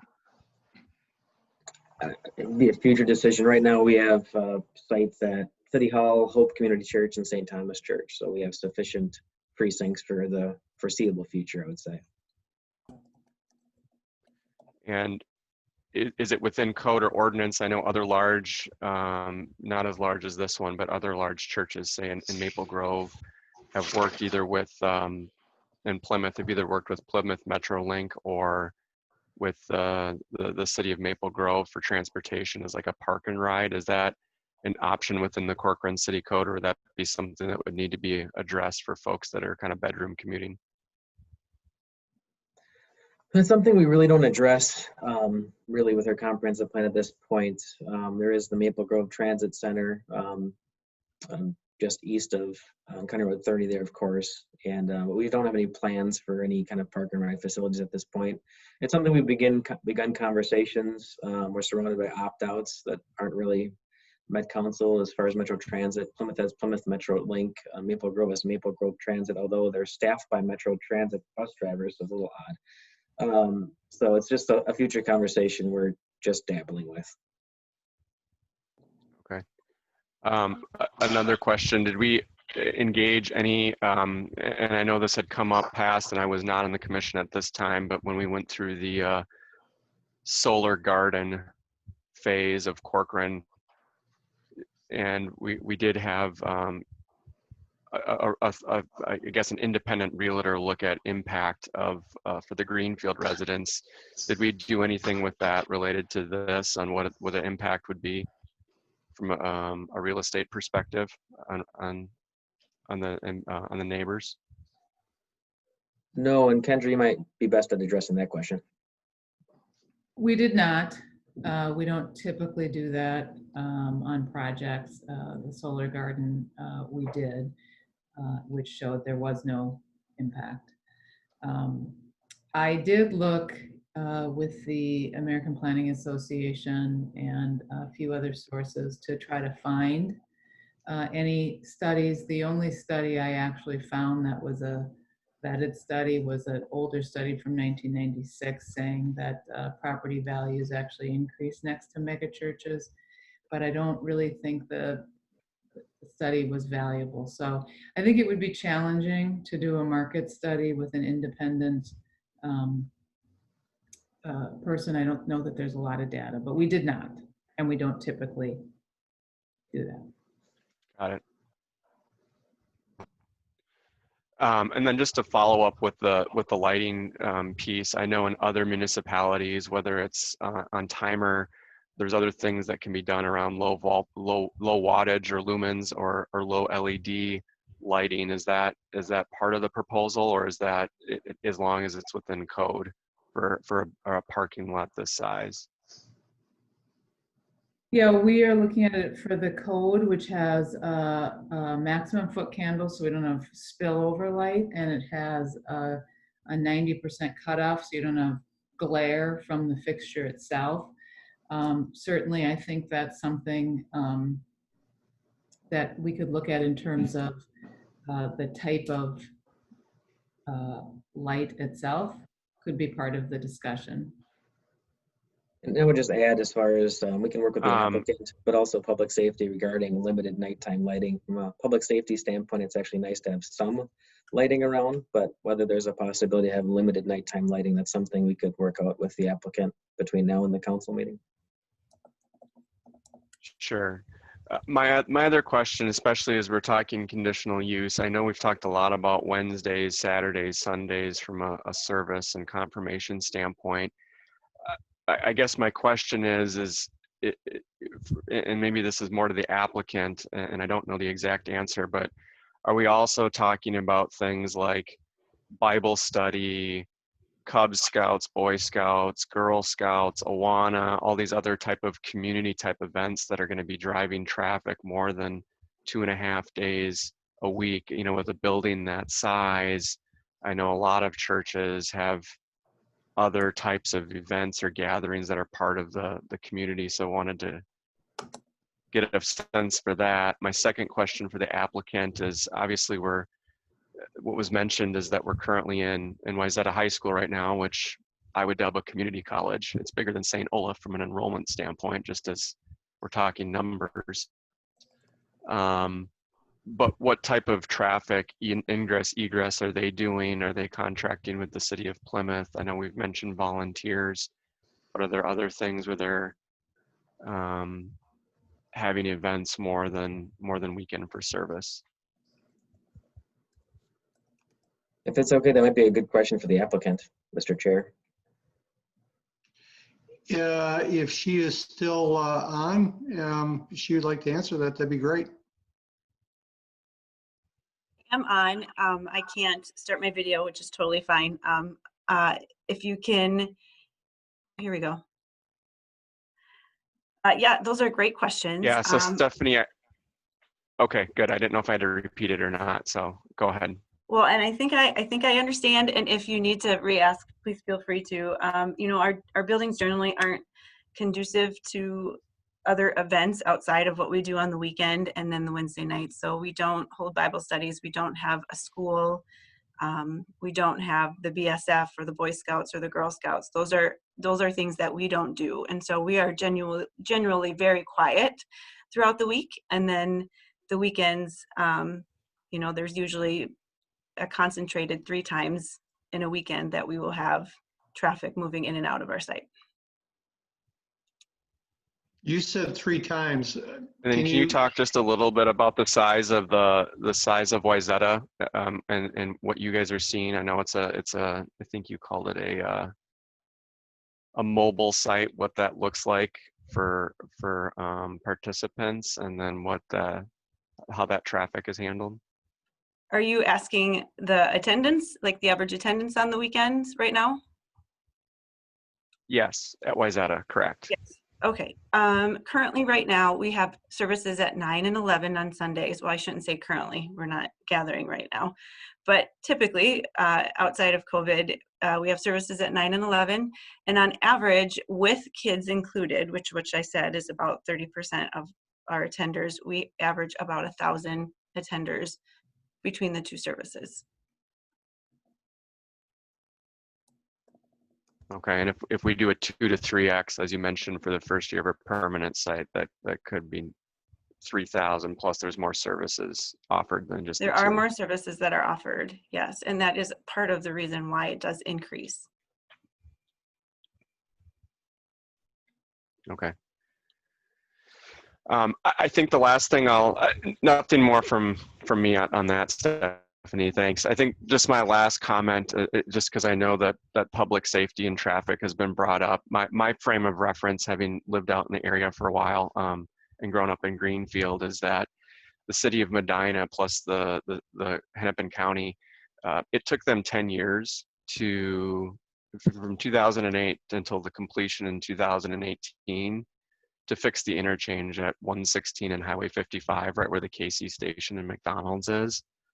I understand where folks are coming from with 101 and the limited ingress egress of the neighborhoods, which continue to expand, going in and out. I would also point out from a city of Maple Grove standpoint, when they're putting developments in or deciding to put a Hy-Vee in, there's very little consultation with the city of Corcoran either.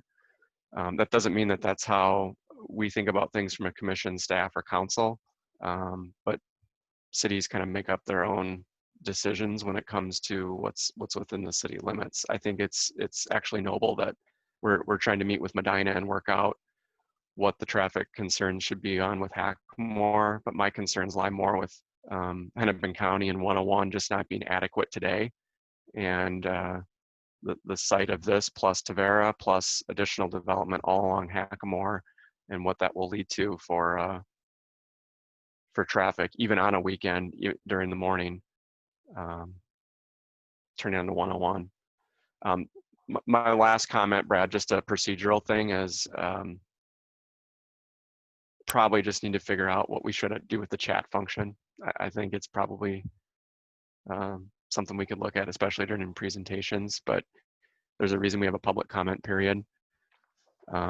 we do get all the emails, we do get all the letters. So take that all into consideration. So we'll see if there's something we can do for the next meeting, if we aren't meeting in person, which I hope we are. I'll yield to Commissioner Schuler. Thanks. And just one thing regarding the Hennepin County and 101, we actually sent a letter today, a joint letter, cities of Medina and Corcoran, requesting county to participate in specifically intersection improvements at 101 and Hackamore and at 116, but also throughout the corridor. We as a city, we make sure we have adequate right-of-way that we take from applicants such as Ravinia, Eagle Brook, whomever, but ultimately it's the county to improve their transportation system, and we advocate as best we can. But Medina and us are working really hard to encourage that.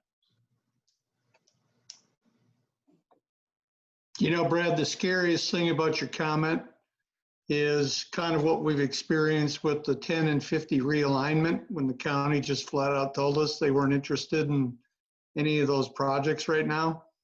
And so and maybe I'm off base on this, but when we have to ask the county to step in and to make these things right and to do them right, how much faith do we have that the county has the residents and Eagle Brook and everybody else's interest in mind, when they've already shown us that, you know what, they're not going to always be there when we need them?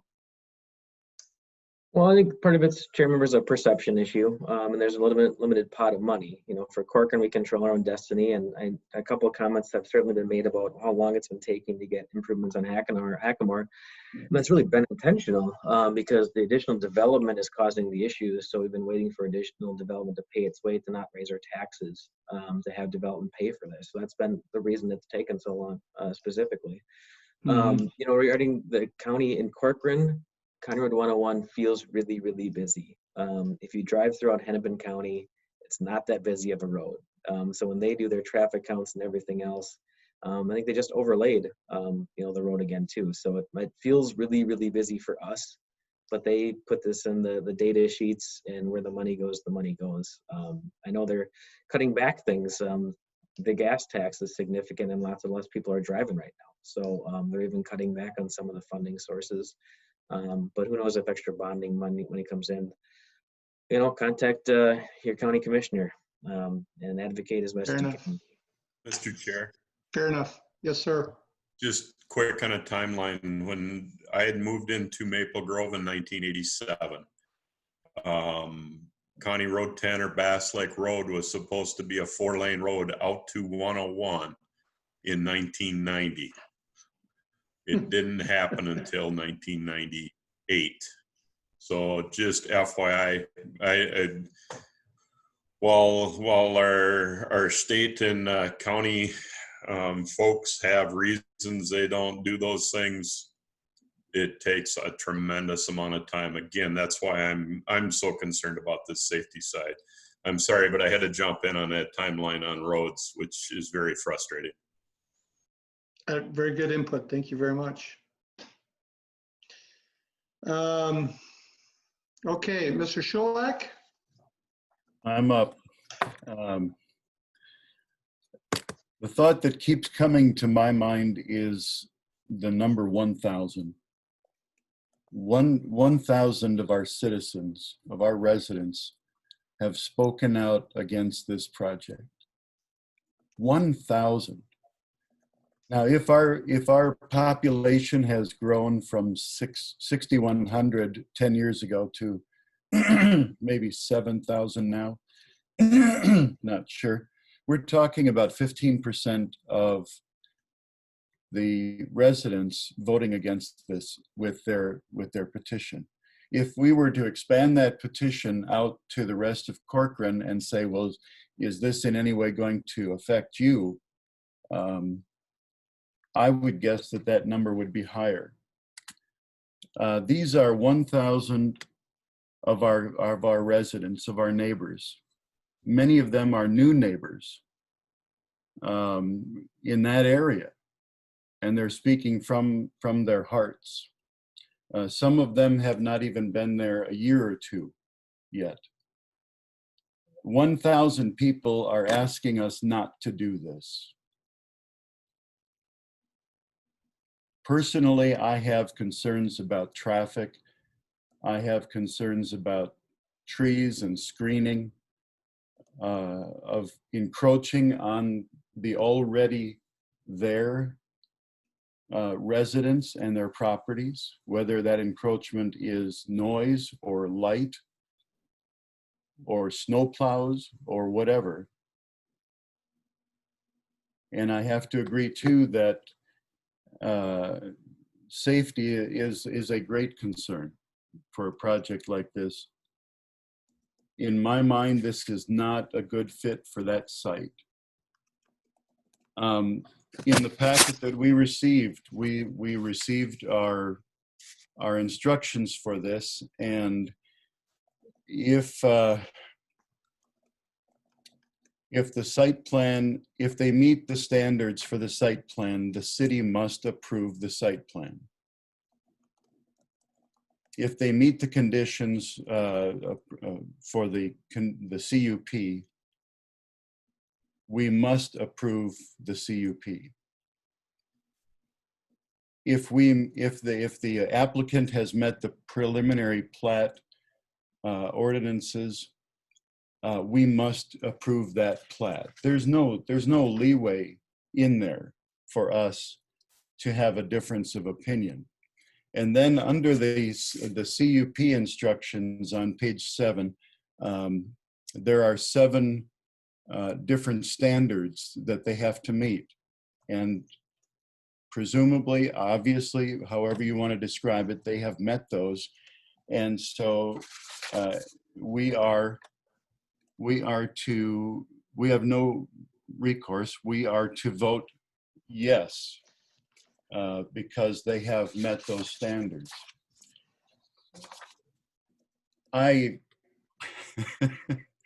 I lived through the 60s, okay, or my parents, my parents told me about it. But one of the things was question authority, and that's what I'm doing now. I'm questioning the safety factor. I'm testing. I'm questioning the compliance on trees and screening. But most of all, I feel that I represent not only those 1,000 people who took the time to petition, but I represent all the citizens that are here in Corcoran. And I feel that it would be a betrayal on my part if I were to vote yes for this just because I'm told to. And I'll yield, that's it for my comments. Okay, thank you. I guess it's my turn next. I just want to get a couple clarifications to make sure that I have no misunderstandings. So when the church talks about there are 2 services on Saturday and there are 2 services on Sunday, and they're talking about 1,500 people, I'm going to take it to the max. I don't, whether or not you've got a 3-year window to fill that up or not, I don't care.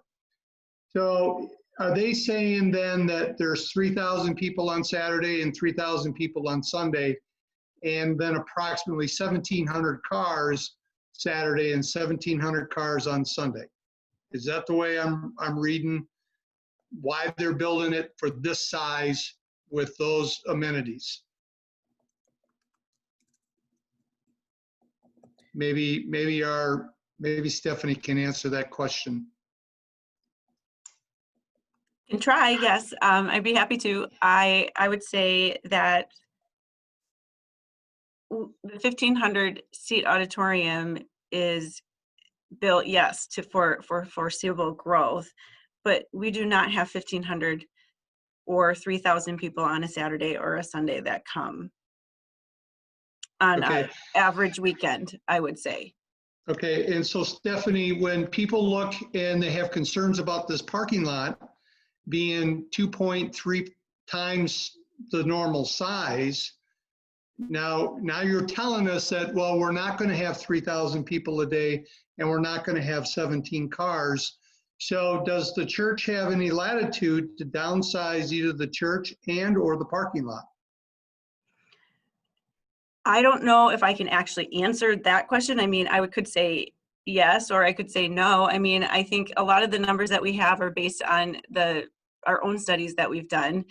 But we are absolutely willing to work with the city. We're hearing the comments tonight. I will say that what I stated before when I shared, you know, I think I did share that we don't fill up those parking spots every service that we have. But when we do, it's really important that we have them. And there are not people that are parking on the streets or in surrounding neighborhoods on an average given service, if at all, because we do have the amount of parking spots that will cover when we do have that amount of people coming, as I said before. Okay, but let's just assume you're going to have 100% occupancy at both the number of people sitting in the church and as close as you can to the parking. So again, on a Saturday, we're talking 3,000 people and about 1,700 cars. If we are at capacity.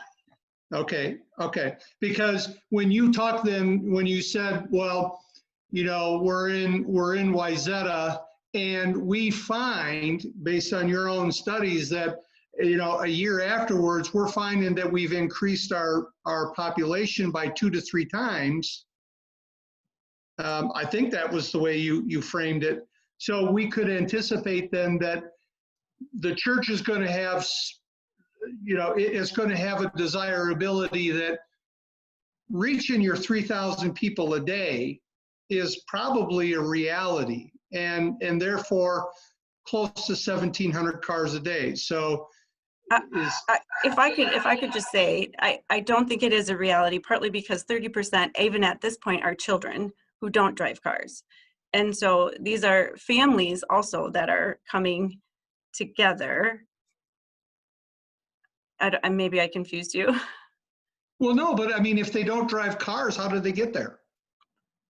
Well, if the children are coming with their parents or the young families are coming, and are you talking about just auditorium attendance or kids attendance as well? It sounds like you're just talking about auditorium attendance. Well, are you telling me that in addition to the 1,700 people in the church, you might have, or 1,500 people in the church, you might have, what, 300 kids in the classrooms? So we're really talking about maybe closer to 1,800 people a service? If we're at full capacity. Okay, and if the parents are driving the kids to the classes, they're still going to park in the parking lot, right? Correct. Okay, now under the math, when you say 1.5 cars, but we're only then talking 1,500 people in the auditorium, if you're saying 1.5 people per cars, that would require 1,000 spaces. But in that equation, you haven't factored in the student population either. So will that require more cars or not? I mean, your math doesn't quite work out. You're saying 850, but under your own guides, you'd need 1,000 spaces. How do you account for that? Right. Well, you know, when we look at the numbers, and I will say that 1.5 is the number that I gave to Kendra. And as I looked back at our study, I looked at our Excel spreadsheet wrong as I was listening to everybody else. And it's actually 1.63. But I do know that somebody who has worked in this and has talked through this and has done these studies for longer could probably speak to this if you would like her to jump on. No, I'm just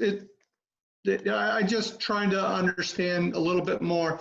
Now, in your services, would it be fair to say then that people who attend here in the West Metro campus, you don't actually perform the services in there, right?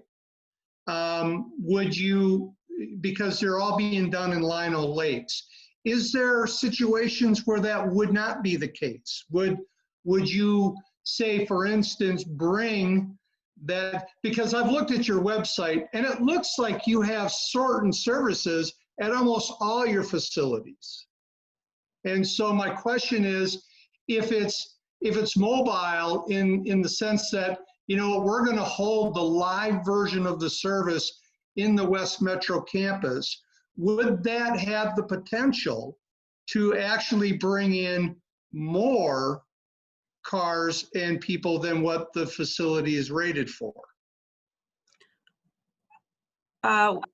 We don't have a live pastor preaching from any other site other than Lino. Lino is our broadcast site and is our only broadcast site. So that will not be a live speaker at our West Metro campus or at any of the other campuses.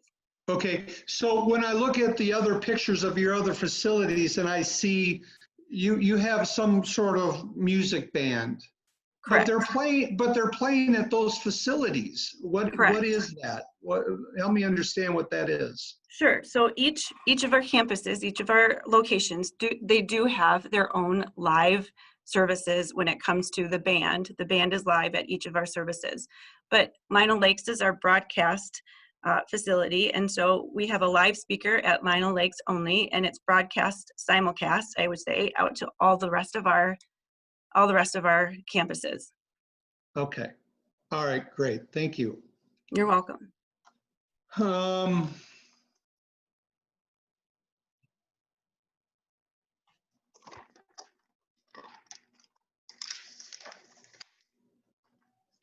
Kendra, this street connection, hypothetically saying,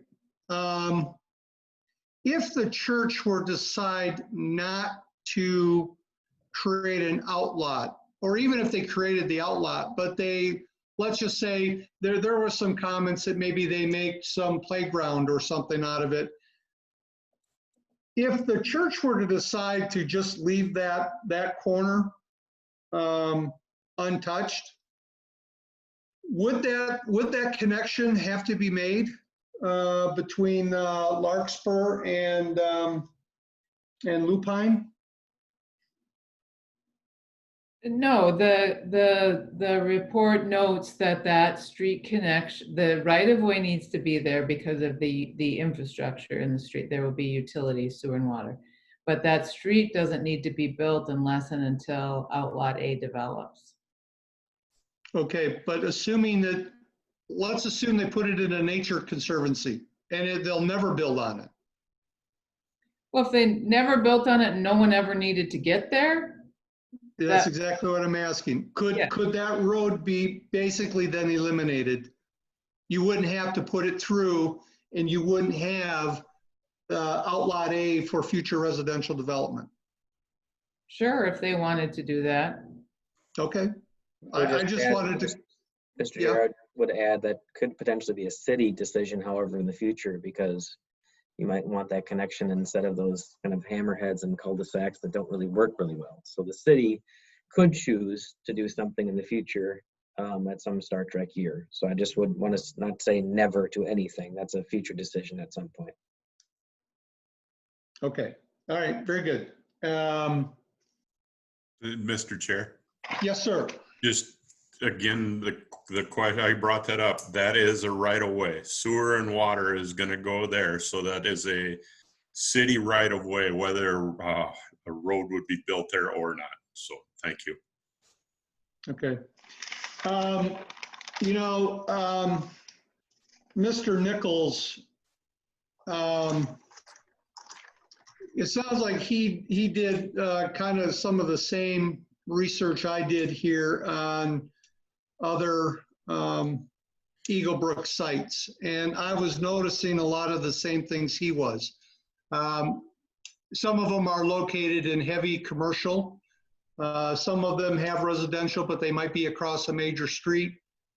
Some of them have nothing at all. They're Lino Lakes. I counted the houses. I don't even think there's 50 houses within a mile, within a circular mile of that place. And even though it's still on a 2-lane road, they really don't. There's other facilities, I counted, I think it was the one in Anoka, you know, their parking lot, it had 5 entrances and exits to it. And a lot of the roads that are surrounding these things have at least 3 lanes, and that would be a through lane and then a dedicated right and a dedicated left turn lane. I tried as best I could, Kendra, to make sense of the proposed realignment or reconstruction of Hackamore Road and 101. And quite honestly, I mean, even with my viewer, I couldn't make out lanes or anything on it. So it would seem to me that if they're really truly going to be able to handle this traffic, Hackamore Road's going to have to be a big road. And I don't know what, you know, what I know it's only 30% design, but is any of that design really going to be capable of handling that amount of traffic that only have one purpose, and that's to go in and out within, you know, either a quarter mile of 101? And will that have to be redone at some point in the future? And I know that we don't need to get into all the minutia of that, but that is one of my concerns. I did also want to say, there was, excuse me here, I'm trying to locate it. There was the study here by Hennepin County, their letter.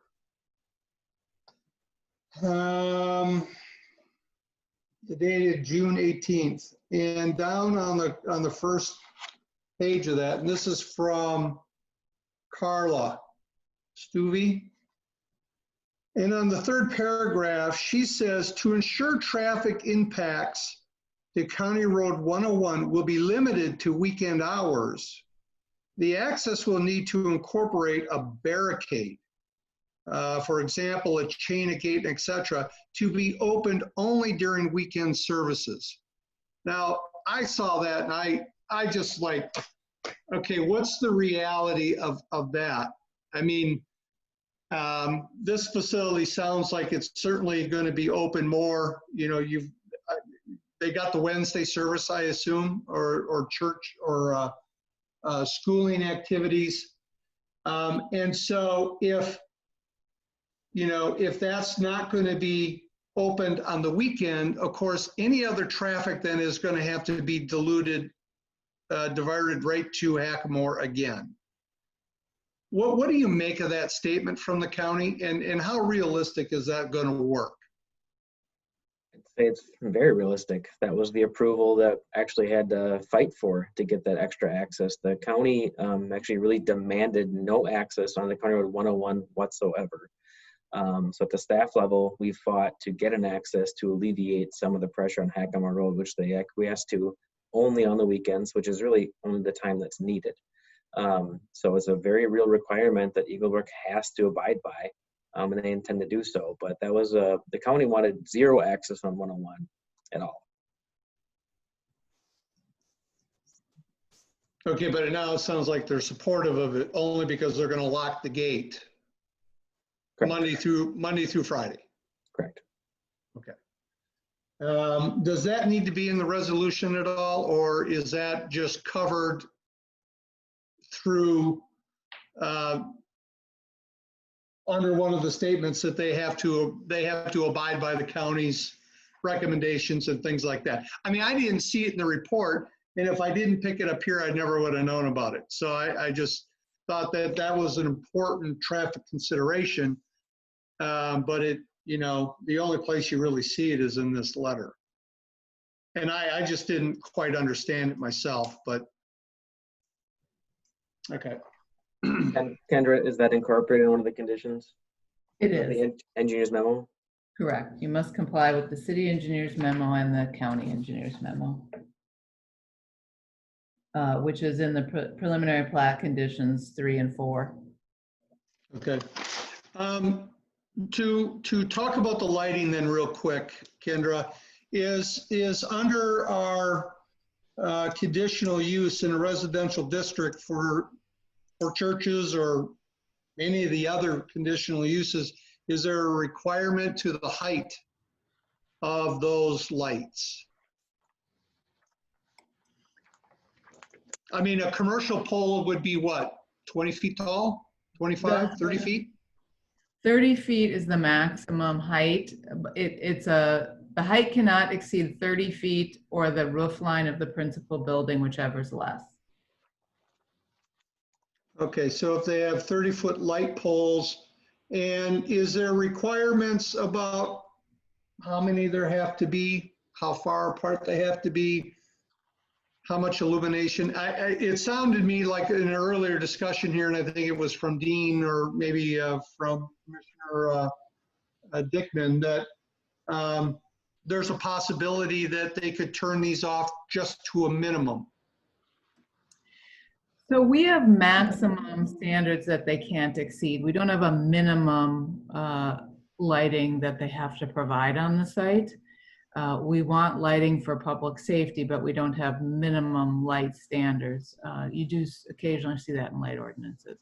We simply say you can't exceed 1-foot candle at the property line, and that you can't have glare on other properties. But we don't specify a bulb type or things like that. Okay, so for a parking lot this size, is it reasonably possible not to have light glare when you're trying to illuminate 10 acres? Yes.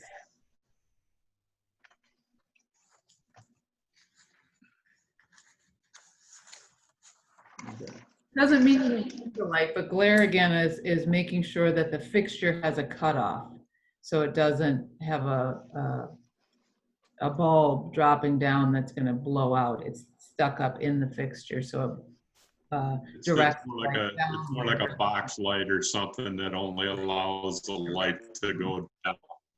Correct. Yeah. Okay. I just wanted to clarify a couple of things on the landscaping plan, the woods. When I talked to the residents out there, especially on the west side, they were all concerned about tree loss, and then with that tree loss would come their increased exposure to the site.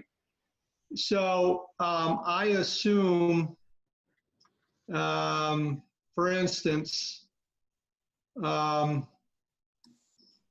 you look at lupine, now they've got shaded in where they're going to remove trees. And maybe this is earlier than what it should be, but when you look at that site plan that you gave us today, they claim that they're going to keep a lot of the trees down in the southeast corner, but yet here on this plan, and this would be, I don't know, Kendra, this one here, and I kind of shaded in all the tree removal, but I don't see this being representative of what that plan says. And then up in the northeast corner, there's a lot of tree removal right there in the center. Now, I assume that that's going to be parking lot. But my question is,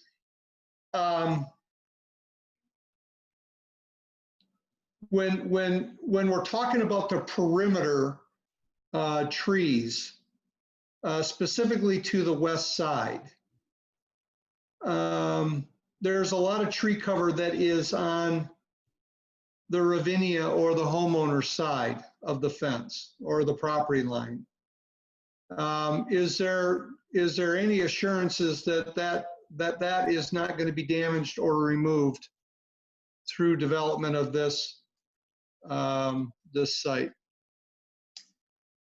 Because I think I remember hearing people wanted some kind of guarantees.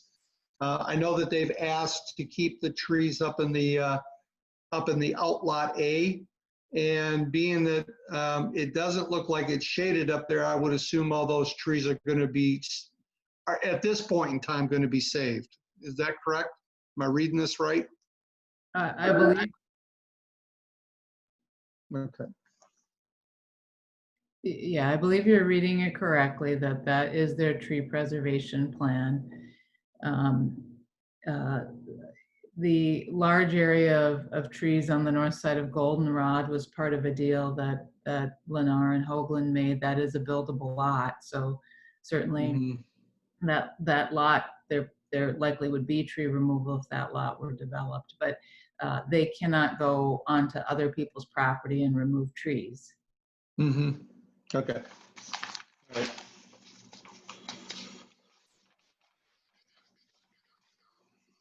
All right. Well,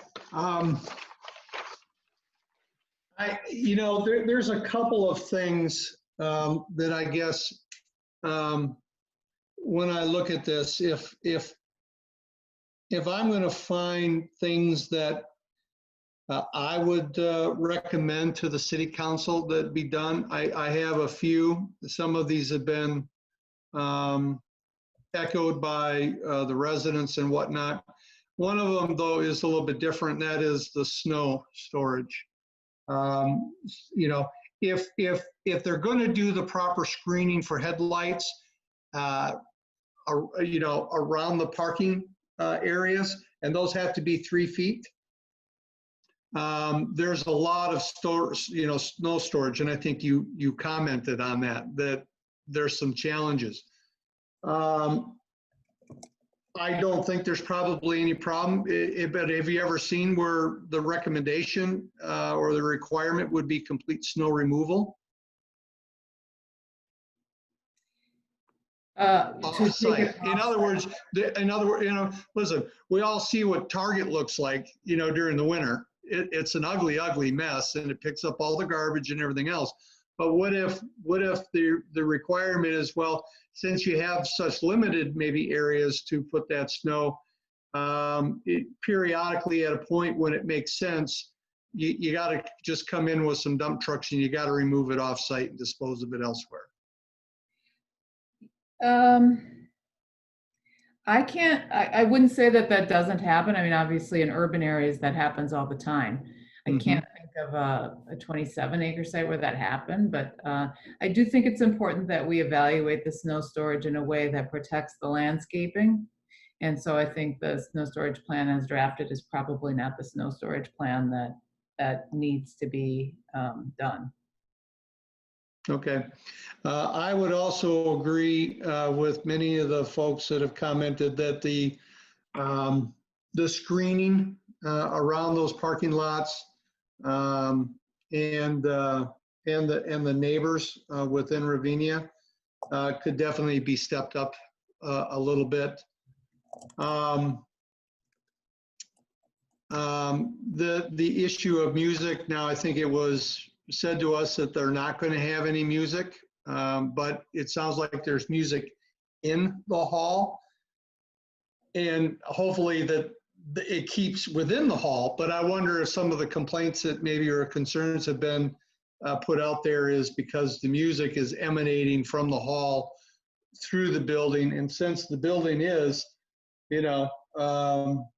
within this context, close to some of the residential areas, I wonder if that's going to be a problem. But I know that that's a hard thing to put in there.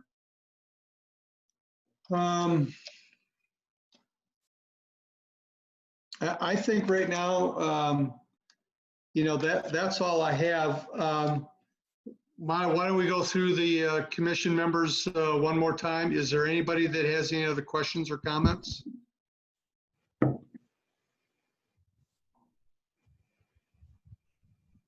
Okay. Does anybody have any changes that they want to recommend for any of the resolutions?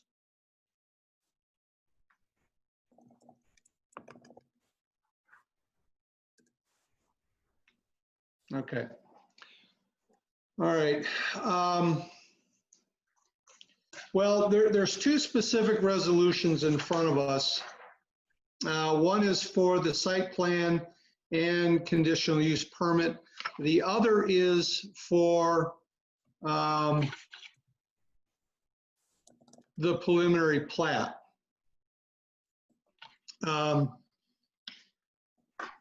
If you guys would like, I think we should do the site plan and conditional use permit first. And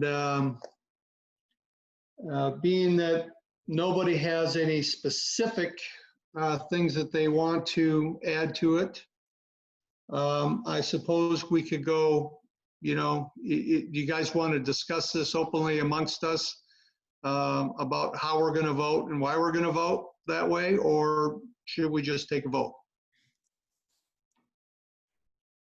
Mr. Chair? Yes. I don't know if this is point of order or anything like that. Would it be appropriate for us to ask the applicant, and I'm talking Stephanie, for her to take all of the information she's heard this evening and make changes, those kind of things, and bring it back to us? Or is that out of line, if you know what I'm saying? Dean, I don't think it's out of line. But she, I think maybe she's not going to have a lot of the answers she's heard.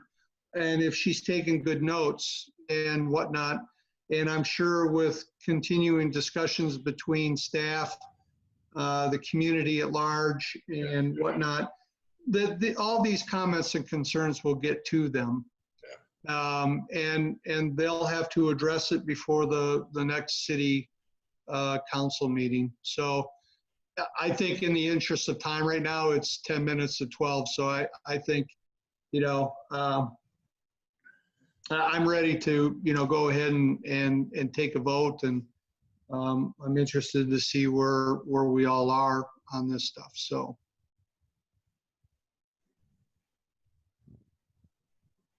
Well, I agree, and I understand what Commissioner Sulak said as far as it's written in here that if they meet all of the stuff, we have to approve.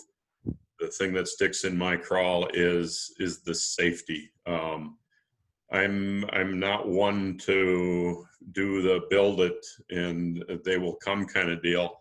And I'm way off. It's getting late, but I don't want to jam this intersection full of angry drivers and such, and then the county and the state will come through and finally build the road like they did back when I was talking about Bass Lake Road and stuff.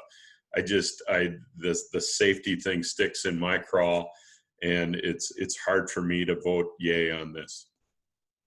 Okay. I'm going to be a little bit more specific. So for the conditional use permit, again, there's the conditions that have to be met. And for any number of reasons, from my own personal thoughts and from what I've seen out there and from what I've heard from the community, I think that the conditional use permit fails on item 3B and item 3C. Specifically, and again, when we talk about comfort, use and enjoyment of our property, and then the public health safety, I think there's a lot of things that tell me, and it's not because it's a church or this and that, but I think this particular building and its use and its capacity and whatnot is not the right development for this lot at this time, at this spot, without really further understanding more about how this road stuff is going to be done. How is this impact? I mean, you know, you got people across the street. I forget her name. I think, you know, yeah, she's at a higher level. You know, they're going to be impacted differently. And so I think that those are the two basis points that I would suggest to the city council about why this conditional use permit should be denied. Now, with that being said, we have the resolution though for the plat. And in looking at that, the preliminary plat, it doesn't require any of these. And so I am more likely to vote that the preliminary plat should be approved because it doesn't have any requirements that they meet as far as size and things like that. And maybe Kendra can help me out with my thinking here, whether or not that's right. But that is at least the way right now I'm going to vote as to what we recommend to the city council. And so any other comments by any other commissioners or staff professionals, I'd certainly be interested in hearing it.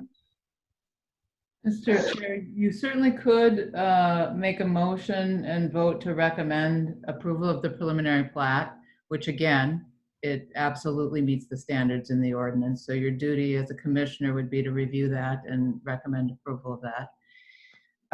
If you find that the standards are not met for the CUP and you make a motion for denial, you need to provide specific standards and a basis for that denial. It can't simply be, it's not the right site. So you need to provide some findings to forward to the council. But you could make two different motions as you suggest. That would be absolutely appropriate. Okay, well, you know, Kendra, you know, I think it's, you know, when the staff report basically mimics the requirements that they meet without providing very specific reasons why. I mean, we can't all really sit here in judgment and say that it's not going to alter the use or enjoyment of anybody's property. You can't quantify that. And if I'm going to say, I'm going to say and recommend that we do this because I think that there is going to be, but how do I quantify that? How do I get very specific and tell the city council that, well, I just don't think that they're going to, that it's going to be injurious to their use and enjoyment of the property, and then give specifics about it. I think light pollution. Mr. Chair, if I could, what I think your motion needs to be is whatever your rationale that you think it's a negative impact because of the view, because of whatever you think it is, that's what you should say. I don't think that it will be injurious because they'll see the building from their home. Whatever you're finding, that's all you have to say. But you need to provide findings of fact that suggest it will be injurious to them because, boom. Okay, but that would only have to be stated in here if we all agree on it as a commission, right? Right, but someone needs to make a motion, and that certainly could be your motion to recommend denial based on these findings. Okay, commission members, anybody want to Mr. chime Chair, in? maybe I can go next. Okay, Mr. Dickman, Sure. you're up. So, yeah. So I would say conditional use permit versus PUD, which is what we've been discussing on a lot of previous things as a commission is different. For me specifically, on the conditional use permit side, A, C, and E are not met.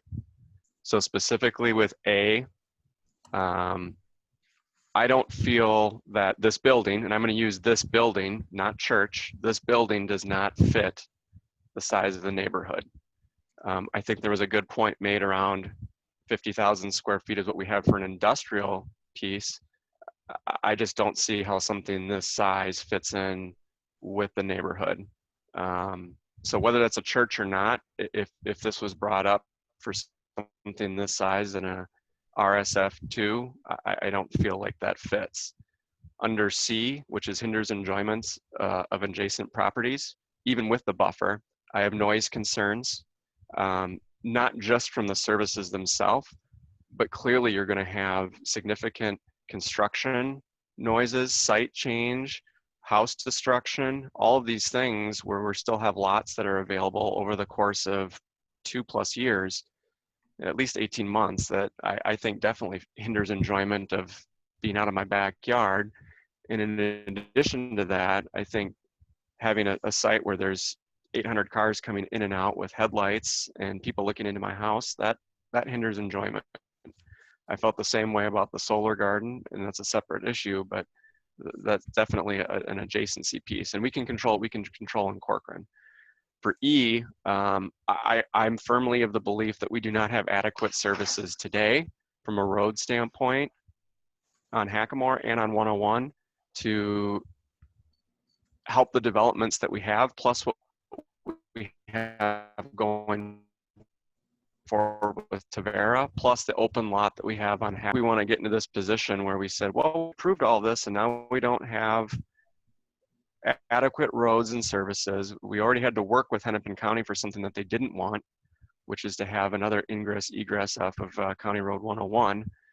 And from a Corcoran standpoint, I think we're adding to the problem with this specific conditional use versus living within our means and being thoughtful about what this future development looks like, specifically for Hackmore, and creating significant danger. I know it's been brought up too about the slope and grade of Hackmore too, as you go up from east to west and travel between 101 and 116, about how blind that is with the 40-mile-an-hour speed limit and going up. And I have concerns about that, where the entrance to Ravinia is. I would like to work with the applicant on a potential another location. I'm not opposed to churches coming into Corcoran. I think it's a great thing that can bring people together as a community.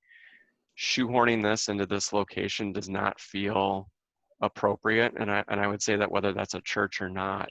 I also think there's a gap that we need to work within code, that we're consistent with what we say for RSF2 and C1 standards. I think Kendra mentioned that's something we need to work on as a commission and council. And then lastly, I would just say I'm glad to see all the engagement from the community and that there's 4 seats open this fall. So I hope to see this type of engagement. And I am glad that we didn't have 85 people that were talking about sign displays on a gas station, because if that's what we were all here for until midnight, that would have been quite something. So A, C, and E do not meet my interpretation. A, C, and E, okay.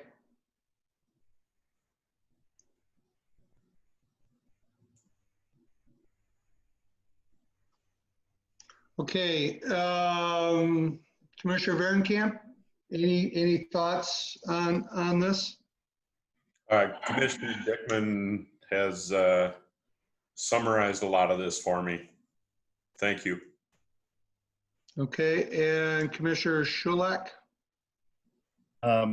Just want to review that when the vote comes for approving the preliminary plat, does that mean that we're still okay for them to have access to that property or to build on that property? Good question. Kendra, what does approving the preliminary plat, what does that set into motion for Eagle Brook? Really nothing, but it does meet the standards, so you need to approve it. But if they don't have a site plan approval, I don't think they're going to subdivide the property. Okay. Mr. Chair, members, just from a factual standpoint, just so you all know, I guess, from Eagle Brook's standpoint, they've been looking at sites for well over a year and trying to find a willing seller for maybe 18 months. So they've probably shopped around 6 or 7 sites over the past year and a half or so. Regarding specifically E, the development would build a road that would support this need in the area. There's 2 feasibility studies that has said that can be supported and infrastructure would be met to do that. So from my standpoint, I just need to highlight that. Whether there's I don't know if there's a third feasibility study or anything, but the data show that the design that would be required for Eagle Brook to assist and pay for and build prior to opening day one could serve this area. So I think from a factual standpoint, I need to point that out to the commission. Okay, Commissioner Dickman, would you maybe like to restate your objection to E or why you think this fails? I think it talks about adjacent public streets, and while we've worked with Hennepin County to have a right turn only exiting, I do not feel that that will alleviate the stress onto Hackmore. And in addition to that, my concern is less around whether or not it meets the standards for what it says on paper. My concern is around, we know that there's other developments not in Corcoran that are happening on 101. And if we follow the same timelines to seeing what county road improvements look like out here in the West Metro, as we've mentioned, as Brad mentioned, it's not a busy priority street. Priority is going to be given to things like Vicksburg, Fernbrook, roads like that. I don't feel confident that 101's demand all the way up to the Brockton interchange is going to be adequate down to 55 from where we're at with all of the development. So it's less about how I feel about Hackamore and more how about I feel about the adjacent public street, which is County Road 101, which is a county responsibility, not a city responsibility. Okay.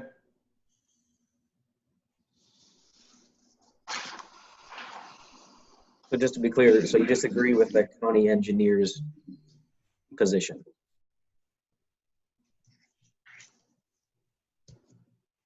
Yes. That's what we'd be saying. Okay. That's what I am saying. And I'd be happy to point to 116 and 55 from a timeline standpoint.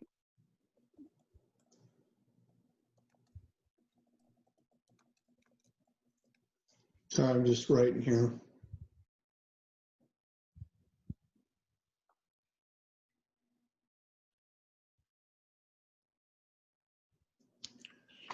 All right, so let me just, yes, Mr. sir. Chair. Yes, sir.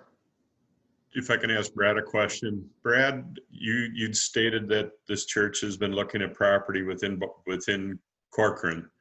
What are the reasons they haven't been able to find properties in a less occupied place? Is that what I want to say? I would defer to the applicant. They've just came to City Hall whenever they had a site that they wanted to even approach just to understand where utilities are, what the challenges are. I have not had any discussions with negotiations with landowners whatsoever. So you want to ask Stephanie that, you sure can. I don't need to. I think I can answer the question myself. The eastern third of the city is going to be residential and such, and it's that makes sense. They have sewer, water right there and such. So thank you very much.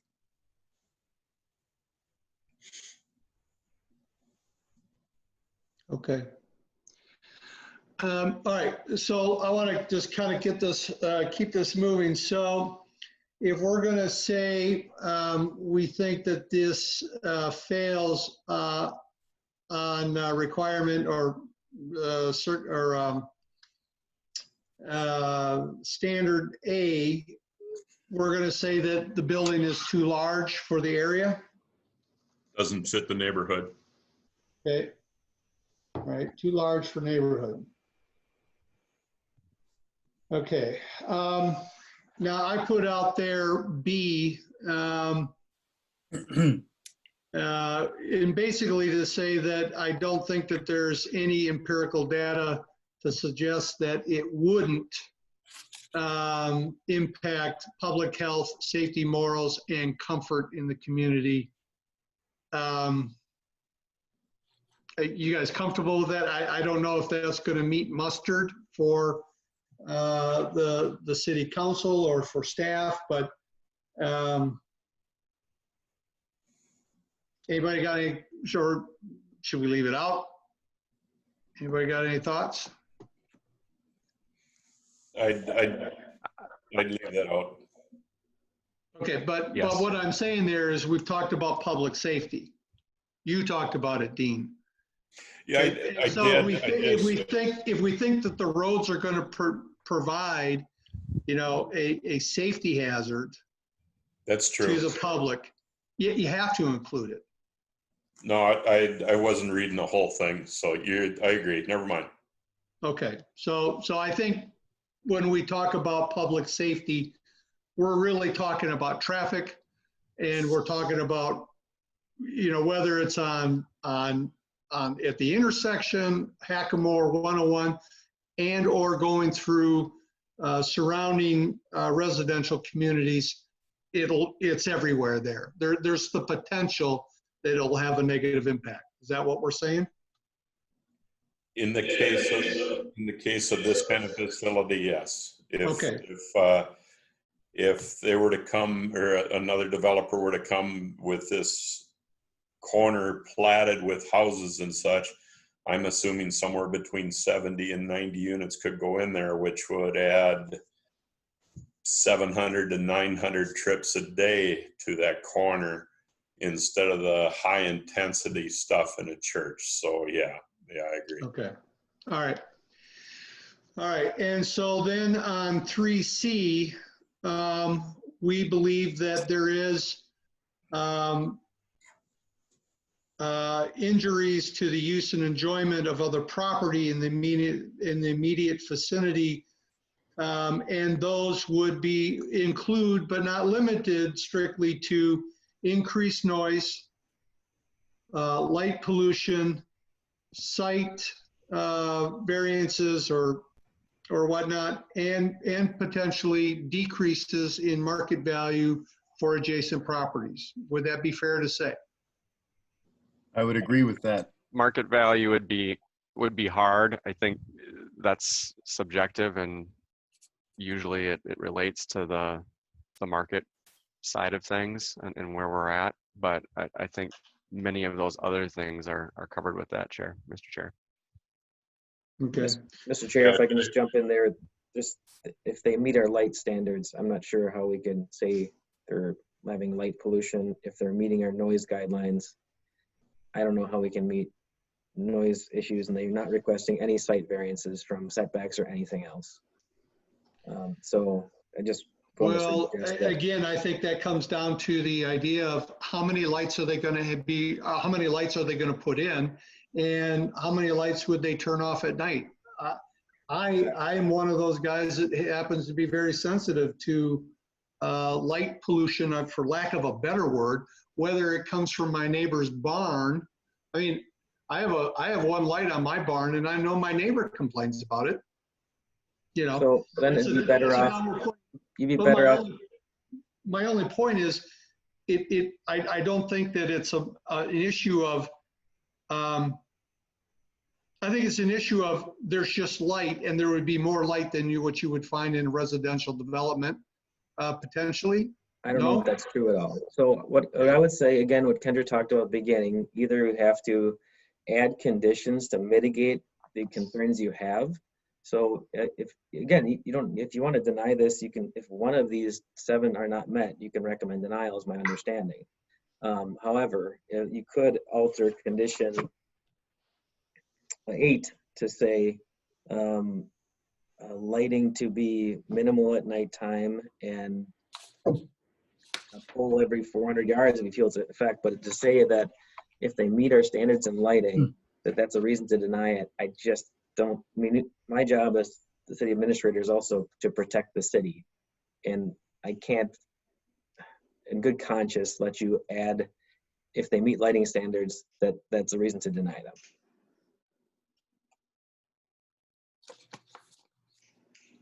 Mr. Chair. Yeah. Brad, so again, the sight lines and those kind of things are things we cannot use as a reason to deny. Where people have built those kind of things, there is somebody across the street from Hackamore has built a home and they've got beautiful windows, those kind of things, and they're overlooking these rolling hills, 4 or 5 properties which were farms at one point and such. We can't say that's the reason, is what you're saying. I'm saying if they're going to meet city code, city law, just like anything else coming in. Now, this is a conditional use permit, so you can attach harsher conditions if you want.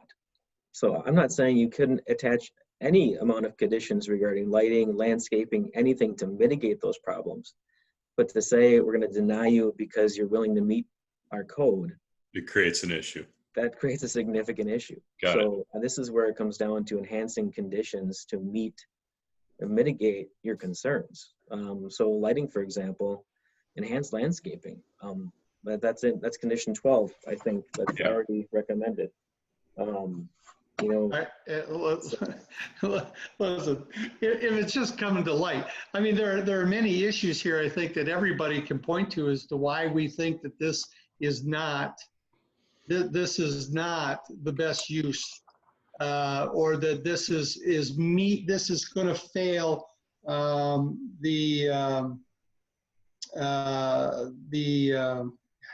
it's getting late. I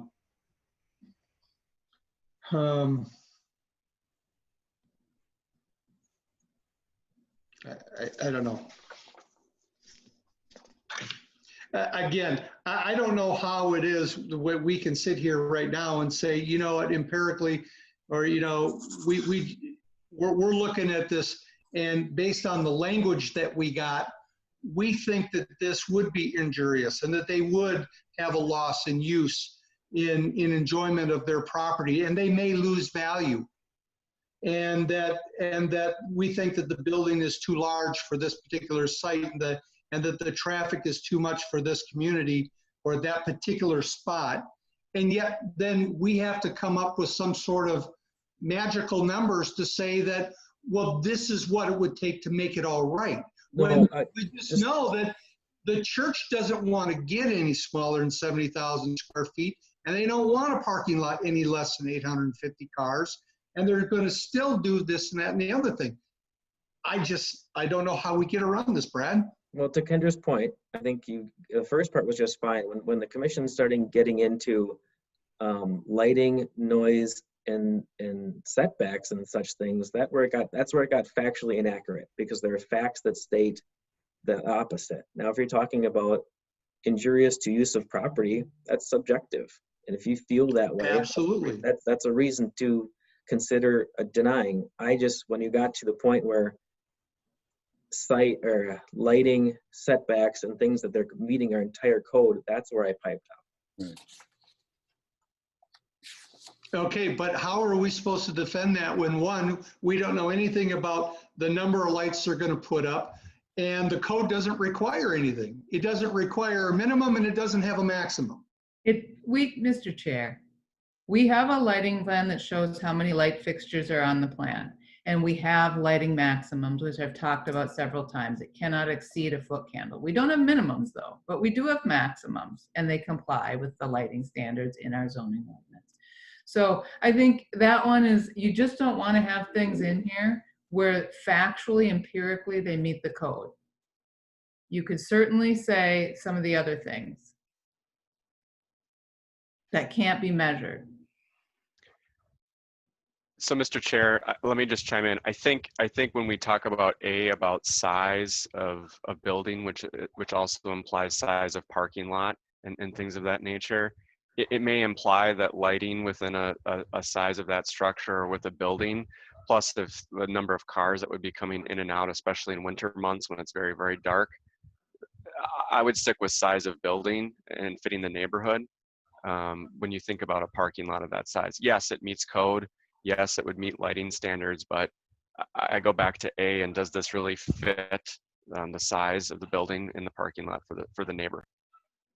Okay. Well, I guess it really comes down to is that they may meet it, but I think it's too much light for the site. And if that's a code thing, whatever, let it just be known in the record then that I personally had an issue with the lights. And if it's not the reason for denying the conditional use permit, it's still just an issue I had.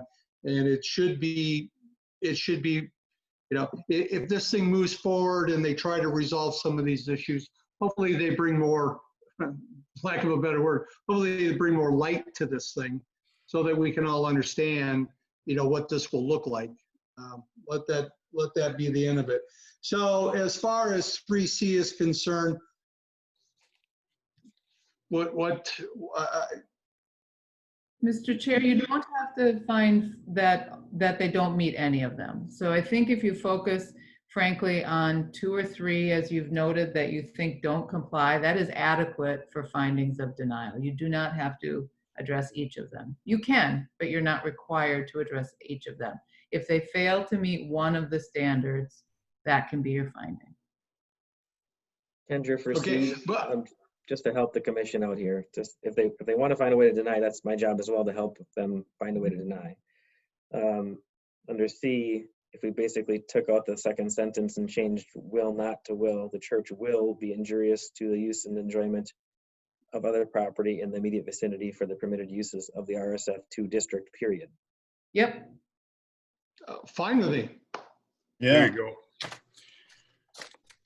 I mean, yeah, that's fine. Okay. Thanks, Brad. And so then on 3E, we already have that. So are we good? Are we ready to, any other changes or suggestions? So on 3E, it would be adequate public facilities are not available. And they are? I thought that was disagree with the county engineer. Are we talking the traffic and stuff? Okay. Yeah, I guess you'd have to add. That's just my opinion, disagreeing with the county engineer. You guys may not feel that way, and I'm willing to pull that if I'm not gonna die on that wall if we don't need to. I'm with you on it. All right. Okay.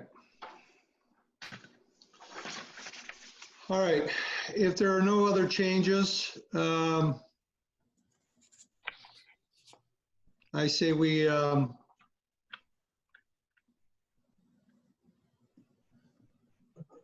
You want a motion? Yes. Yeah, please. I'll work it and try and make it sweet and simple. I make a motion to deny the site plan and conditional use permit based off of our discussion related to 3A. And staff has noted the reasons it does not fit in the neighborhood. Is that what we're saying? The facility? Well, I mean, as amended or as highlighted or. Yeah. Also noting 3C, the church will be injurious to the use and enjoyment of the property in the immediate vicinity. Is that what way you wrote that, Brad? Correct. I just took out the not, so the church will, and then I eliminated the second sentence. Right. So with that change, and then also with 3E, and that is related to me and Commissioner Dickman stating the disagreement with the engineer on traffic. Is that the way we want to say it?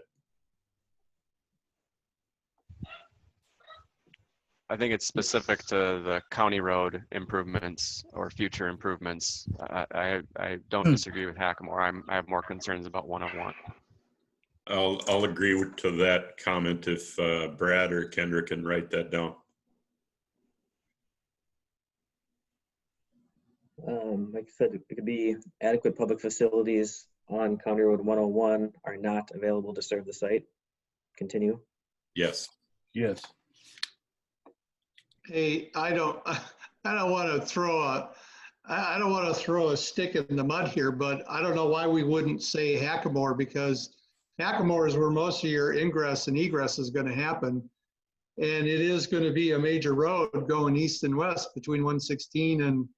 But Well, I tell you what, if I see a problem, I see more of a problem on Hackamore than I do on 101. Mr. Chair, though, I think, Mr. Chair, you or Commissioner Dickman made mention of a facility that there was 5 or 6 roads in and out of that, out of one of the properties and such. And I think county or Highway 101 is probably the biggest thing, because everything else is a collector there. I really think 101 needs changes, not just for this property, but properties related to Ravinia, the properties in Maple Grove, the properties in Wayzata, the properties in Medina. I think 101 is the biggest issue. Okay. All right. If you guys want to just leave it to 101, then that's fine. Okay. No problem.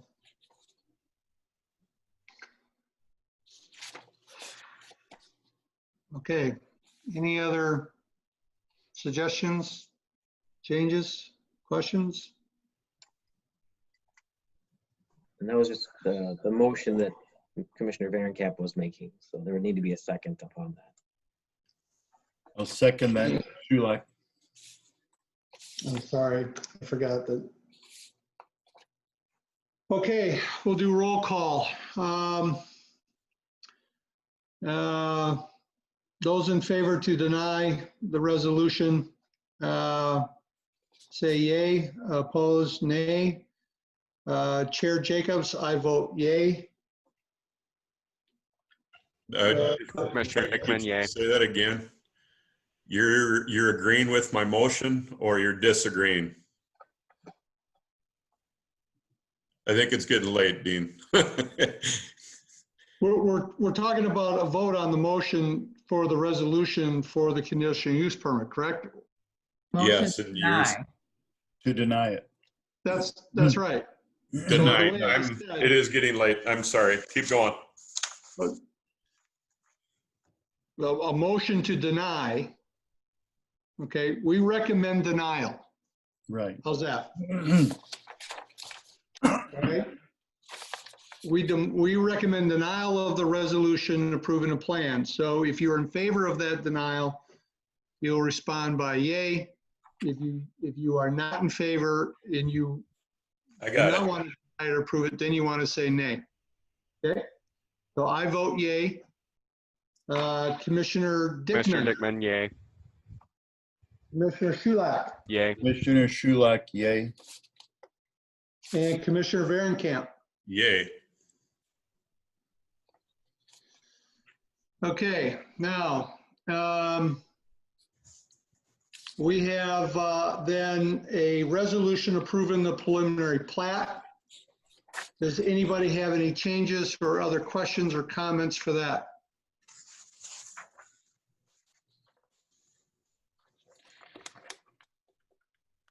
All right, if there is none, I'll take a motion to approve the resolution for a preliminary plat.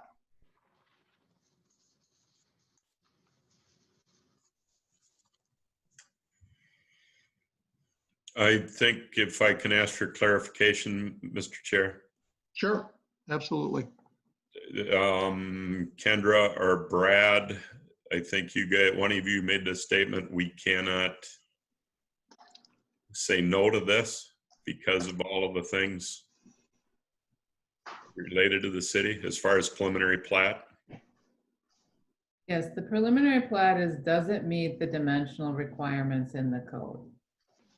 I don't know how you would find findings of fact to say this does not meet the RSF2 lot size standards. So to make it simple, we would be saying that a church could go here, just not because of the site plan and stuff that we just denied. Is that what we'd be saying? No, well, I think what we're saying is that the church as it's laid out with the parking lots meets all the setbacks. Nope, this has No? nothing to do with the church. It has nothing to do with building. All it's saying is you can create a 27-acre lot and a 4-acre outlot. Oh, thank you for the clarification. I will make that motion then. All right, do I have a second? Shulak, All right, roll call vote. Chair Jacobs votes yay. Commissioner Dickman? Commissioner Dickman, yay. Yay. Commissioner Shulak? yay. And Commissioner Varenkamp? Yay. Okay, that passes 4-0. Mr. Chair, Yes. if I can thank Kendra and Brad helping me through those. Sorry for my confusion, guys. But It's late. No, but thank everybody. That was some heavy lifting, and it's really getting late. So let us move forth. Or does anybody need a break? It's been 2 hours. This will be quick. we can knock this one out. I think so too. All right, we're going to move on then to item 6D, final PUD development plan for Bellwether. Yeah, Mike, if you would. Kendra, your report, please. Yeah. This is just the final plat for the 5th edition of Bellwether, south of Steeg Road on the west side of the project. And next slide. It's for 46 single-family homes and an outlot for park, partially for park. We'll talk a little bit about that. This is consistent with the previous approvals for Bellwether, which was formerly known as Encore. Next slide. Again, this is the site area. It's the northwest corner of the site. Next slide. This is, it's phase 4 because remember phase 2 got split into 2, but it's the 5th edition as shown on the screen. Next slide.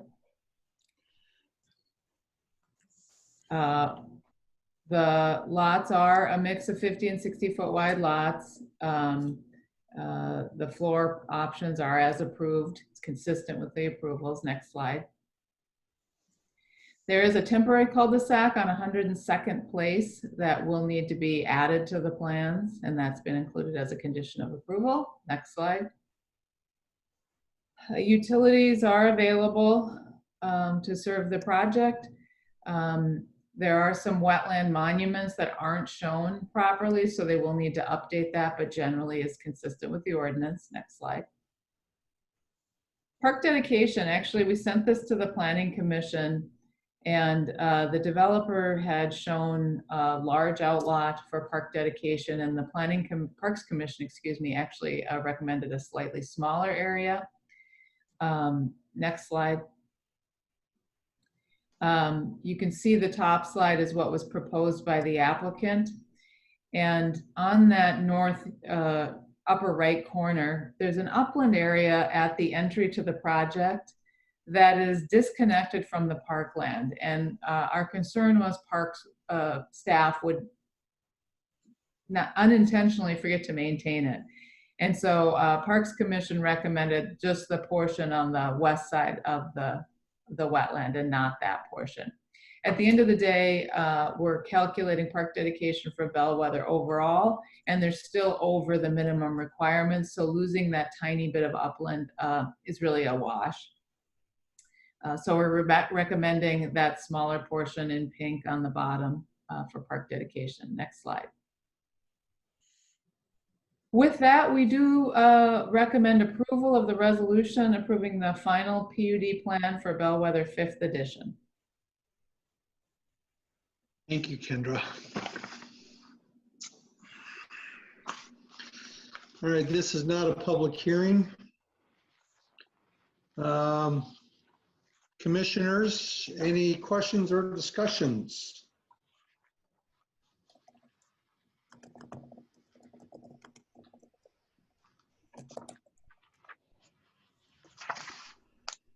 None for me.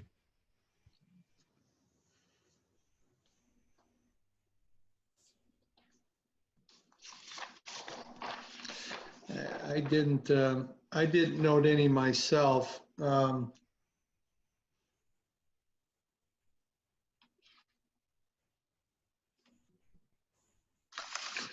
Commissioner Varenkamp, anything? No, thank you. Commissioner Schulak? None here, Mr. Chair. Okay. Mr. Chair, I could make a motion to approve the recommendations. If there's no discussion, there's no public hearing. Very good. Thank you very much. So motion's been made. Do we got a second? Okay, roll call vote. All those in favor of approving or recommending approval of the resolution, say yay. Chair Jacobs, yay. Commissioner Dickman, Yay. Commissioner Schulak, Yay. Commissioner Varenkamp. Yay. Okay, it passes 4-0. All right, item 7A, planning project update.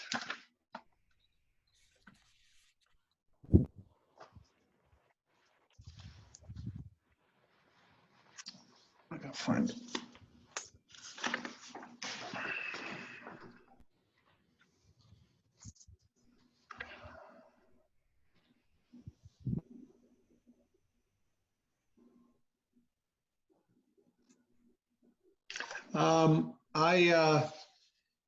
Curious, anything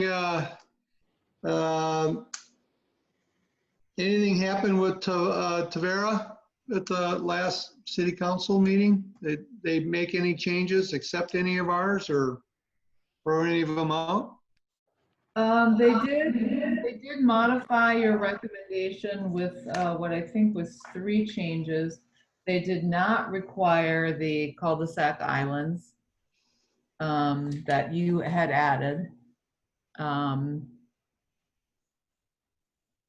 Let me just check my notes here from that meeting. They made 3 changes. I think one of them, wasn't it the setting up the nature preserves, or? No, they actually allowed you, they did not allow the reduced deck setback for all lots. They allowed that reduced setback for all except lots 226 through 228, 375 through 380, and 490 through 501. And those are lots that directly abutted existing lots, no open space between them. So they said we wouldn't allow that reduced deck setback there. And again, removed condition. Kendra, I think the other thing was on the garage percentage. I think council had held firm on our recommendation with garages. Yeah, they did not change that. So the 2, I guess there were only 2 changes. That was the reduced setback, limiting that, and removing the cul-de-sac island requirement. So they accepted our recommendation on keeping the garage sizes, or did I hear that wrong? The garage forward, right, prohibiting garage forward design, yes, they kept that. Percentages, yep, correct. Okay.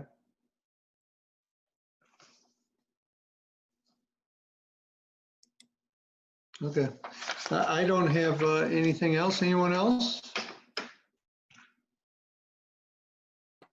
Just a quick question about number 5, the Comlink Midwest site.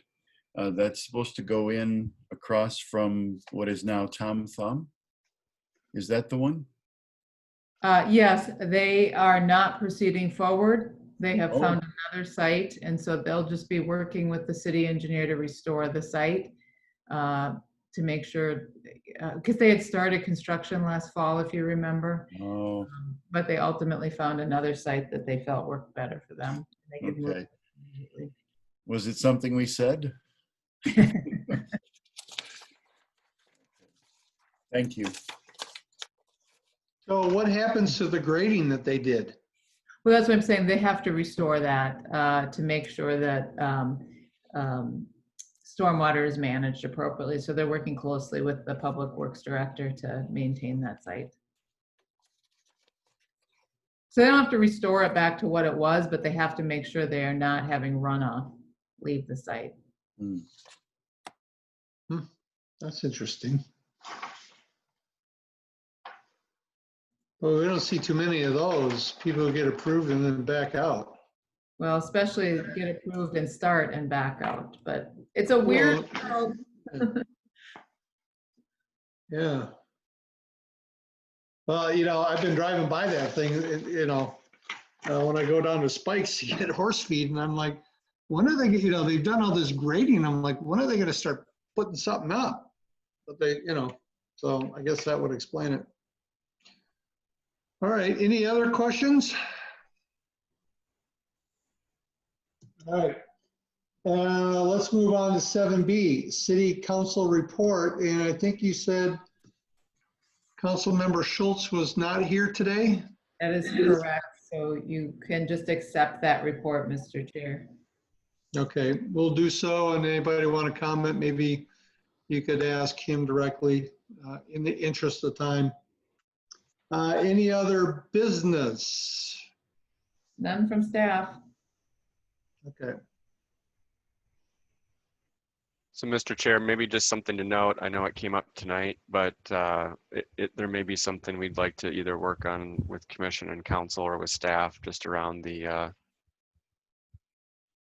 standards for C1 and RSF2, just around commercial size and having that code. I know we've talked about adjacency and buildable lots on the previous meeting, and it seems like this is another one to kind of look at as we continue to see growth in Corcoran, to make sure that we're, as these things come up, even just like the sign exceptions that came up, signage, that we're having that front of mind. Yeah. I agree. And I see, you know, commonality on one viewpoint here between last month's issue with Tavara and this one. And that is, people would say to Tavara, you know, what are you doing? This was supposed to be low density, single family residential, but yet they're building all these townhomes and twin homes, which is clearly not low density. If you take a look at the footprint that they're on, it's not. And I think that confuses people because they don't understand this equation that goes into determining that 3 to 5 houses per acre density. And I'd like to maybe, you know, discuss that a little bit further and see if there's a way to bring clarity. But then people were saying that here about this development, you know, these people like, hey man, we moved here, you know, 3 years ago or 6 months ago, and we built this house, and we've always been led to believe that this was going to be single family residential. And I know that we can't look out for everybody in these regards. They still have their own obligation to do their own work on making sure they understand this stuff. But, you know, when we say single family, and then, but we have conditional uses, how can we make that clearer so that these people could say, well, yeah, it's vacant land now, but yeah, it could be single family residential because that's what everybody's been telling them. But then yet all of a sudden here comes mega church. And a lot of people are really, really taken back by that. And, you know, maybe there's something we can do to maybe help clarify that or take some of that surprise out. That's all I'll say. That's a discussion for another day. But I think that's a good point, Commissioner Dickman. There's a couple of things I'd like to understand and see if we can maybe not necessarily improve, but just state it differently. I don't know. Okay. Any other business? Okay. Commissioner liaison calendar. Anybody need to make any changes? Commissioner Schulak, would you mind switching your 8:13 with my 9? Not at all.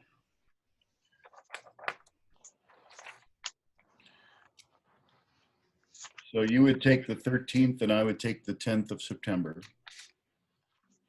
Correct. Correct. All right. Chair, if I may. Yeah. I'm not sure if Meredith Wu will be available for the 7/23 council meeting. So we may want to look at that at our when we don't have another meeting between then and now.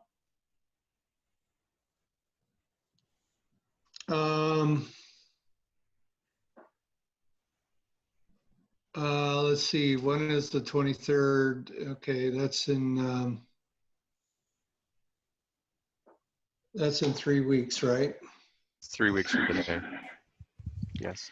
Yeah. And Chair, Listen, if she's not going to be here, just let me know and I'll take it. I can cover it too, Mr. Chair. Okay. So yeah, just get a hold of either Dean and one of us will step in. thank you. Yeah, I'll follow up and let both of you know. Thank you. Okay, Yeah, great. just send me a packet if you need me.